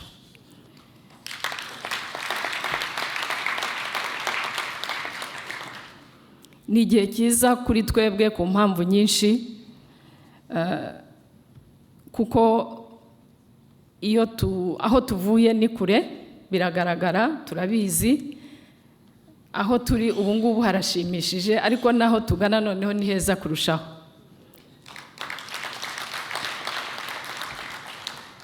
Abanyarwanda bafite icyizere no kwishimira ubuzima bwabo, ari mu Rwanda ari n'ahandi, nta byera ngo de. Ariko aho u Rwanda rugeze n'aho abanyarwanda bageze kuri iki gihe ni ahantu hashimishije cyane, kandi twese dufite inshingano zo kugira ngo ubwo buzima bwiza, icyo cyizere dufite muri ejo hazaza bikomeza. We must sustain that which is good, which is fit for all of us, Abanyarwanda. We must work for it, we must preserve it, and we must make sure that we get there together.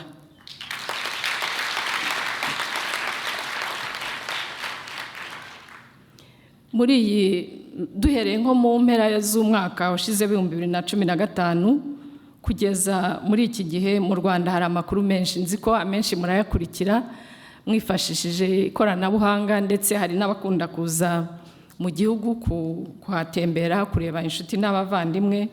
Ariko wenda mpereye mu mpera z'umwaka ushize igihe Abanyarwanda bishyize hamwe ari benshi, ndetse bakoranye n'inteko ishinga amategeko, bakifuza ko umuyobozi wabo perezida w'u Rwanda yazongera kwiyamamaza kuyobora igihugu mu mwaka wa 2017. Kuva icyo gihe ugenda usanga mu Rwanda there is a good momentum, hari ibintu byinshi byiza cyane bigenda bibaho, bigenda bikurikirana, ari ibijyanye n'ibikorwa hirya no hino mu gihugu by'iterambere. Uretse wenda icyo navuga muri aya mezi ashize kuva mu ntangiriro z'uyu mwaka, ikibazo cy'imvura idahagije mu gihugu byatumye haba atari ubushyuhe gusa, ariko mu by'ukuri mu bice byinshi by'igihugu abantu ntibabashe guhinga no gusarura nk'uko bisanzwe.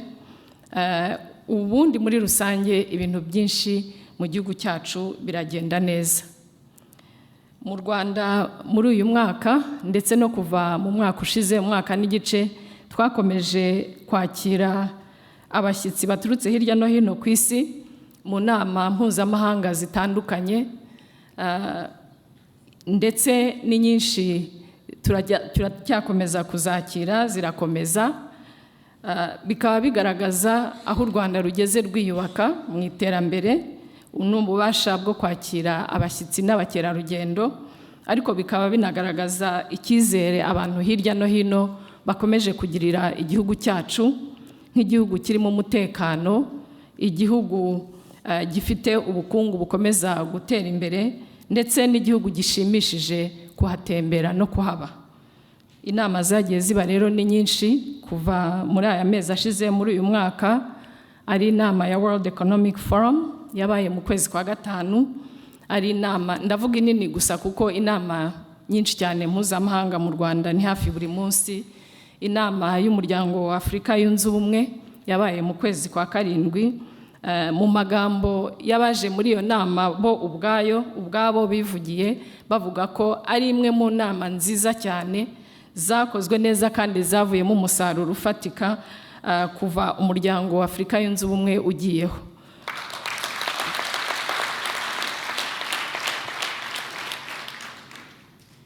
Ibi ndabivuga ndetse n'ibindi ndibuvuge mu kanya kugira ngo tujye dusubiza amaso inyuma, twicare turebe aho igihugu cyacu kivuye n'aho tugana, birushaho kudutera ishema, birushaho kudutera ingufu zo gukomeza gukora.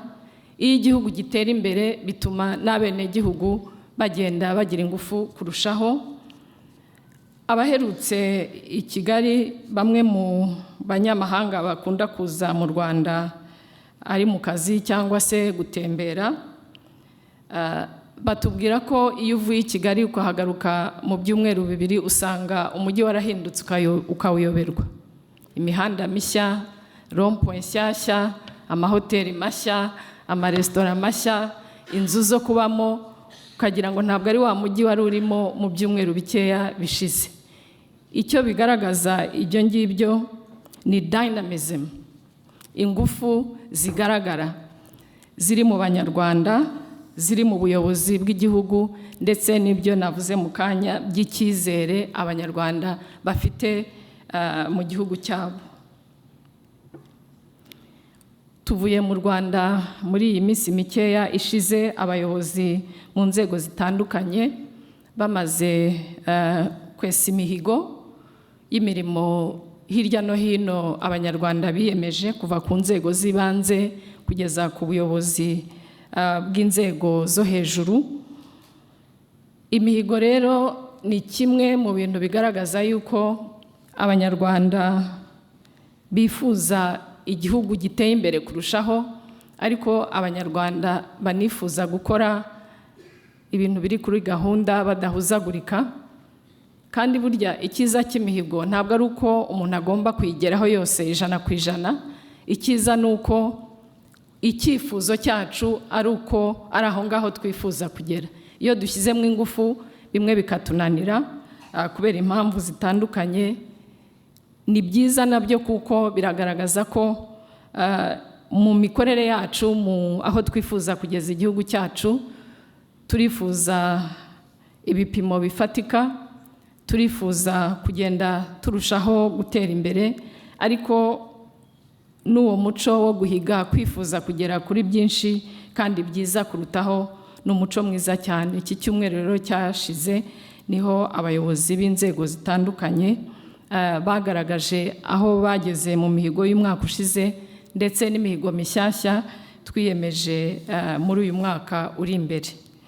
Ni igikorwa cyiza rero, kandi nacyo kiri muri biriya bikorwa tubona bigaragaza ko abanyarwanda dufite ambition, turifuza byinshi kandi byiza kugira ngo ejo hazaza h'abanyarwanda hazaba ari heza kuruta aho turi ubu ngubu.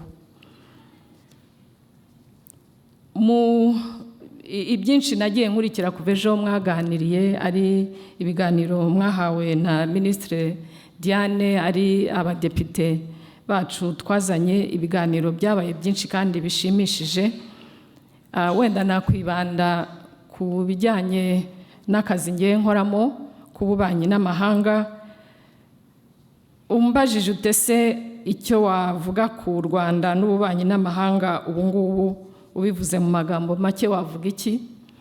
Nababwira ko u Rwanda mu ruhando mpuzamahanga ruhagaze neza cyane.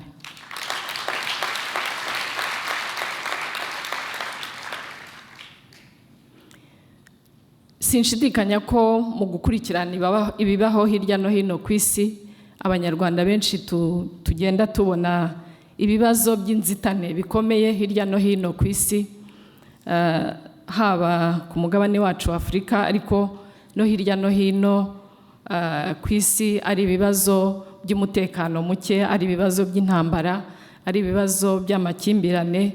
Isi muri iki gihe ifite ibintu byinshi by'uruhurirane bigaragaza ko hari ibibazo dusangiye twese nk'abantu batuye isi. Icyo twebwe twifuza ni uko tubasha kwikemurira ibibazo byacu, tukabanza kubikemura nk'abanyarwanda, tugakemura ibibazo byacu dufatanije n'abaturanyi bacu, kuko iyo umuturanyi agize ibyago si byiza, twese bitugiraho ingaruka. Tugakemura ibyo bibazo nk'abanyafurika ku mugabane wacu wa Afurika, ariko tugatanga n'umusanzu mu kugabanya amakimbirane no kurangiza ibibazo biriho hirya no hino ku isi. Iyi nama izatangira kuwa mbere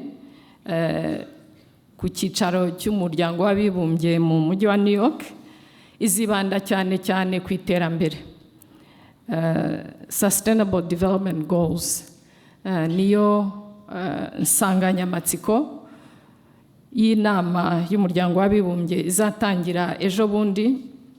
Icyo nabamenyesha kindi ni uko ku gihugu cyacu u Rwanda ari Millennium Development Goals zimaze imyaka 15 isi yose igerageza kuzana iterambere mu bihugu uko tugenda ku rutonde. Ari muri izi Sustainable Goals nazo zatangiye mu mwaka wa 2015 zikazagerwaho mu mwaka wa 2030.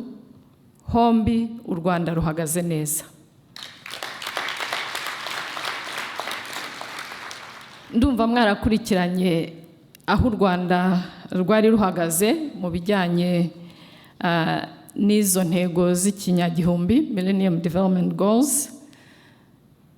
U Rwanda turi mu bihugu bikeya bitari byinshi ku mugabane wa Afurika byabashije kugera kuri izo ntego hafi zose.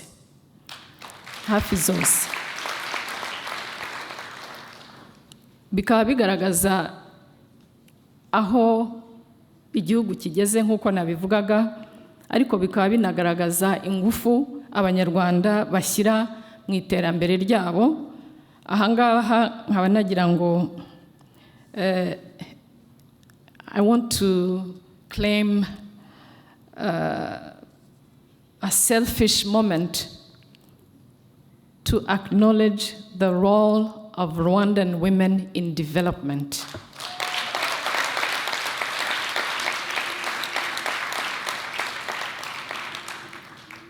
Sinzi ko inyigo ziharari nyinshi, ariko abagore b'abanyarwandakazi mu gihugu cyacu, muri ya misozi yose mureba, muri village zacu, abanyarwandakazi bagize uruhare rukomeye cyane mu guteza imbere igihugu cyabo. Kuko iyo turebye izi Millennium Development Goals zose, ari kugabanya ubukene, ari izijyanye n'ubuzima, ari izijyanye no kugabanya impfu z'abana n'ababyeyi, ari intego zijyanye n'ibidukikije, intego ijyanye n'uburinganire twayigezeho kera mbere yuko tujya guhabwa amanota umwaka ushize. U Rwanda iyo ntego twari twarayigezeho kera cyane, twarasize ibihugu byinshi cyane. Intego zijyanye n'uburezi no kwita ku bana, byose iyo bishyize hamwe usanga ziriya development goals zigenda zihura n'umunyarwandakazi. Nyinshi cyane ziragenda zihura n'akazi ka buri munsi umunyarwandakazi akora. Ibyo byose uko nagiye mbirondora, urasanga harimo uruhare rw'umugore w'umunyarwandakazi.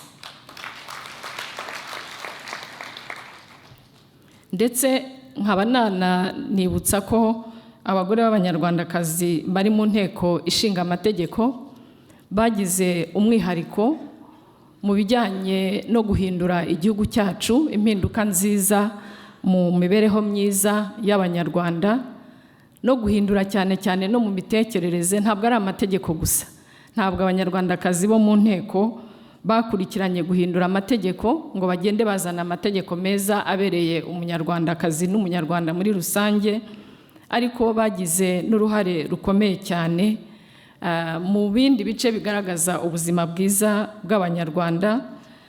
Iyo rero mubona tubyishimira ndetse n'abandi badushimira 64% abanyarwandakazi bagize inteko ishinga amategeko, ntabwo ari imibare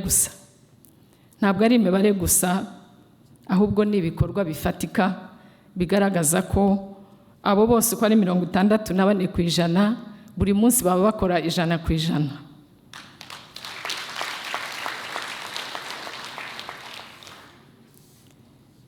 Nahoze kare mvuye mu nama, hari umuntu twavuganye ambwira ngo hari inama y'abanyarwanda hano muri Canada, banza ari hano mu mujyi wa Montreal, ngo ishaka kuganira ku dictatorship, ubutegetsi bw'igitugu buba mu Rwanda.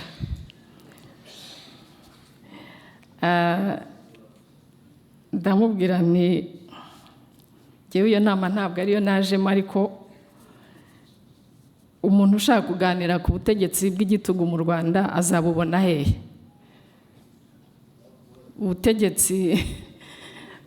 Ubutegetsi butanga umusaruro ufatika ugaragara, ubutegetsi buha abanyarwanda icyizere, ubutegetsi buha agaciro gakwiriye umunyarwandakazi, ubutegetsi bugaragaza ibikorwa bifatika kugezaho umunyarwanda mu myaka 20 icyizere cye cy'ubuzima kikuba kabiri. Iyo niyo dictatorship? If it is, then give me one.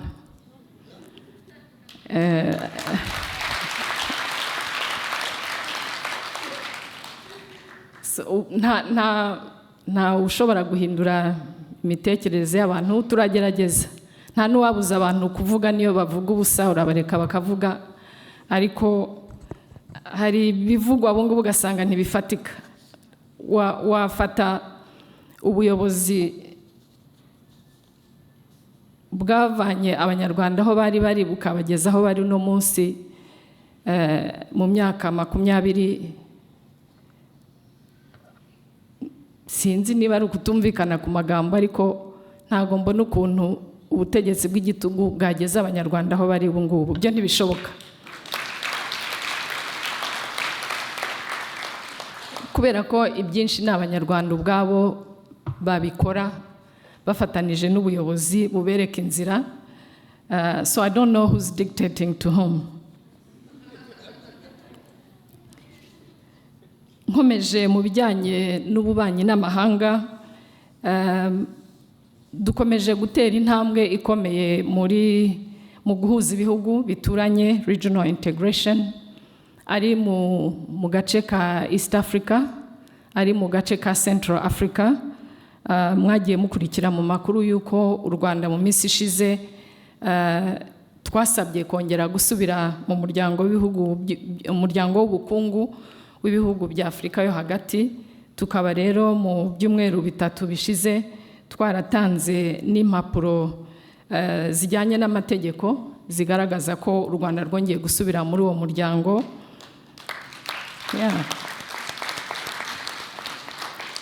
Ibikorwa mu karere kacu ka Afurika y'Iburasirazuba byo birakomeza buri munsi.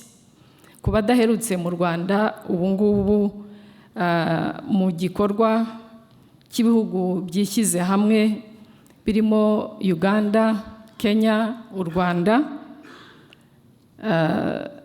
Sudani y'Amajyepfo, ndetse ku buryo bw'ibikorwa bikeya by'umwihariko igihugu cya Ethiopia n'igihugu cya Repubulika Iharanira Demokarasi ya Congo mu ishyirahamwe ry'ibihugu ryitwa Northern Corridor Initiative. Tumaze kugera kuri byinshi cyane mu myaka 2.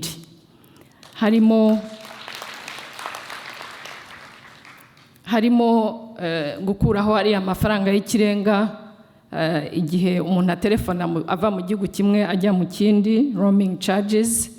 Ubu iyo uri Juba muri South Sudan cyangwa se mu yindi mijyi mu gihugu cya Kenya cyangwa cya Uganda, uhamagara mu Rwanda nk'aho uri mu Rwanda.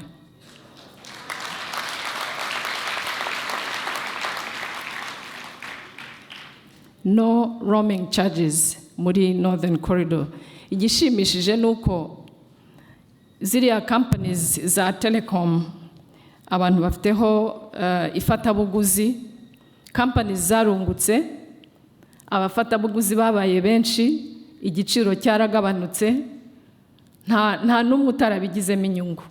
Ibyo byose byagezweho ku bushake bwa politike, ku mikorere myiza y'ibihugu byishyize hamwe.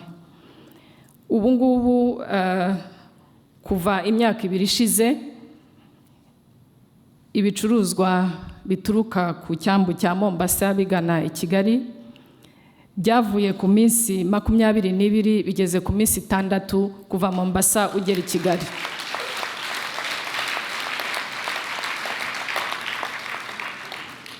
Nanone ku bufatanye bw'ibihugu, ndashaka kubagaragariza ko mu Rwanda muri iki gihe dushyize ingufu zikomeye cyane muri integration, guhuza ibihugu kandi bikagira inyungu zifatika.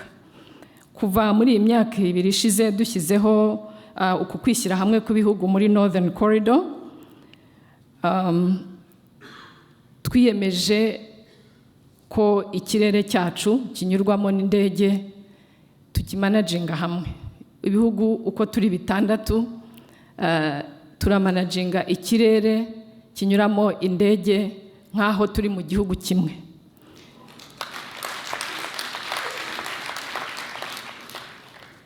Aho badafite ubushobozi n'ibikoresho bihagije abandi bakabisangira cyangwa se tugashaka ababizi babishoboye, ndetse tugakora ibishoboka byose kugira ngo tugabanye ibiciro byo kugendera mu ndege muri ako karere kacu ka Northern Corridor.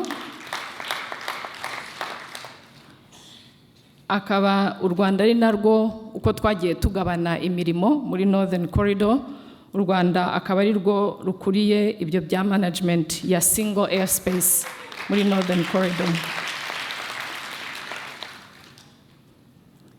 Ubu ngubu ufite ibicuruzwa bigeze ku cyambu cya Mombasa ntabwo yirirwa ahaguruka mu Rwanda ngo ajye muri Kenya, arishyura akishyurira i Kigali.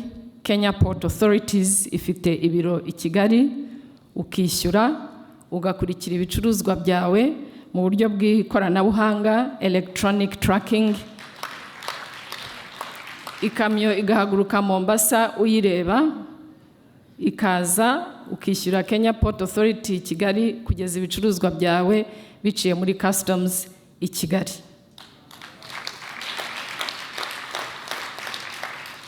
Twahuje custom system zacu, twifatisha ikoranabuhanga kugira ngo tworohereze ibihugu byacu, ari abakora imirimo y'ubwikorezi ndetse n'abaturage muri rusange, kuko uko igiciro kigenda kigabanuka, uko iminsi ya transport igenda igabanuka, niko n'ibiciro hirya no hino mu gihugu bigenda bigabanuka. Ubu ngubu igihugu cya Kenya na Uganda n'u Rwanda turatanga visa imwe nk'aho turi igihugu kimwe ku bakerarugendo baza mu bihugu byacu. Single tourist visa. Abakerarugendo baza mu gihugu cyacu bishyura amafaranga $100 y'Abanyamerika, akajya muri Kenya, akajya muri Uganda, akaza mu Rwanda, akaba yamara amezi 6 atembera uko abyifuza, atagombye kujya muri buri gihugu agenda asaba visa.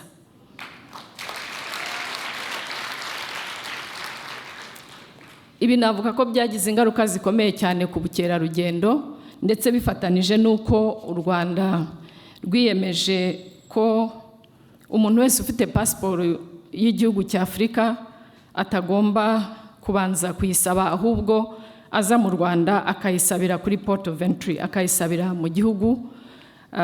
Imibare y'abakerarugendo mu Rwanda ikaba yarikubye ibirenze inshuro 2, ikava ku bihumbi birenga 600. Ubu abakerarugendo mu gihugu bakaba barenga 1,200,000.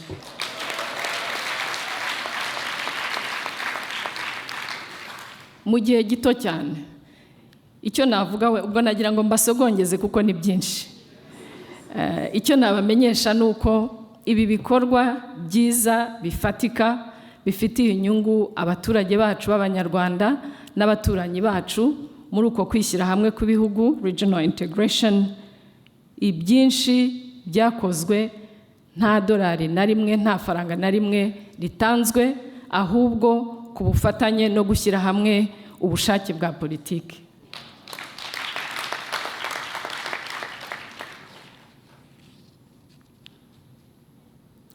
Mu bikorwa bikomeye biri mu gihugu cyacu ndetse no mu karere no muri iyo Northern Corridor, icyo twifuje ni uguhuza ibikorwa remezo by'ibihugu byacu. Cyambere birahenda cyane, ari ukubaka ikibuga cy'indege, ari ukubaka gari ya moshi, ari ukubaka imihanda. Ni ibintu bihenda cyane. Twishyize hamwe nk'ibihugu tukagenda tureba uburyo twahuza kugira ngo n'amafaranga tubitangaho agabanuke, ariko tunungukire hamwe nk'ibihugu by'abaturanyi, nk'ibihugu by'abavandimwe. Ibivamo umusaruro wo ni mwinshi cyane. Tukaba rero uretse muri uwo muryango wa Afurika y'Iburasirazuba, mu minsi ishize mwagiye mubona ko ari mu ngendo z'abakuru b'ibihugu, ari mu mikorere y'inzego zitandukanye z'igihugu, tugenda tugerageza kwegura amarembo tugana muri Afurika yo hagati na Afurika y'Iburengerazuba, kandi nabyo bikaba bifite inyungu zikomeye cyane muri integration ku rwego rwa Afurika, kugenda duhuza ibihugu byacu ku nyungu zumvikana nk'izo nagiye mbabwira. Ariko twebwe nk'u Rwanda tukaba turi igihugu kibona nk'u Rwanda ariko tukibona nk'Abanyafurika. Tugasanga gushyira hamwe ibikorwa byacu, gukomeza gusangira ibitekerezo, gukomeza kugerageza kwibohora, kuko kwibohora ibihugu byinshi bya Afurika dufite muri iki gihe, mu by'ukuri biragaragara ko kwibohora atari ukugira indirimbo yubahiriza igihugu n'ibendera. Kwibohora ni inzira ndende. Muri iyo nzira ndende rero twishyira hamwe nk'Abanyafurika, tugashakisha uburyo ingufu zacu hamwe twabasha kurushaho guteza imbere abaturage bacu dufatanije. Aho umwe afite icyazi akagisangira n'abandi, aho umwe afite ibyagiriye akamaro igihugu akabisangira n'abandi, tukagenda duhererekanya imikorere myiza. Byagiye bigaragara rero mu Rwanda cyane muri iyi myaka ishize, cyane cyane mu bavandimwe bacu b'Abanyafurika. Ibyinshi nzi ko mwagiye mubikurikira mu makuru ndetse mu rwego rw'ikoranabuhanga. Ni ibintu bidufitiye inyungu twese hamwe, bikaba bifitiye n'igihugu cyacu u Rwanda n'Abanyarwanda akamaro. Ahangaha wenda navuga ko indege y'igihugu cyacu Rwanda Air igenda irushaho kubona isoko ku mugabane wa Afurika. Ni naho twibanda cyane mbere yo kujya ahandi, ku buryo mu myaka itari myinshi tubona ko indege y'u Rwanda ndetse inakunzwe cyane ku mugabane wa Afurika izaba iri muri kapitali nyinshi cyane muri Afurika, mu bihugu bya Afurika. Mu minsi mikeya cyane iri imbere, ndetse navuga mu gihe cy'amezi, indege yacu ya Rwanda Air izaba ijya mu gihugu cya Côte d'Ivoire, mu gihugu cya Guinée Conakry, mu gihugu cya Central African Republic no mu gihugu cya Chad. Nkaba nanishimiye kuko ndabizi ko mukunda kugenda cyane nkanjye, nkaba nishimiye kubamenyesha ko indege ya mbere nini cyane ya Rwanda Air izagera mu gihugu mu mpera z'uku kwezi, ku itariki ya 27 z'uku kwezi. Indege ya Airbus 300 izaba igeze mu Rwanda, ibasha gutwara abapasaje benshi bahagije, kuko hari hamwe indege yacu ijya tubona ko tuvayo dusize imizigo cyangwa se dusize abantu, tukaba rero mu muti turimo dushaka mu ndege twakomanze nk'igihugu ebyiri zizaboneka muri uyu mwaka, indege zitwara abantu bagera kuri 300 barenga. Iya mbere rero tukaba tuzayakira mu mpera z'uku kwezi.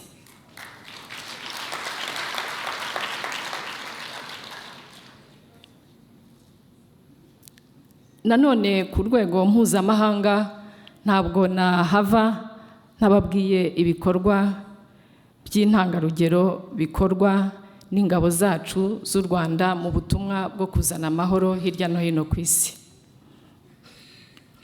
Nkaba ndetse mbamenyesha ko muri izi nama nyinshi zigiye kubera mu muryango w'abibumbye muri iyi minsi iri imbere, harimo inama tuzitabira zikomeye zo kuganira ku imikorere myiza mu bijyanye no kurinda amahoro,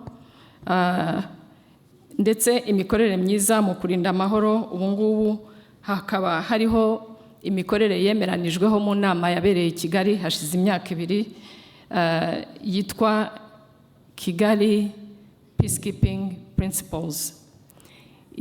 Iyo mikorere myiza yitiriwe u Rwanda n'umujyi wacu wa Kigali, ikaba imaze kubona ibihugu birenga 35 byiyemeje kujya muri iyo mikorere myiza, bikaba bigaragaza rero uruhare rufatika kandi rwiza ingabo zacu zifite hirya no hino ku isi aho ziri mu butumwa bwo kurinda amahoro.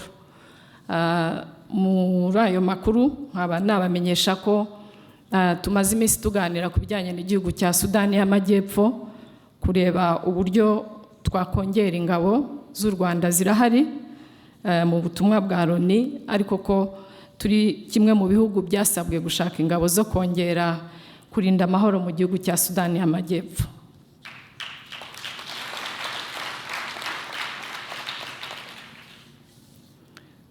Mu rwego mpuzamahanga nanone ntabwo narangiza ntavuze kuri iyi nama igiye gutangira muri New York nababwiyeho, ifite theme, ifite insanganyamatsiko ya Sustainable Development Goals, guhuza ingufu zacu kugira ngo tubashe kugera vuba kandi neza kuri izi ntego za Sustainable Development Goals twifuza kugeraho nk'isi mu mwaka wa 2030. Nicyo iyi nama izibandaho, niyo theme. Twebwe rero nk'u Rwanda aho tugeze mu gihugu tukaba turi muri process yo guhuza intego zacu z'iterambere dusanganywe, izi ntego z'ikinyagihumbi Millennium Development Goals, kuko hari twagiye dusigara tutagezeho tutabashije kugeraho mu mwaka ushize, tukabihuza na gahunda ya Sustainable Development Goals kugira ngo twe gukora tugana muri directions zitandukanye. Turi muri process yo guhuza SDGs n'imikorere yacu muri gahunda twiyemeje y'iterambere.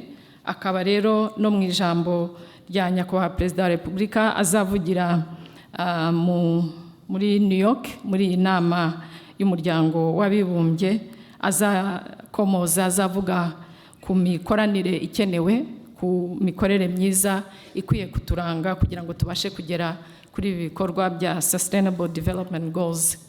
Ndetse nkabamenyesha nuko u Rwanda ari cyo gihugu cyahawe kugira icyicaro cya Sustainable Development Goals Center for Africa.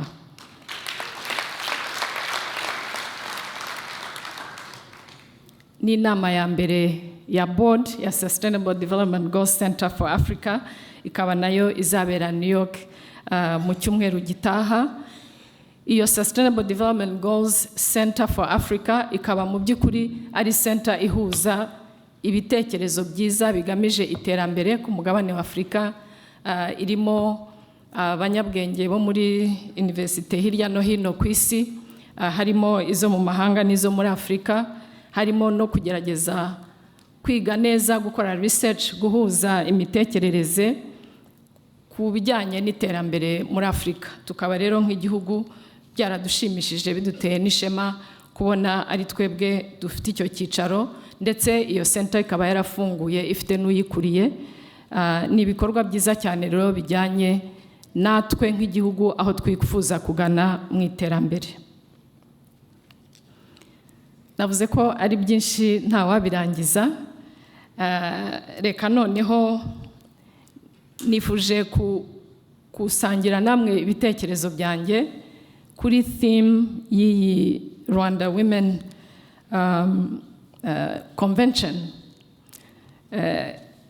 Theme ishimishije cyane, insanganyamatsiko ishimishije cyane, different paths, same direction. Uko ngewe mbyumva kandi ko numva byumvikana ku bantu benshi, twese mu by'ukuri duturuka ahantu hatandukanye, ari aho tuvuka, ari mu mitekerereze, ari mu byifuzo, ari mu buzima bwacu bwa buri munsi. Nk'abanyarwanda, nk'abanyarwandakazi, ntawavuga ngo tumeze nk'abana bambaye uniform, twese tumeze kimwe, turatekereza kimwe. Turaturuka muri paths zitandukanye cyane, ariko aho tugana ni hamwe, same direction. I really like this theme, kuko hari igihe usanga impaka dukunze kujya nk'abanyarwanda bimeze nk'aho icyo umwe atekereza n'undi akwiye gutekereza gutyo byanze bikunze. Twe turi igihugu cyifuza ko abanyarwanda bafunguka mu mutwe bakareba ibiriho hirya no hino ku isi, bakagira imitekerereze yabo myiza, ariko tugahuriza yuko aho tugana twifuza ko n'igihugu cyacu kigana haba hamwe.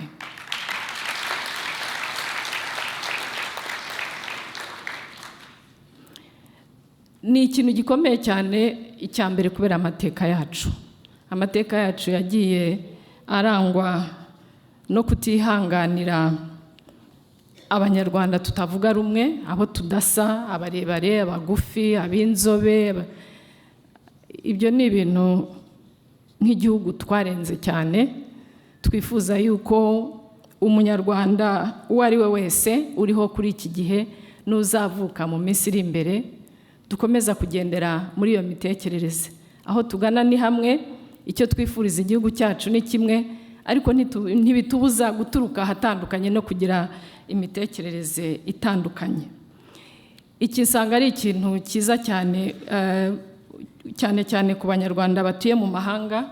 Nanjye narahatuye, ndazi imitekerereze n'imikorere rimwe na rimwe usanga hari amakimbirane atari ngombwa, kuko icyo umuntu umwe yifuza n'undi ashobora kwifuza ikindi. Upfa kuba wowe ibyo wifuza bitagirira nabi wundi, mukaza kugira aho muhurira. Ni ikintu cyiza cyane, nifuza ko mu kanya nidusangira ibitekerezo twakiganiraho. Nk'uko nabivuze, ubuyobozi bw'igihugu aho tugeze ubu nk'igihugu, turifuza yuko umunyarwanda uri mu mahanga akamaro gakomeye cyane tumutegerejeho ni ukugendera muri iyo mitekerereze, kumva ko igihugu arimo icyo ari cyo cyose afite igihugu cye, kimwibuka, kimutekereza, kimuha agaciro, ashobora gutahamo, ashobora kujya gutembera akagaruka mu mahanga, mu mirimo, mu mashuri n'ibindi. Ariko icyo twifuza, expectations, akaba ari uko muri iyo mitekerereze itandukanye n'ubuzima butandukanye dukomeza kugaragaza indangagaciro, values z'abanyarwanda aho bari hose hirya no hino ku isi.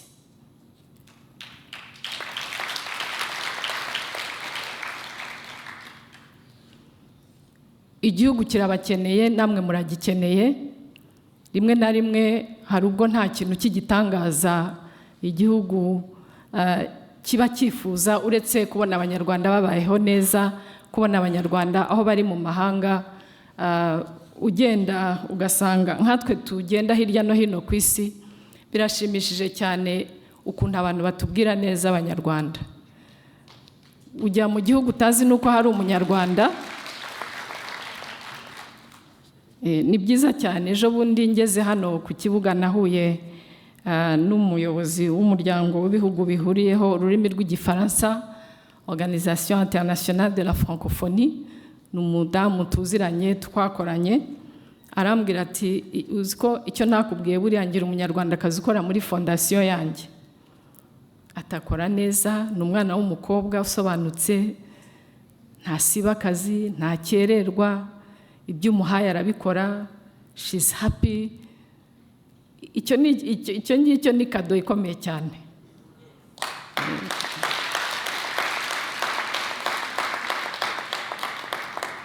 Nigeze kujya muri California hashize imyaka myinshi nk'itandatu cyangwa 7, shimishwa cyane no ko bariya bari mu mwuga wo gukora za filmmakers, mu mwuga wo gukora za sinema.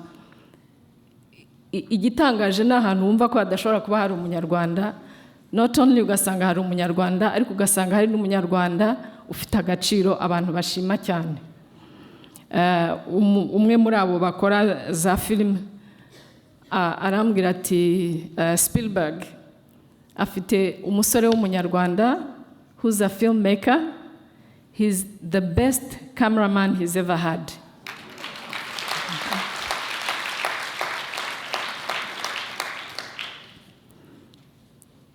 Nigeze kujya muri Japan naho hamaze igihe harabaye ibyago bya sinzi uko byitwa umutingito havanzemo n'amazi, a sort of tsunami. Ngenda ngiye mu kazi, ngezeyo abadepite babiri b'Abajapani basaba kumbona ngo tuganire. Umwe arambwira ati madamu naje kugutegereza hano, iyo nkubura hano nari kuza kuri hoteli yawe nkahicara nkarara kugeza igihe nkuboneye, ati kugira ngo nkubwire umugore w'umunyarwandakazi utuye aho ababyeyi banjye batuye muri village ahantu kure muri Japan. Arambwira ati nari hafi kujya kukura y'ababyeyi banjye ko barashaje cyane, ariko nasanze baturanye n'umugore w'umunyarwandakazi. Arabyuka mu gitondo akajya kubareba, akareba ko baramutse, ko banyoye icyayi, ko bafite ikibazo, akabafata nk'aho ari ababyeyi be kandi bataziranye. Ati rero numvise ko Minisitiri w'u Rwanda yaje hano, numva icyo kintu ngomba kukikubwira nkakigushimira.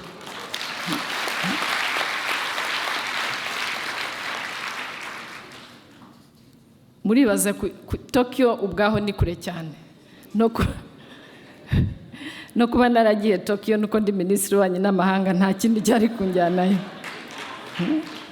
Ariko umuntu akaza akakubwira ati Abanyarwanda, you are very special people. Umuntu urebera ababyeyi banjye atabazi ari uko baturanye gusa, yabona habaye ibyago agahaguruka kuko bo barakuze cyane, bari bageze mu myaka nka 80. Atari kubu nagumye hano Tokyo, twabaye inshuti, yabaye nk'ari mushiki wanjye, ndamutelefona nkamuha ubutumwa akabumpera ababyeyi.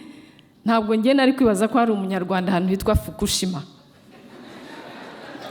Byarantangaje cyane.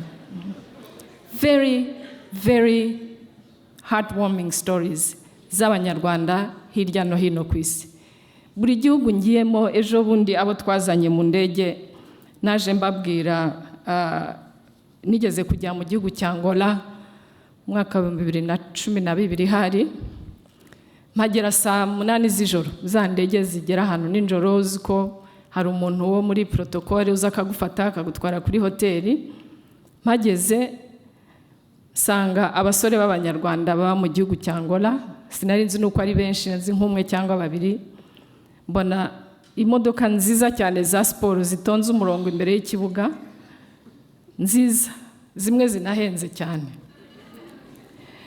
Hanyuma dusohotse mu kibuga tujya kuri hoteli mu masaa 8 n'igice z'ijoro, numva abantu bariho baransuhuza mu Kinyarwanda.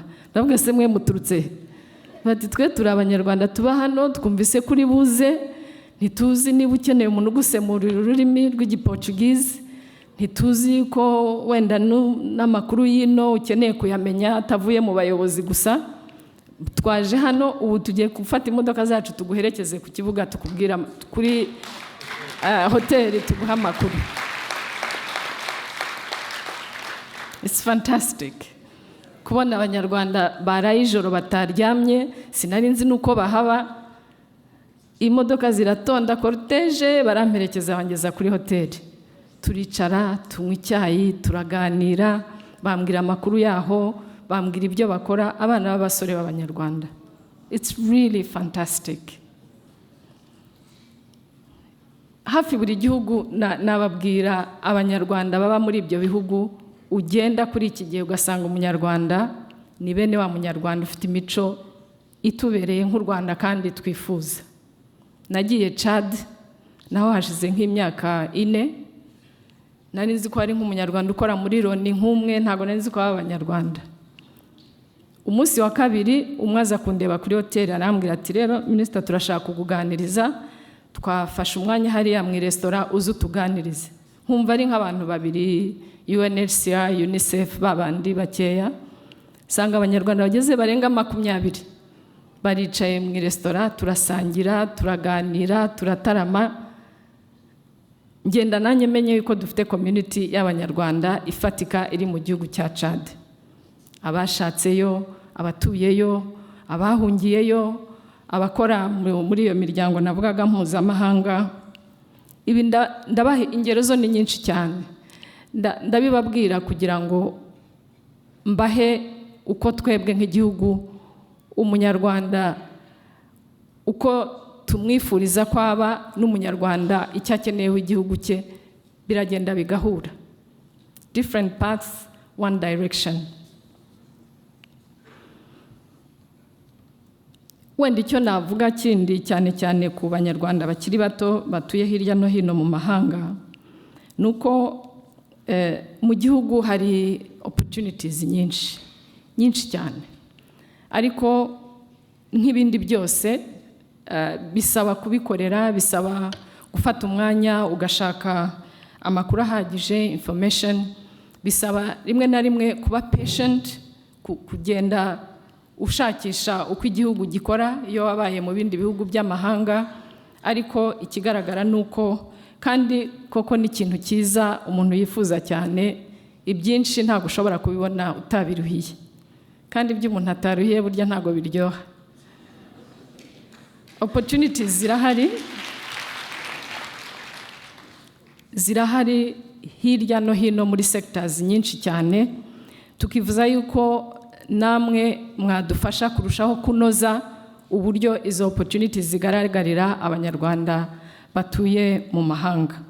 Ariko nk'u Rwanda nk'igihugu dufite sectors nyinshi tudafitemo ubushobozi buhagije, twifuza yuko mbere yuko n'abandi cyangwa se hamwe n'abandi baturutse mu bindi bihugu abanyarwanda batuye mu mahanga badufasha, ari ukubikorera aho bari, ari ukuza mu gihugu tugafatanya closing izo gaps zihari mu mikorere myinshi cyane muri sectors zitandukanye ziri mu gihugu. So we must come together united from different paths but going in the same direction. Abanyarwanda bakiri bato cyane cyane sinzi ko mubona amahirwe mufite kuri iki gihe, kubona igihugu muri gahunda zose umuntu abanza gutekereza icyo urubyiruko rurakuramo iki, urubyiruko inyungu yarwo ni iyihe, twabigenza gute kugira ngo urubyiruko rw'u Rwanda rurusheho kugira amahirwe ari ajyanye n'imyigire, ari n'ajyanye n'akazi. Igihugu usanga buri gihe gitekereza ese abanyarwanda b'ejo ibi turiho dukora bizabageraho bite, bizabagirira akamaro gute. Ahangaha naho bisaba yuko abantu bafatanya kugira ngo imitekerereze itandukanye ndetse n'ibyifuzo by'abantu babihuze, ariko ari we akuremo inyungu ye n'igihugu gikuremo inyungu, twese tugende from different paths in the same direction.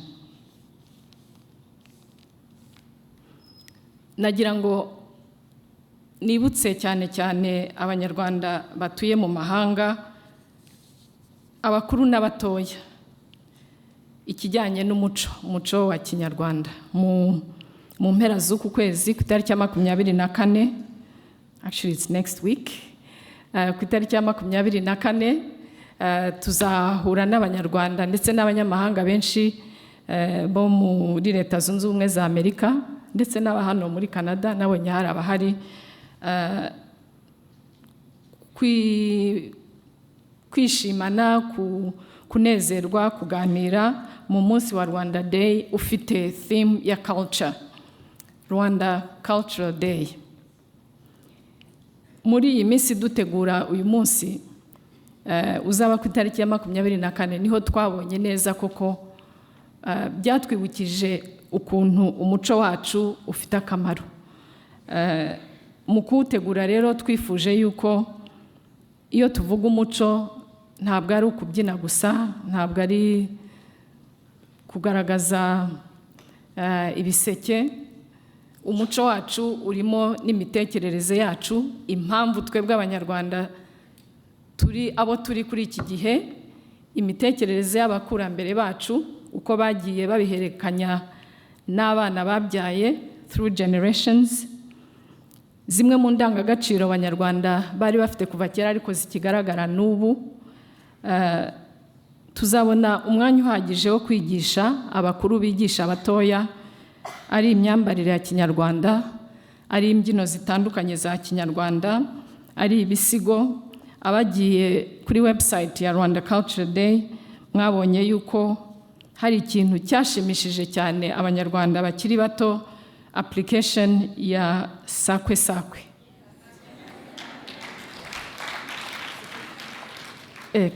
Ndabona namwe muri babandi bakora sakwe sakwe. Ntabwo nari nzi ko sakwe sakwe kuri internet ishobora kuryoha. Imigani ya kinyarwanda, udukino, imitekerereze, uko abanyarwanda bafataga abantu bakuze, uko ababyeyi bishimiraga abana, uko abana bubahaga ababyeyi, umuco ariko mu bintu bitandukanye atari kimwe cyangwa se bibiri bigaragara mu muco wacu. Turifuza yuko umuco wa kinyarwanda ujya mu banyarwanda bari global citizens. Umunyarwanda utuye mu mahanga akagira ko kantu k'iwabo kamuranga keza, kamutandukanya n'abandi, kandi abana batoya bagakura biga iyo mico myiza ya kinyarwanda. Ntago bivuga ko n'ibihugu barimo bifite imico myiza, ni ugutoramwo imyiza, imibi umuntu akayihorera, ukongeraho n'iy'ikinyarwanda. Icyo gihe uri umunyarwanda ufite uburemere globally. Turifuza rero yuko uretse uyu munsi wa Rwanda Cultural Day, ibi byo kuganira ku muco wacu, ku ndangagaciro z'u Rwanda byakomeza mu banyarwanda hirya no hino mu mahanga. Tuzakomeza kubagezaho ibitekerezo duciye muri za ambasade zacu, High Commission zacu, ariko no ku bantu ku giti cyabo, cyane cyane communities nk'izi zacu hano ziba zifite uburyo ziri organized, tukagerageza kubashyigikira nk'igihugu. Ndetse icyo gihe ejo bundi muri San Francisco tuzanagaragaza amasomo y'ururimi rw'ikinyarwanda yateguwe n'abantu bazi ururimi rw'ikinyarwanda n'ibijyanye no kwigisha, kugira ngo abanyarwanda bari mu mahanga babashe kwiga ikinyarwanda mu buryo bwiza bwateguwe n'abantu bazi kwigisha.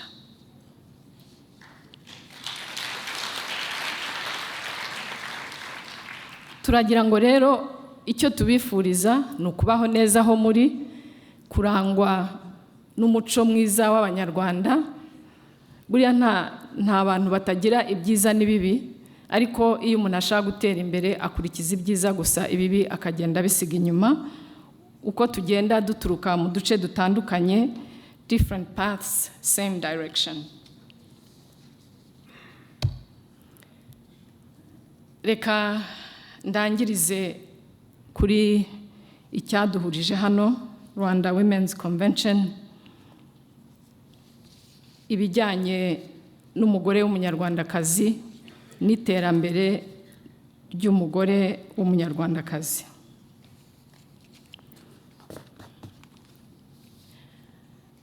Ahangaha reka nsabe ya mikoro umuntu atemberana.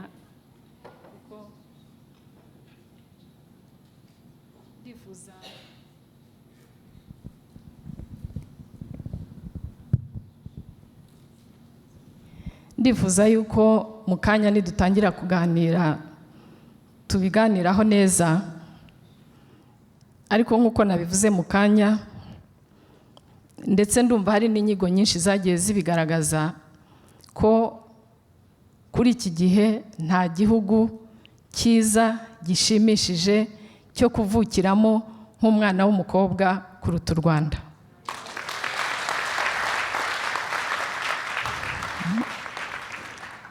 Hari inyigo nyinshi cyane ku Rwanda muri iki gihe, nyinshi zose, hafi zose, keretse ziriya ziba zifite izindi gahunda zishaka kugaragaza ibintu bidahari n'ibindi nk'ibyo, ariko inyigo nyinshi ku Rwanda zigenda zigaragaza ibintu byiza. Zimwe muri izo nyigo zivuga ko u Rwanda ari cyo gihugu cya mbere ku isi bishimishije cyane kuba umugore cyangwa se umukobwa ashobora kugenda nijoro akava aho ashaka akajya aho ashaka ntawe umuhohoteye.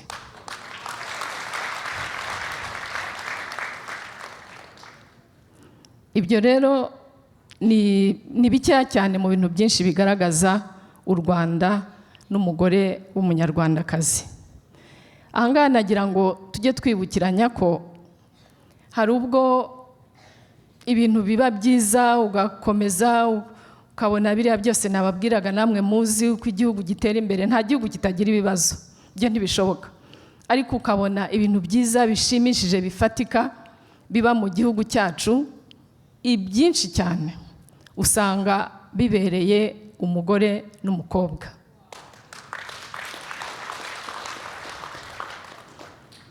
Hari ikiganiro nigeze kugira mu minsi ishize igihe cya World Economic Forum, tuganira n'abana b'abakobwa baturutse hirya no hino ku mugabane wa Afurika. Ntangira kubabwira jyewe ku giti cyanjye nk'umugore w'umunyarwandakazi ukuntu numva bimeze. Mbabwira ibyiza byoroshye, mbabwira n'ibitoroshye. Mwibuke icyo twavuganye yuko ikintu umuntu ataruye ntabwo kiryoha. Ni ukuvuga ngo umunyarwandakazi ni umuntu ufite byinshi, ufite opportunities nyinshi, ariko kugira ngo agere no kuri byinshi biramusaba gukora akazi kenshi. Ikigaragara ni uko abanyarwandakazi uhereye kuri bariya bamama hirya no hino mu gihugu, iyo uvuye mu mujyi wa Kigali ukatembera hirya no hino mu gihugu, usanga umunyarwandakazi w'imyaka iyo ari yo yose ari umuntu ushaka gutera imbere, ufite ambition. Hari umuntu ugomba kuba ari hano mu bateraniye hano tuziranyeho, umukecuru wagiye kwiga gusoma no kwandika afite imyaka irenga 90. Murumva ukuntu bishimishije? Hari umuntu bafite icyo bapfana uri hano, ariko to me that was the most amazing story. Umukecuru ukamubaze se wagiye kwiga ubuse ubihera he? Akavuga ati jyewe mfite abuzukuru benshi, ntabwo rero najya kwicarana n'abuzukuru iyo baje hano mu rugo bafite udutabo, bafite amakaye bandika, yese nababwira iki? Ati nanjye naragiye njya mu ishuri njya kwiga.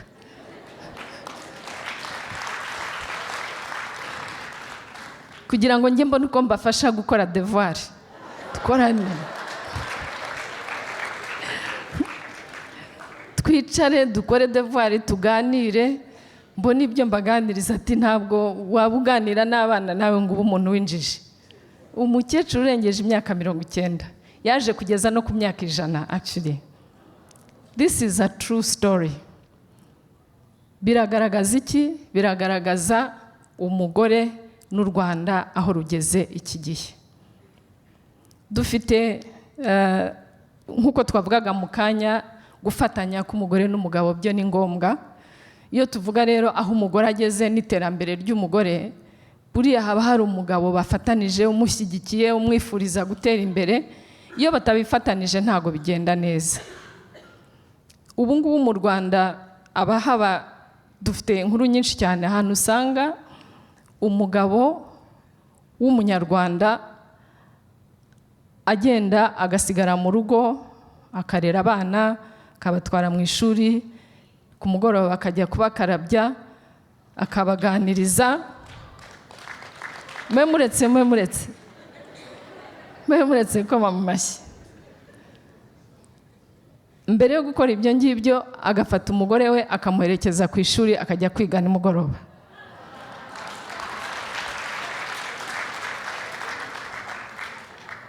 Murumva bidashimishije? Ahangaho ntago mvuga ba ministri, ba depite, bande, ndavuga umunyarwanda wacu, mwene wacu usanzwe. Usanga imitekerereze ye ku bijyanye no kubaho neza by'umugore by'umukobwa bigeze kure cyane mu mitekerereze. Ntago ari bimwe by'amategeko bya 30%, biriya ni ngombwa kugira ngo bigaragaze icyerekezo abantu bajyamo, ariko igihugu cyacu, u Rwanda rwacu rugeze kure cyane mu guteza imbere umugore, umunyarwandakazi, umwana w'umukobwa.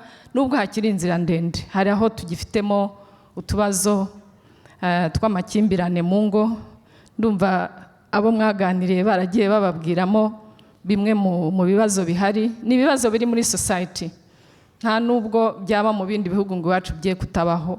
Cyangombwa no kugerageza kugenda tubigabanya tubirwanya, ariko kwicara hano tukaganira ku iterambere ry'umugore kuri twebwe ni ibintu bifatika, ntabwo ari byo twabonye muri sinema, ntabwo ari umuntu waduciriye umugani. Turabizi neza yuko u Rwanda uno munsi ruha agaciro umugore, umwana w'umukobwa ku buryo bufatika, ku buryo bugaragara. Ni ikintu cyiza cyane cyo kwishimira, kuko umugore cyangwa se umukobwa hari igihe mu mateka yacu byageze aho bimera nk'aho yambuwe uburenganzira bwe. Ubuyobozi bwiza rero bugomba gusubiza buri munyarwanda wese uburenganzira bwe, akabaho neza kuri we ku giti cye, akanabaho neza kugira ngo arusheho kugirira akamaro society. Muri icyo kiganiro nahaye abana b'abakobwa twaganiraga mu kwezi kwa gatanu i Kigali, bambazaga ibibazo byinshi: akazi, urugo, ingendo, guhora mu mahanga. Ndababwira nti ntabwo ari ibintu byoroshye, ariko birashoboka. Kandi jyewe umbajije ubu ngubu nk'umugore w'umunyarwandakazi ukora akazi nkora, nta kandi kazi ku isi nakubwira ko karyoshye kuruta aka ngaka.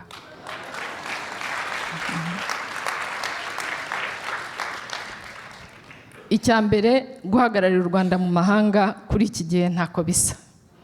Uragenda ugasanga akazi kenshi kakozwe na reputation y'igihugu, ibisigaye bikaba gusa kwiga amadosiye neza, kwicara ugategura, gukorana n'abandi kugira ngo muhuze ibitekerezo. Ndetse nshaka no kubabwira kuri iyo part itoroshye, ibyo bitoroshye ku mugore muri rusange. Nibaza ko ari umutoya ari umukuru. Jyewe mu mikorere yanjye, mu mitekerereze yanjye, I'm a bit conservative. Hari ubwo ngaragara nkaho ndi very progressive, ariko buriya ntabwo ari byo. Ntabwo ari byo. Jyewe mu mikorere yanjye nifuza ko iyo mvuye mu mirimo, mvuye ku kazi, ngeze mu rugo, ngomba kuzungurukamo gatoya mu rugo, nkareba ukuntu ibintu bimeze, nkareba ko ibintu biri ku murongo. Mba nifuza ngo iyo ndi mu kazi mbe ndi mu kazi, ariko iyo ndi mu rugo mbe ndi mu rugo. Hari nubwo cyane cyane mu mirimo yacu umuntu aba agomba gukurikirana ibintu byinshi, uba uri mu rugo ukora n'akazi, byose ukabivanga. Ariko for me it's important to feel my space and my presence in my home. So bimwe mu byo nababwiraga rero bigoye ni ukuba uri umugore udaherutse mu rugo, ukaza ukatangira gushakisha aho cafetiere iri ukayibura, ukazunguruka ugasanga ibintu byarahindutse mu rugo. Ni ugushakisha uburyo ari ku kazi ari no mu rugo byose ugerageza ko bigenda neza.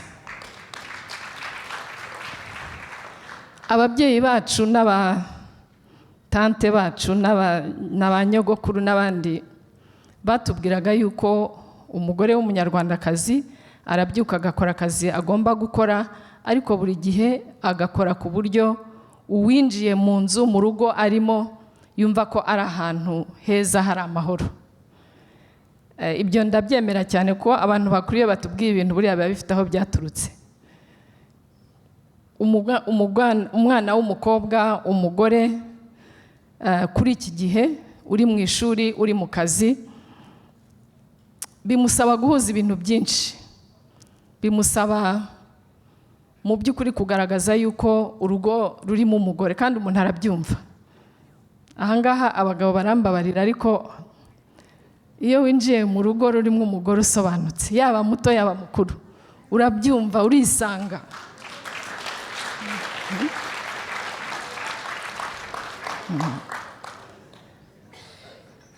ku bakobwa n'abagore bakiri batoya bagishaka ingo, ntibazababeshye, burya ntabwo ari ibintu byoroshye, ariko umuntu ashobora kubigeraho kuko biragusaba gufata umwanya wo kumenya ibyo mu rugo. Ntabwo bivuga ko ari ugomba gukora imirimo yose yo mu nzu, ariko burya umugore aba afite akantu ko kumenya ko ibintu byose mu rugo bigenda neza, ibikenewe biboneka, abandi mu rugo bagomba kuba bafite amahoro, bamerewe neza. Buriya ni ryo banga umugore afite umugabo aba adafite.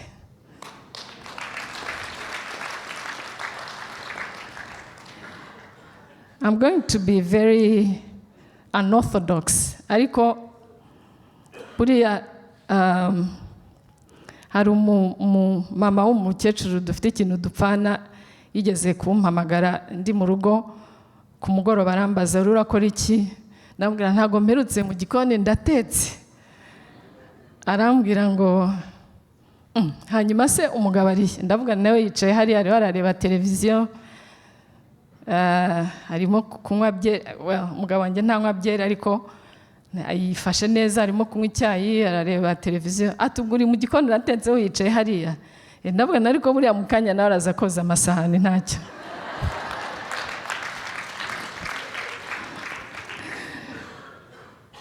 Umugore n'umugabo mu rugo, cyangwa se abana b'abakobwa n'abana b'abahungu, gusangira imirimo is just fine, nta kibazo kirimo. Buri wese aba afite ibyo akora neza kuruta uwundi, murasangira imirimo, umwe agakora ibyo azi, undi agakora ibyo azi, buri wese akagira uruhare.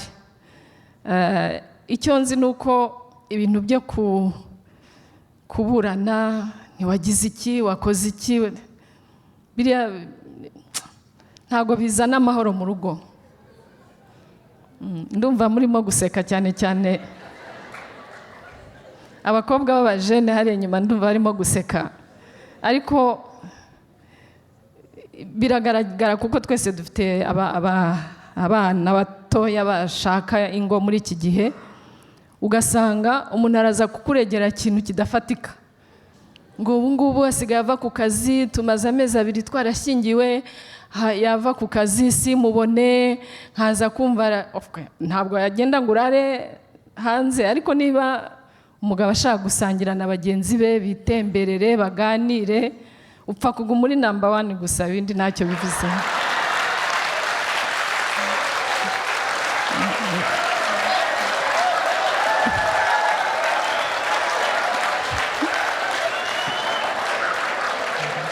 Nibyo.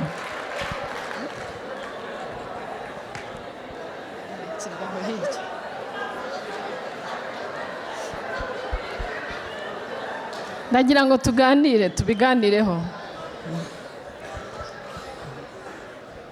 kuko nge hari abantu nzi b'inshuti zanjye, abakobwa, my nieces n'abandi, ukumva aje kukuregera ngo ubu ngubu bibaye saa 9 z'ijoro ntarataha.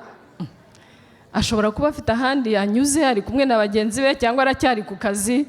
Just calm down. Umuntu nagera mu rugo, asange mu rugo hari amahoro, yisange, muganire, musangire. Iyo ni imico.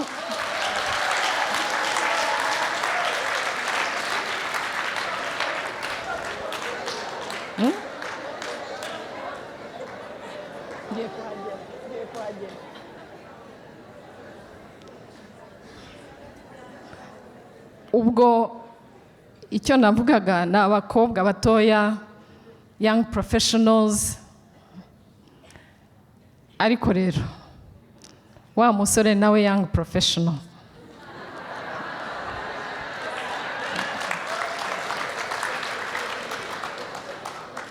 nawe mugezeho.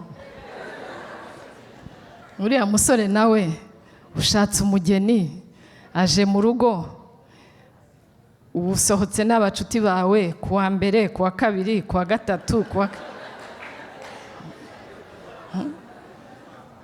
ubwo nabanje kumuvugira, ariko nawe ugomba guha umwanya, ugomba guha igihe cyo kumwumva mugenzi wawe, umugore wawe, umukobwa w'inshuti yawe.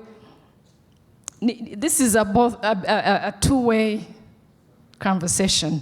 Ntabwo wavuga ikintu cyiza ngo uvuge ari we wibwira undi nawe atakubwira. Ariko icyangombwa ko ngewe ndiho ndaganira ku bijyanye n'abana b'abakobwa bakiri bato n'abagore mu muco wacu wa Kinyarwanda, ntago bikubuza ngo mubyuke mwembi mwambare ipataro mujye ku kazi.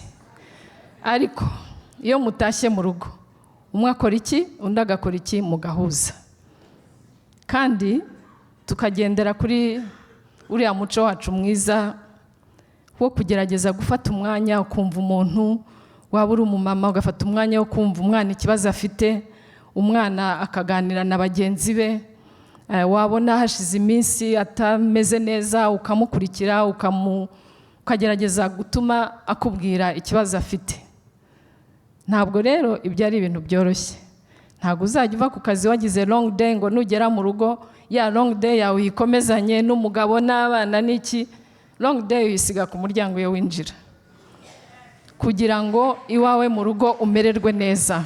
It's very important. Ikindi rero, we cannot have it all. Bariya bavuga ngo byose, ngo ibintu byose biri open, umugore ntibishoboka. Ye niko mbitekereza. Icyangombwa ni ukumenya icyo wihorera ukakireka n'icyo ukurikirana kugira ngo ubuzima bwawe bube bwiza kurushaho. Ariko icyo nzi, it is hard work, it is important work, and we can do it. Buriya icyo ngiye maze kubona, turebye no mu bagore bakuze, abanyarwandakazi, umuntu aragenda akajya mu bibazo ntumenye n'uko abifite. Akabyuka, agakaraba, agasokoza, akigira mwiza, agatambuka ntumenye yuko yasize ibibazo byinshi mu rugo.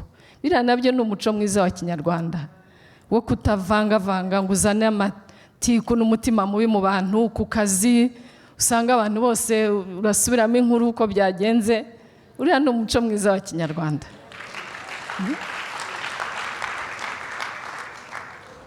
Kwihangana, to be pleasant, kwihagararaho, kugerageza gushakisha uburyo ikibazo kirangira, ariko utagombye kuzana umutima mubi mu bantu bose, abo mukorana, abo mujyana muri metro, biki, buri muntu wese yakubona.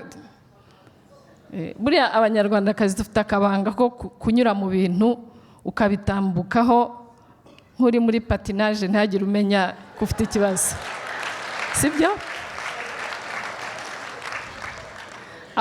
Abagore bakuze barabizi, ariko abakobwa batoya gutyo mu myaka bakiri batoya, usanga afite ikibazo gikwiye kuzabonerwa umuti. Nta kibazo kiba gitoya, ariko ukagira ngo isi byacitse. Kandi hari abandi bafite ibibazo bikomeye cyane bikurenze. Buriya twebwe mu muco wacu rero wa Kinyarwanda ni ukwiga kurangiza ikibazo cyaba kitararangira, ukamenya uko ukifatamo buhoro neza, ukagishakira umuti, ariko ntibigutere kuba umuntu uri aho umuntu wese yakubona akabona ko ufite ikibazo. Buriya kigeraho kigakemuka, ariko igihe ikibazo kitarakemuka, rimwe na rimwe ugomba kureba uburyo ubinyuramo utagombye gutera umwuka mubi mu bo mubana cyangwa se mu bo mukorana. Kera ngiye kwiga muri Amerika, nari agakobwa keza gatoya gutyo.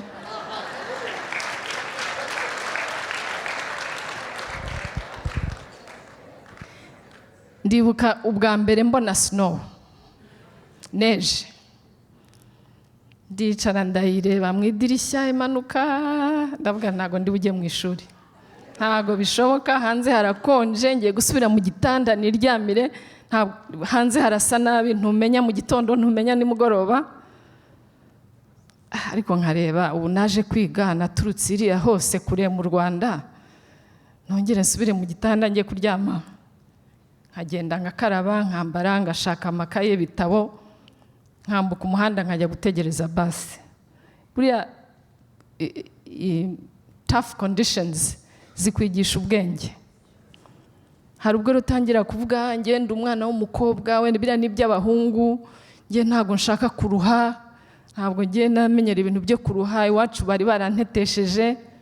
No, you get up and go.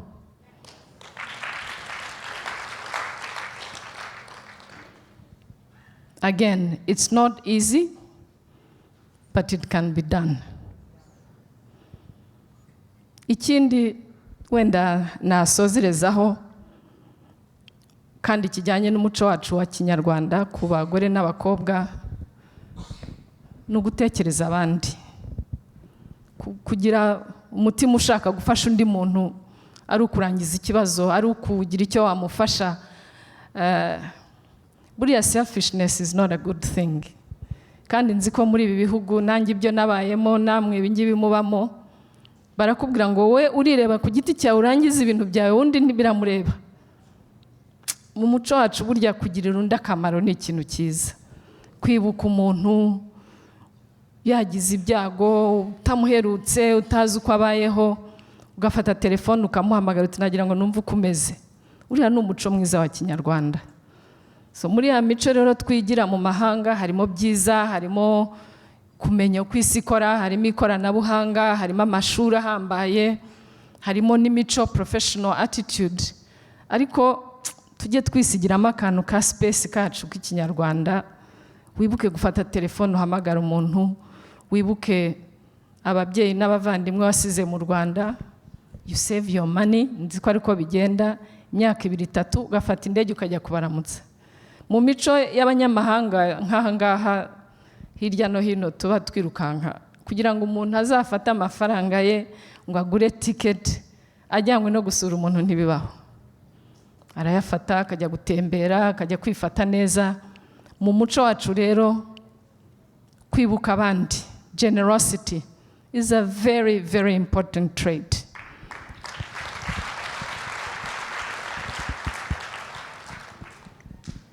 Kuyavuga si ukuyamara, reka mbe mpagararikiye aha ngaha. Nari nabahaye warning ko dushatse kuganira u Rwanda, iterambere ry'abagore, ibyo bidusaba kugira ngo tubashe gukomeza gutera imbere, byadufata umwanya munini cyane. Nanezerewe cyane uyu mwanya tuganiriye, ubu nanjye ngiye kubatega amatwi. Murakoze.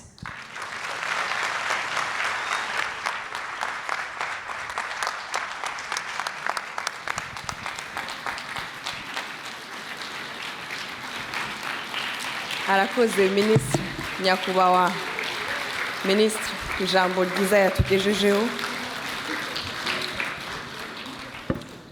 Thank you, Honorable Minister. Muri aka kanya rero nagira ngo dukomeze muri gahunda y'abantu bafite icyo bashaka kubaza Nyakubahwa Minisitiri. Kubera igihe kitari budukundire, twagira ngo duhe umwanya abantu 3, turabasaba yuko ibibazo byanyu biba bigufi kandi mugere ku ngingo kugira ngo babashe kugira n'umwanya wo kubasubiza. Ntabwo mukeneye kujya kure, mufite hano hagati ku mpande zombi dufite microphone. Abo bantu 3 nabasaba yuko mwahaguruka mukaza hano hagati tukumva ibibazo byanyu. Murakoze.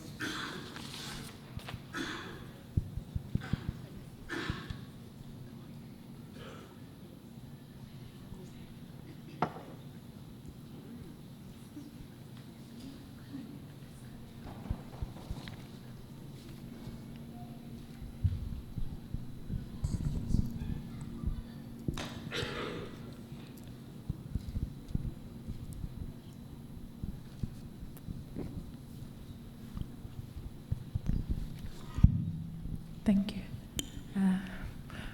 Mwiriwe. Imbere na mbere nashaka kubashimira cyane ko namumpaye akanya ko kubaza ikibazo canje. Nitwa Divine Usabase, nkaba ndi umunyeshuri kuri Université McGill. Nanumvise ibyo Nyakubahwa Minisitiri yavuze ku byerekeye Sustainable Development Goals. muri nari maze muri experience mfise hari nanje nari ndabirimwo hari ibintu ariko projet nariko ndakora yerekeye kwimplika abana batoyi abajeune muri no projet nyine agenda ya 2030 ndazi yuko the UN hamwe n'abandi n'ibihugu byose biriko biragerageza kugira implementing iyi agenda bafise imigambi yo kwimplika abana batoyi abantu mu myaka yanje canke muri mitoyi yanje nashaka kubaza ndazi ko namwe mwamvuze ko hariho that you have plans to include youth, young people.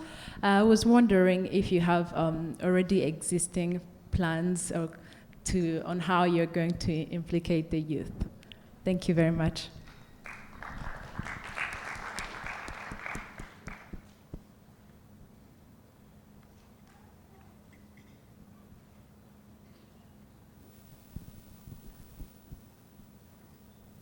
ngo mbanze mbashimire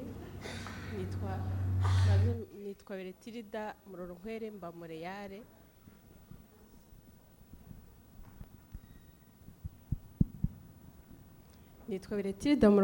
mba Montreal nagira ngo mbanze mbashimire kubona mwaje kudufasha iki gikorwa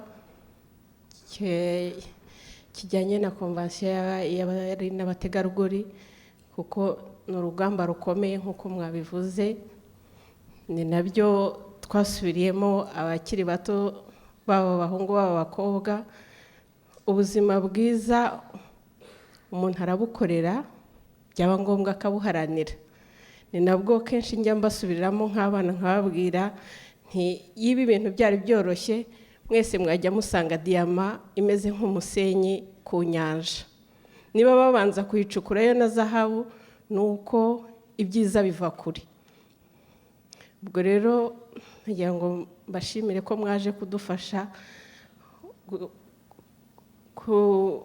gushyiraho imbaraga kugira ngo duserure dushake ikiza cyateza umugore w'umunyarwandakazi imbere ari nacyo kiba giteje umuryango abana n'umugabo n'urugo n'abavandimwe nk'uko mwabivuze n'inshuti zinjiye muri urwo rugo ruramo uwo mutegarugori zikahavana umutima ukeye ikibazo rero mfite ni ikibazo kibareba ejo mutazava hano nkabatumaho undi muntu mwatubwiye ibyo guhindura itegeko nshinga igihe hari hageze gutora cyane cyane nk'abadamu bakiri bato baramubwira guti tugiye gutora tuzatorera Ottawa akakubwira ati sinabona uwo nsigira abana sinabona uko nagaruka bitinze ibyo rero mu nyuma nasanze bitubereye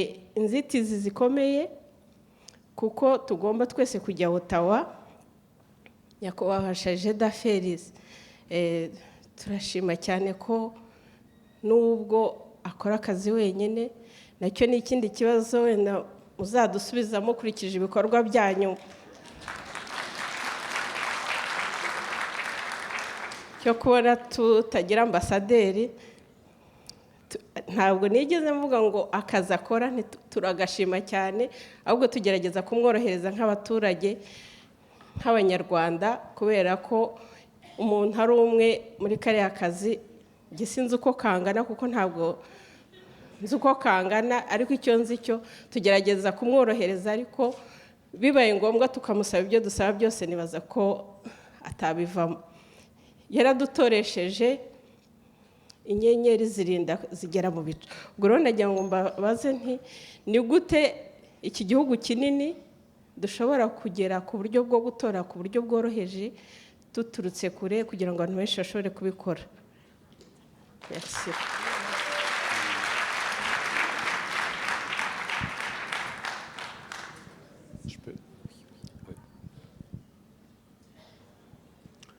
Mwiriwe nanjye nk'abandi nagira ngo tubanze tubashimire kuba mwatugendereye nibaza ko muri iyi myaka ishize mike Montreal twaratese cyane twagiye tugira ibihe byiza l'année passée twari twagize convention y'abasore none uyu mwaka tugize y'abategarugori nibaza ko ari ibihe byiza kuri twebwe.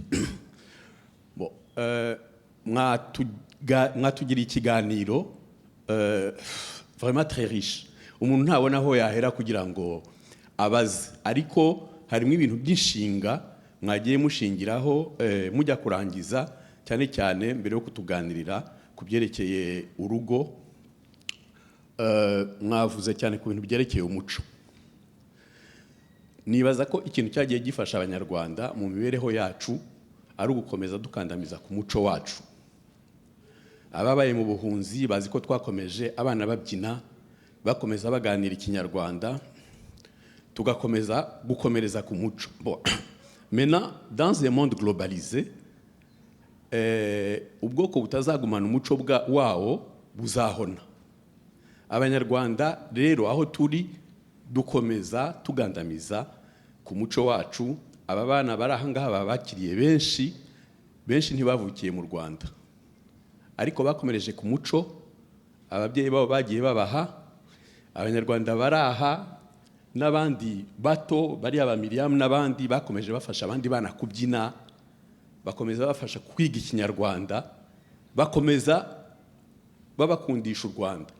Uyu munsi ubabaje utese ninde ministre w'imibanire y'u Rwanda n'amahanga bakubwira izina rye, pas avec l'accent qu'il faut, ariko ubaje ati ninde uhagarariye u Rwanda Ottawa, izina ryo riraborohera ni Shakira, donc c'est beaucoup plus facile. Donc nibaza ko c'est un commentaire, c'est vraiment très très important de maintenir la culture. Bon, ariko rero nagira ngo cette fois-ci mbaze ikibazo yenda kirasubizwa na nyakubahwa Diane, kuko twateranyijwe quand même na convention yerekeye abategarugori. Nyakubahwa ministre Mushikiwabo yabivuze mu nyandiko nyinshi, u Rwanda ni igihugu kiri hejuru cyane ubu ngubu mu bintu byerekeye abategarugori. Iba ari muri parlement, iba ari muri gouvernement, iba no muri za televiziyo tubona abantu bagaragara abategarugori no mu mirimo. Ejo bundi hari ibintu biriya byagoriye byo guha amazina n'ibiki, umwana wavugaga ari umwana w'umukobwa. Donc abategarugori mu Rwanda bari imbere. Muri experience yaha muri Quebec, changement zabaha muri Quebec zahagaze cyane ku bategarugori mu bintu bita revolution tranquille. Binahagararira cyane kuzamura umutungo w'abategarugori. Ikibazo rero cyanjye cyari ukubaza imishinga igaragara iri mu Rwanda ifasha abategarugori kugira ngo bagire autonomie économique, autonomie financière. Naho ikibazo cyanjye cyari gihagaze.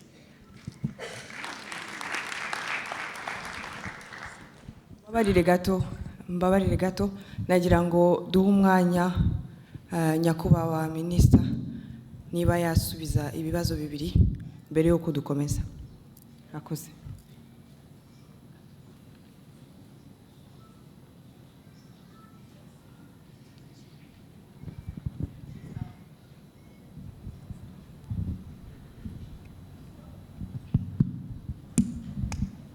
nagira ngo ubwo simbona ari abantu babiri bashaka kubaza, reka tufate ibibazo byose tubisubirize kimwe. Murakoze nyakubahwa. Banyita Nyabyenda Donate da Costa.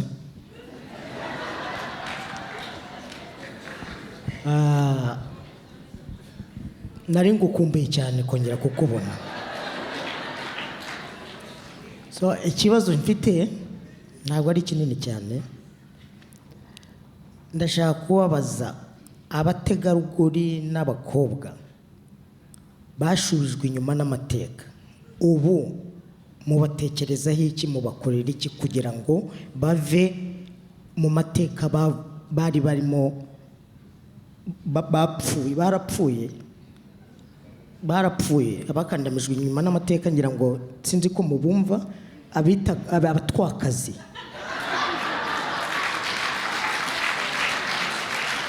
Murakoze.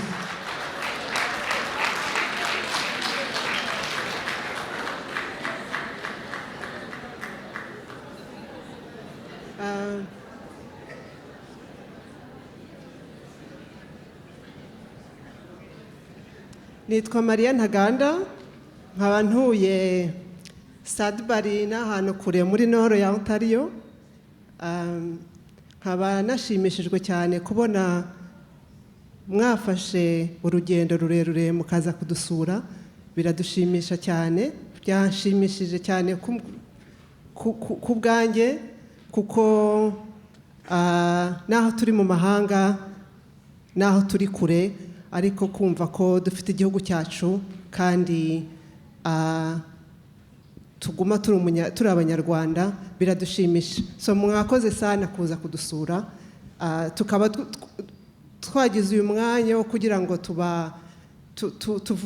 tubaganirize, tubabwire ibyo twifuza n'ibibazo dufite, tukaba twabibatura niba mwagerageza kubidufashamwo.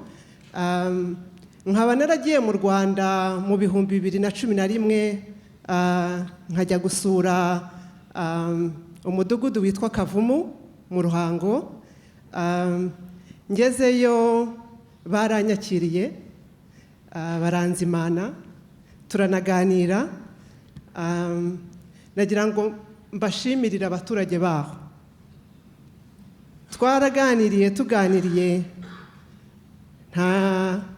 ntacyo bansabye kindi, ariko bambwiye ikibazo bafite, ko badafite ishuri ry'incuke mu mudugudu wa Kavumu aho bari batuye. Nabateze amatwi, numvise nk'uko nkora mu burezi, nkaba nzi agaciro ka education k'uburezi bw'abana, kandi nkaba nzi ko abana ari rwo Rwanda rw'ejo. Naho dutuye hano, umwana ni umwana, yaba ari umuzungu, yaba ari umwirabura, yaba ari umunyarwanda, bose ni abana, tugomba kubitaho kuko abana iyo witaye ku mwana neza niwe avamwo umuntu mukuru yifitiye akamaro, afitiye akamaro urugo rwe, afitiye n'akamaro community aturukamwo, niwe anagirira akamaro igihugu cye. Icyo gihe babimbwiye naraje mbitekerezaho, babimbwiye ntacyo nabashubije, ariko ntabwo nzibagirwa abagore bari bahari banje imbere barambwira bati wowe rwose tuzagufasha, nudufasha ukabona amafaranga yo kubakira ishuri tuzashyiraho akacu, natwe tuzabafasha. Nagira ngo mbabwire ko twageze hano turi abagore 3 twashatse amafaranga. Nagira ngo mbashimire n'ubuyobozi bwo mu Rwanda bwadufashije kubona ibipapuro byose bikajya mu buryo, tukabona n'ikibanza twahawe na paruwase ya Nzuki. None ishuri rikaba ryaratangiye kubakwa ry'abana b'incuke. Dufite abantu benshi badufasha. Nagira ngo mbabaze niba dufite nk'ibikoresho dushobora kohereza byo gufasha abo bana nibatangira ishuri. Ese hari uburyo mwabidufashamwo bikazagerayo bitaturuhije, kuko amafaranga twubakisha iryo shuri ni recollecte de fonds dukora kugira ngo tubashe kuryubaka. Umushinga wacu ukaba ari uwo kubaka amashuri 3 ya maternelle, rizuzura abana bakaba batangira muri janvier 2017, donc kwa mbere kuzaza, ariko tukazakurikizaho kugeza no mu mwaka wa 9, kuko aho bana bajya kwiga naho naba ari bakuru ariko ni kure cyane. Donc niba dushobora gufasha abana bikaborohereza, natwe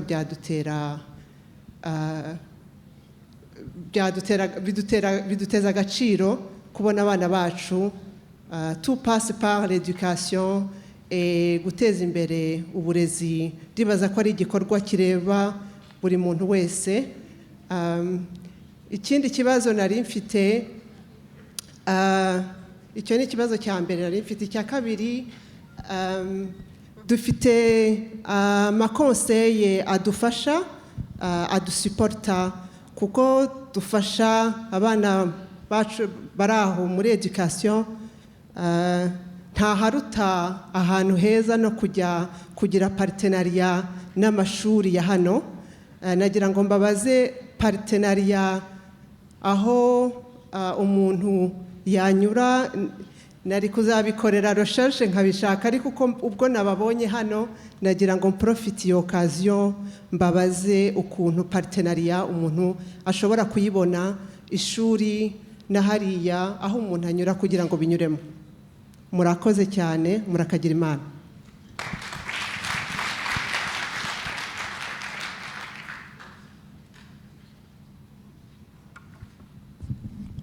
Murakoze, ndumva ibibazo byabajijwe byose ari byiza. Nagira ngo mbabwire ko abo turi kumwe hano bose basanzwe bakora mu Rwanda, tuhaba turi mu mirimo, twese ndifuza ko ibibazo twabisubiza hamwe. Reka wenda mbanzirize ku kibazo kijyanye na youth and SDGs. Kuvuga ko hari specific plans z'urubyiruko kugira ngo rugire uruhare muri SDGs,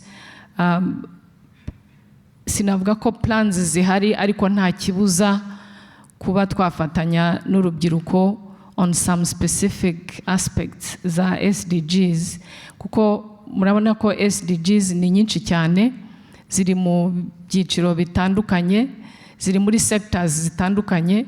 Ni ukuvuga ko bitewe na interest cyangwa se expertise umuntu afite, niba wowe your area of study is education or climate and environment or whatever aspect ya SDGs, nta kibuza yuko twakorana cyangwa se watwegera tukumva uruhare ushobora kugira, niba ari gukora analysis, niba ari uguhuza plans zindi zisanzweho biriya navugaga zo mu gihugu na SDGs. Any collaboration would be welcome. So ubwo twaza kuvugana tukareba aho interest yawe iri, kuko SDGs ziri mu byiciro bitandukanye, hanyuma tukareba any role that you could play mu gufasha nk'urubyiruko mu gufasha kugera kuri ziriya nshingano. Ndumva any collaboration would be welcome bitewe na area yawe of interest.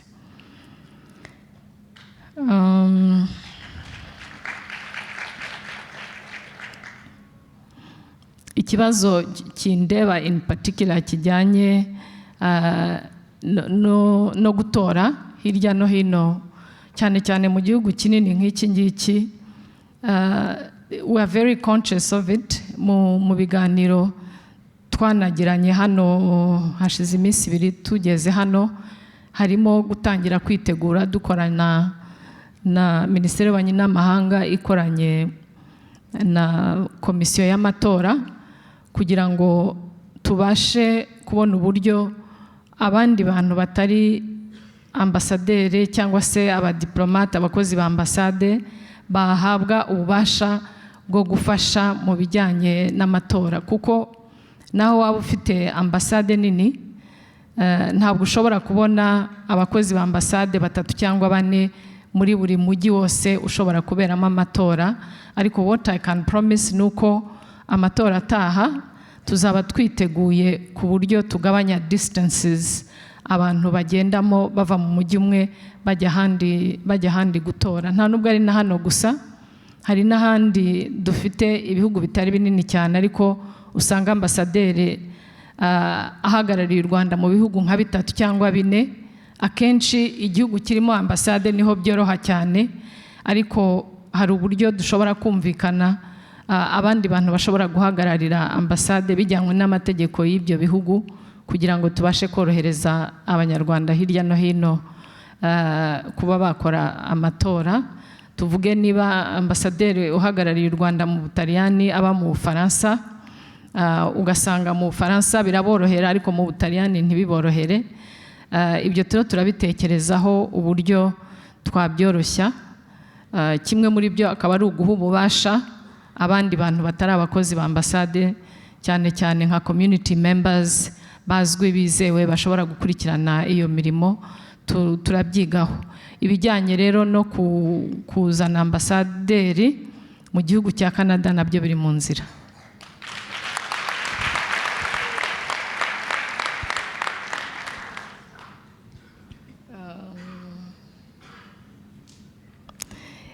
Hari ikibazo ndakirekera mugenzi wanjye minisitiri ushinzwe umuryango n'iterambere ry'abagore, ariko wenda ndakora comment ku bijyanye n'umuco.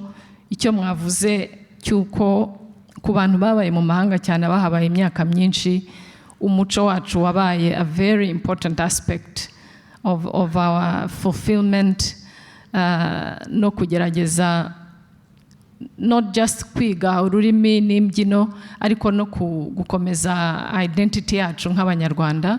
Birumvikana rero yuko aspect y'umuco dukwiye kuyiha umwanya urushije uwo tuha kuri iki gihe, ariko nta buriya iyo tuba mu mahanga no kugira ngo ube well integrated mu gihugu bamo, ibyiza birakorohera iyo nawe identity yawe uyizi neza, biroroha no kubasha kuba integrated mu muco w'ahandi no mu bindi bihugu. Donc je suis d'accord avec vous qu'il faut absolument maintenir l'aspect culturel y'abana bacu, ndetse atari no ku rubyiruko gusa, n'abantu buriya n'abantu bakuru nabo bakenera umuco. Hari ubwo tuvuga ngo abana, ariko n'abakuru natwe dukwiye gukomeza umuco mwiza wa Kinyarwanda. Ku bijyanye na autonomisation financière y'abagore, reka duhe ijambo Ministre Diane atubwire. Murakoze. Ku byerekeye autonomie financière, navuga yuko mu gihugu cyacu bitangira kare. Imbaraga zishyirwa ku mwana w'umukobwa cyangwa ku mugore zitangirira mu kumuha ubushobozi bwo kuba yanazagira iriya autonomie financière, kuko ntabwo ushobora kugira autonomie financière utabanje kugira skills. Ibyo bindi twavuze mu gitondo rero imbaraga zashyizwe mu burezi bw'umwana w'umukobwa, mu kumushishikariza kwiga, ni intambwe kugira ngo azagere kuri autonomie financière. Hari gahunda nyinshi twabivuze mu gitondo. Hari gahunda zishishikariza umwana w'umukobwa kwiga amashuri y'imyuga n'ubumenyingiro, ibitari bihari imbere. Ibyo bimufungurira imiryango. Muzi ko ku rwego rw'isi hari ikibazo cy'ubushomeri, unemployment. Iriya gahunda iri mu gihugu cyacu ishishikariza umukobwa noneho kureba ahari umurimo ku rwego rw'isi, ku rwego rwa Afurika, n'intambwe ya mbere kugira ngo ejo n'ejo bundi azigeze kuri autonomie financière.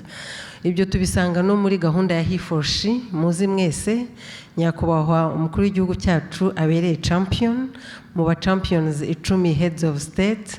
Harimo ingingo ivuga kongera umubare w'abana b'abakobwa baccessinga kuri ICT, kongera umubare w'abana b'abakobwa biga amashuri y'imyuga n'ubumenyingiro.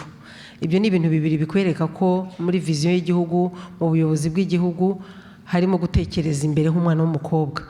Ahandi tubisanga ni muri gahunda y'imyaka 7 ya nyakubahwa Perezida wa Repubulika yatugaragarije ubwo twamutoraga muri 2010, izasozwa muri 2017, aho avuga ko by 2017 yifuza yuko access to finance ku bagore n'abakobwa ugereranyije n'abagabo byaba 50-50.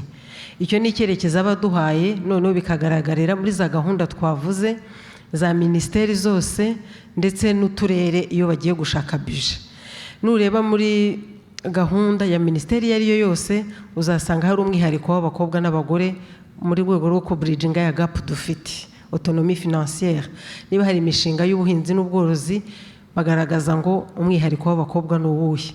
Niba hari gahunda twita kora wigire cyangwa hanga umurimo ibarizwa muri Minisiteri ya Commerce na Trade, uzasangamo umwihariko w'abana b'abakobwa. Ibyo byose ni ibyerekana initiative zikorwa kugira ngo umukobwa azagere kuri autonomie financière. Ikindi ni cya kigega navuze mu gitondo cya BDF, Business Development Fund, nakivuze bihagije, navuze garanti kigenera abagore n'abakobwa igihe bakoze imishinga, ndetse na grant ya 15% government bishyurira igihe bo bishyuye bagaragaje ko bishyura neza. Hari na gahunda ya National Employment Program, nayo leta yashyizemo amafaranga ikanamobiliza abaterankunga gushyiramo amafaranga, nayo irebye musanga umwihariko uri cyane cyane ku rubyiruko ndetse n'abakobwa. Izo gahunda zose rero zigamije autonomie financière y'abagore n'abakobwa. Icyo dushinzwe nka ministeri, icyo dushinzwe nk'inama y'igihugu y'abagore n'izindi forum nyinshi, no gusakaza ayo makuru kugira ngo nawe umugore wo mu cyaro agere kuri ubwo bumenyi, agire izo skills, amenye aho zitangirwa, amenye n'izo opportunities zose zimugenewe. Murakoze. Murakoze Diane. Ndumva hari hasigaye ibibazo bibiri. Kimwe ni ikibazo cy'umugabo usobanutse wahoze hano imbere.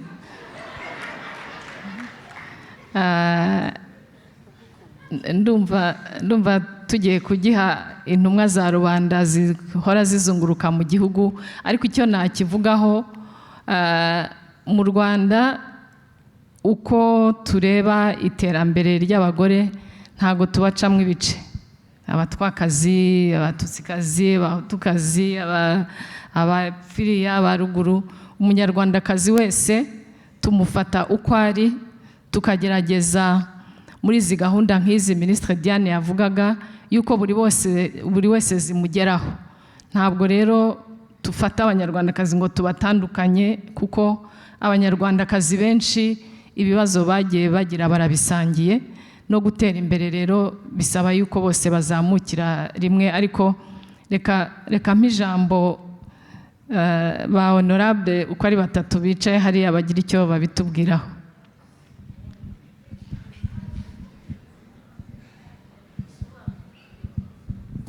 Murakoze. Reka mbanze mvuge yuko ahanini ikibazo gisobanura. Mu Rwanda nta mutwa, nta muhutu, nta mututsi, twese amahirwe namwe. Noneho in reality se bimeze biti? Hari ahantu katabagemo muri Nyagatare, twagiye dusanga abakuru ba Nyabyenda uriya uri muri Canada ukita umutwe. Tutaba abantu bakwiriye gahunda y'umwihariko. Turagenda tububakira amazu meza cyane, arimo amazi, arimo amashanyarazi. Tuti mwebwe muvemo aho mwari mujye gutura hariya, ariko tukabatatanyaho gatoya. Baranangira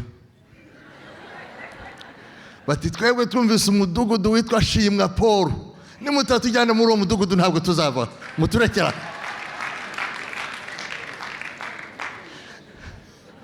Twaragiye dusanga iyo bari bonyine bari hamwe mu concentration ntibafatanya, baracyashaka gukomeza ngo babumbe bagire bati. Nabyo ni umwuga mwiza, turanabyinkareginga, nimuntu abumba mubumbe n'ibibindi noneho biri modern, mujya mubibona byiza, bashyiramo indabyo, bashyiramo iki, mujye hamwe, mujya mu banki bagende babaha inguzanyo. Shimwa Paul ibashimwa Paul. Tugomba kubatandukanya. Ntabwo dushaka ahantu ngo aha naho abatutsi gusa, aha naho abahutu gusa, aha naho ni abanyarwanda bose. So iyo niyo gahunda dufite, katabajyemo twabakuyemo, ubu turabashyira baturane n'abandi banyarwanda mu communities zose. Tunyaruka ku bintu bya cooperation, bafatanye bajye mu associations, bajye muri izo nguzanyo batangire bazibona. ikindi twanze amategeko y'u Rwanda ntabwo yapurayinga kuri bamwe ngo areke abandi. Twasanze communities bari barimo bacukuraga bidakurikije amategeko y'ibidukikije, nk'ahantu muri Muhanga baraturegera ngo basigaye bababuza kujya kwizanira ibumba. Ntabwo wababuje kujya kwizanira ibumba. In fact ibumba riri free, ariko mwe kugenda mujarajara ahangaha mujarajara hamwe mujya ahantu hamwe hazwi mufite in mind ibidukikije ko bigomba kuba protected. Ni nk'abariya ba miners.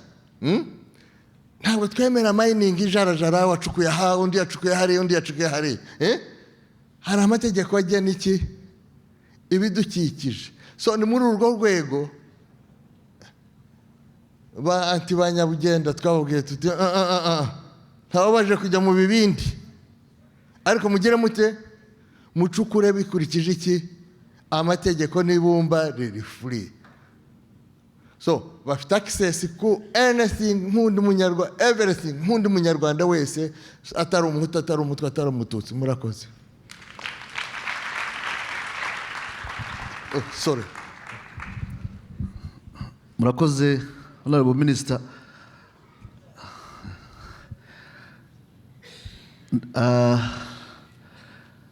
Mwavuze ibintu bikomeye. Burya iyo umuntu atanga ikiganiro agashyiramo n'ubuzima bwe, ntaho aba agukinze, kandi abaguhaye nawe icyizere ko bwa buzima wabagamo wihishamo bwakugoraga ufitemo mu busangira, kandi ushobora kuvamo kandi ukavamo ukagira icyizere cy'ejo hazaza. Nyakubahwa Minisitiri, mwakoze cyane. So nagira ngo nsubize kuri icyo kibazo cyari kibajijwe. Ni byiza ko kibajije, ariko nagira ngo manze mvuga impamvu rimwe na rimwe cya kibazo cyakunze kubazwa mu buryo akibajijemo. Ikibazo cyakunze kubazwa mu buryo akibajijemo, abajije bakobwa ko turi mu bakobwa, ariko hari n'ukundi kuntu abantu bashatse kugikoresha nk'iturufu. Abanyamahanga cyane cyane yo kongera kwinjira mu gihugu kugira ngo bo twari tugeze ku guhuza abahutu n'abatutsi. Abahutu bafashe umugambi wo kwica abatutsi, kubatsemba, kubarangiza, ariko RPA ikabihagarika, ariko tukazana reconciliation. Abantu bamwe b'abanyamahanga bashatse kwinjira mu gihugu kugira ngo bereke abatwa ko nawe ari undi bwoko. Noneho nibatangira kuvuga ngo hari abatwa bigashyirwa mu mategeko, bise nk'ibibyutse bizanye noneho y'amoko, noneho n'abandi bazakurikiyeho babaza yabo, abandi babaza yabo. Icya kabiri, ujya mwumva ibintu by'ibintu bitwa ngo les autochtones, basangwa butaka, byagiye bikorwa nk'uburyo bwo kongera kwinjira mu mateka y'Abanyarwanda kugira ngo bazanemo akandi kavuyo baciye muri aho ngaho. Igisubizo rero ni kimwe. Mu Rwanda, Nyakubahwa Minisitiri, Abanyarwanda muri aha ngaha mujye munabyibuka munabivuge. Mu Rwanda ubutegetsi buhari, porogaramu zihari zose ziri inclusive. Inclusiveness. Nyakubahwa Paul Kagame, the leadership of Rwanda is a leadership that is the most and most inclusive leadership around the world. Mu Rwanda, the winner never takes all. Muri Amerika, the winner takes all. Ariko ntawe bacalenjinga. Perezida wa Repubulika agira amanota 95%, akaba atemerewe kugira abaminisitiri barenga 50%. Murabyumva neza? Ubwo narangiye muri politike zindi zihambaye, ariko mujye mubonye ibintu fact ushobora kuba wasubiza umuntu aho umuntu agize amajwi 95% mu gihugu, ariko akatemerewe kugira abaminisitiri barenga 50%. Bikaba biri mu itegeko nshinga. Dictatorship, Nyakubahwa Minisitiri, yaturuka he? So nagira ngo mbabwire rero ko kubijyanye abatwakazi n'ibyo babajijwe mu Rwanda, ikintu cya mbere ni education. You have an education for all, primary school, secondary school, icyo bita 12 years based education. uwarangije kumufasha inclusively ntawe uzasigara inyuma. Uwashoboye kuba educated agira access ku kazi, agira access kuri services zindi izo arizo zose. Icya kabiri, nta munyarwanda ugomba kutagira aho aba. Ya inclusiveness iravuga ngo tushyire imbaraga kuri wa wundi wasigaye, na wa wundi ufite aho ageze tumusabe kujya kuramira uwasigaye inyuma. Abo bitwaga abatwa, bitwaga abasangwa butaka, barubakiwe, bahawe porogaramu ya gira inka, barorora inka, babanje kubaha inka mbere abantu bakaza babeshya ngo barazibaga bakazitera zikamera inyama bazishyira mu butaka, ariko bashaka kugira ngo bazirye. Hari umutwakazi wari professionnel mu gutanga ubuhamya bwe witwa Nyirabarame, mujya mwumva, wagiye mu mahanga kubera gukora briquette, yabonye igihembo, yafashe indege asobanura ukuntu yagiye mu Budage, akajya asobanurira Abadage ukuntu bakora briquette zivamo amakara yo guteka, asobanura ukuntu yerekana amajyambere afite, ukuntu muri village ariwe opinion leader. Ejo bundi bita amazina ingagi, mwabonye ko abari bari mu mashyamba yo mu birunga, aho kugira ngo ingagi zabamare n'ibisimba, ubu barangije kujya bagabana ku mafaranga ava muri tourism mu gihugu n'ava muri zirangagi zose. So rero nta mutwa, nta muhutu, nta mututsi, ni Abanyarwanda, kandi uwo ari we wese ufite imbaraga nke niwe leta ishyiraho imbaraga, noneho n'ufite ubushobozi bwinshi leta ikamufasha gusubira inyuma kugira ngo atange akazi, atange amahirwe ku bandi Banyarwanda. Nyakubahwa Minisitiri, rero ngira ngo there is no need for speculation. Murakoze.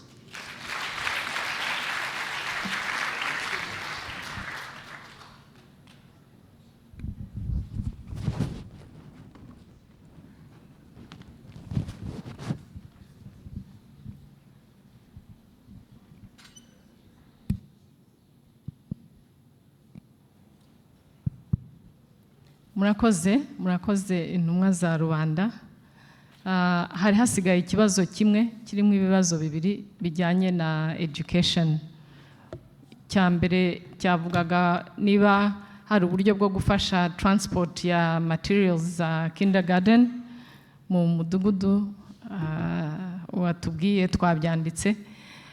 Icya kabiri ni ukubaza niba hari possibility ya partnership hagati y'amashuri. Ibyo bibazo byombi turabigeza kuri bagenzi bacu bashinzwe uburezi, ubwo turaza kubasaba adresse hanyuma tuzabagezeho igisubizo. Murakoze.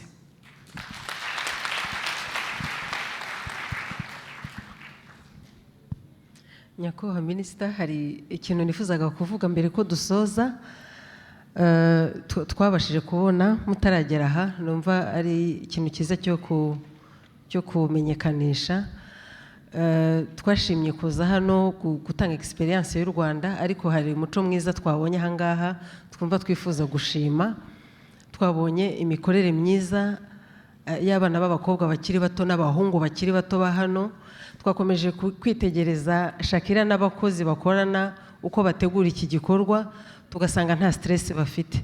Twaje gusobanukirwa impamvu, kuko umunota ku wundi twamwumvaga avugana n'urubyiruko ruri aha, rwaje hano guhera ejo amasaha ya kare cyane bategura, bamubwira uko ibintu bimeze. Twahagera tugasanga ibintu byose biri kuri gahunda, n'uyu munsi byagaragaye. Ni ikintu gikomeye kandi cyo gushima.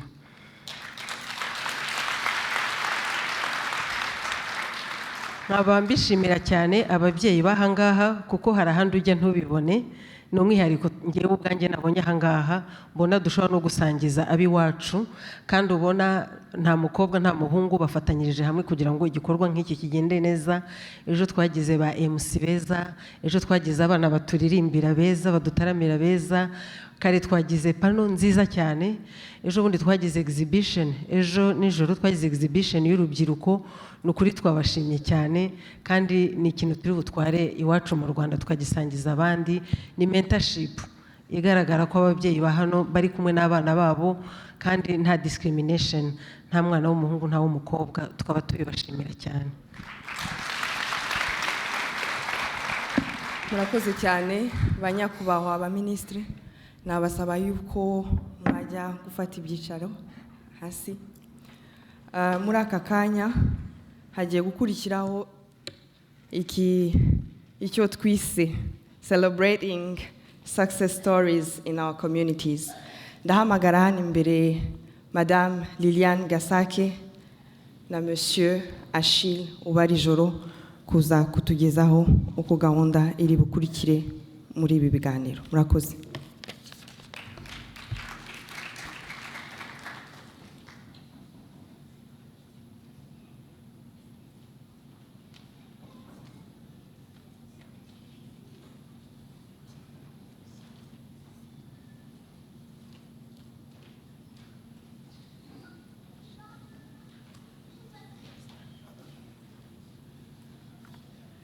Okay, hello everyone. Muraho mwese.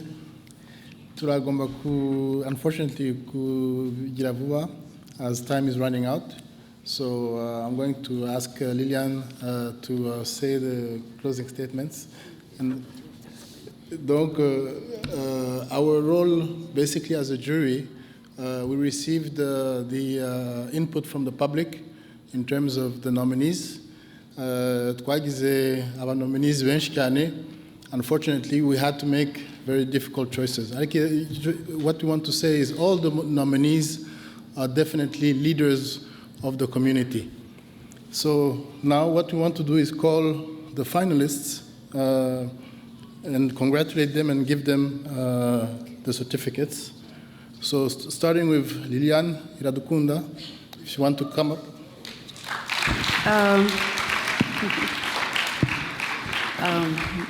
Twifuzaga ko Shakila Umutoni na Son Excellence Munyakubahwa Louise mushiki wabo yabazamuka hano hejuru kugira ngo badufashe gutanga izo award. Ariko mbere yuko tuzitanga nashakaga gushimira mbere ya byose RCA en soi, RCA Canada. Iyo mvuze RCA Canada mvuga twese hamwe, turi kumwe twese, ni ukuvuga kuva ku mwana muto kuri ababyeyi babo, ni ukuvuga mama na papa, ndavuga abarara amajoro kugira ngo ibintu bigende neza, ndavuga abari n'abategarugori barebera bakurikirana ibya gender na culture, ndavuga ama association ari hano, ari urumuri, ari umurage, arandi ma association tutashoboye kubona hano. Ndashimira cyane abagera ku gihe bafasha abanyarwandakazi n'abanyarwanda hano muri Canada tutamenya.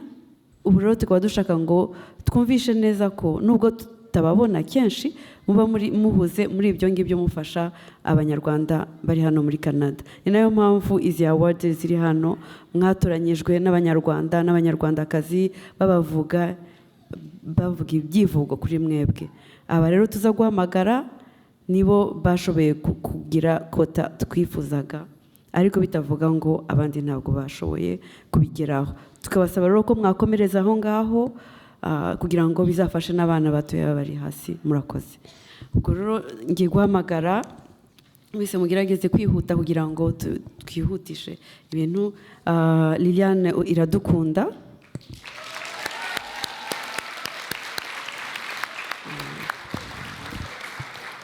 Jeanne Mukandori,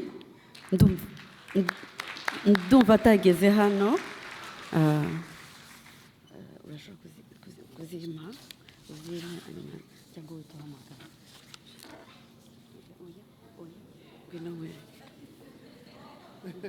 Sorry, where?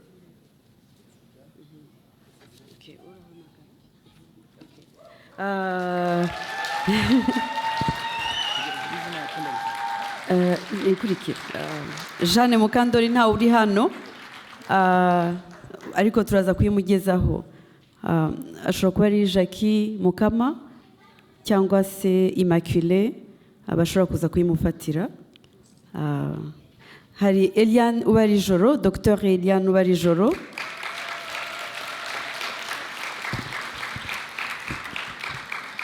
Hari mukomeze muzamuke vuba vuba bishobotse. Hari Neza Masozera.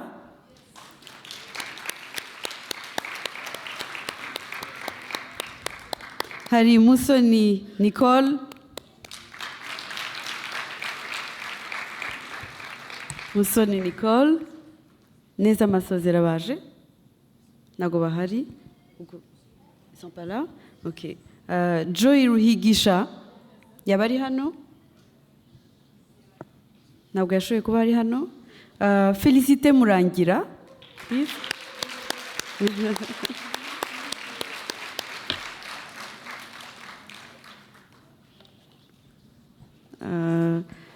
Josephine Murphy ari hano? Na Jocelyn Alexandre ko n'aba twins. Hanyuma na Chantal Mudahogora.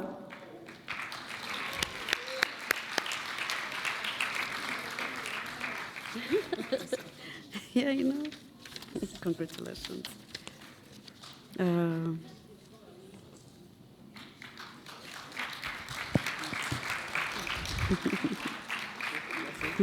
That's it. Okay.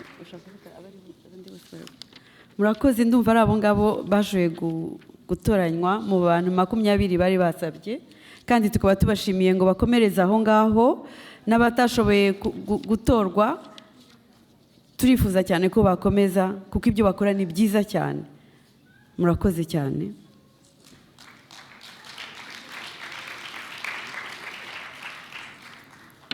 Hanyuma rero kubera umwanya watubanye muke, mutubabarire, turakomereza hariya hejuru, igitaramo gikomeze,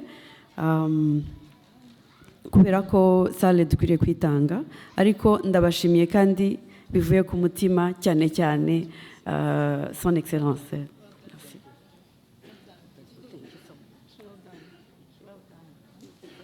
Mwongere mumukomere amashi please.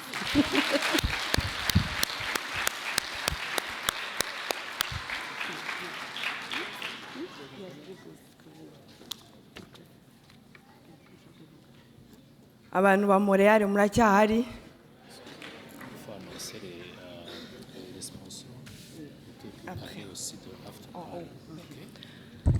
Muri aka kanya rero gahunda yacu ikabira irarangiye. Gahunda twatangiye kuva mu gitondo, benshi muri mwebwe murananiwe, ariko ntimutahe.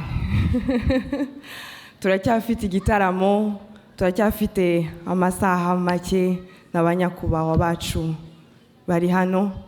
Nkaba ngira ngo mbasabe mumbabarire, munyemerere, nk'uko twabakiranye n'ubwuzu, nk'uko twabakiranye n'urukundo, tubareke abari bo basohoka ba mbere.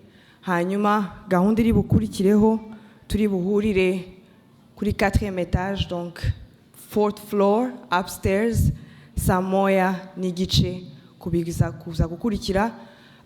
Muri aka kanya nkaba nabasaba yuko mwajya kuri 3e étage, dufite exposition, dufite abantu bagurisha ibintu, bari bumurika ibintu byabo, ibikorwa byabo, ariko nagira ngo mbasabe munyemerere mwicare mutegereze ko abashitsi bakuru bagenda, hanyuma tukaza kubakurikira.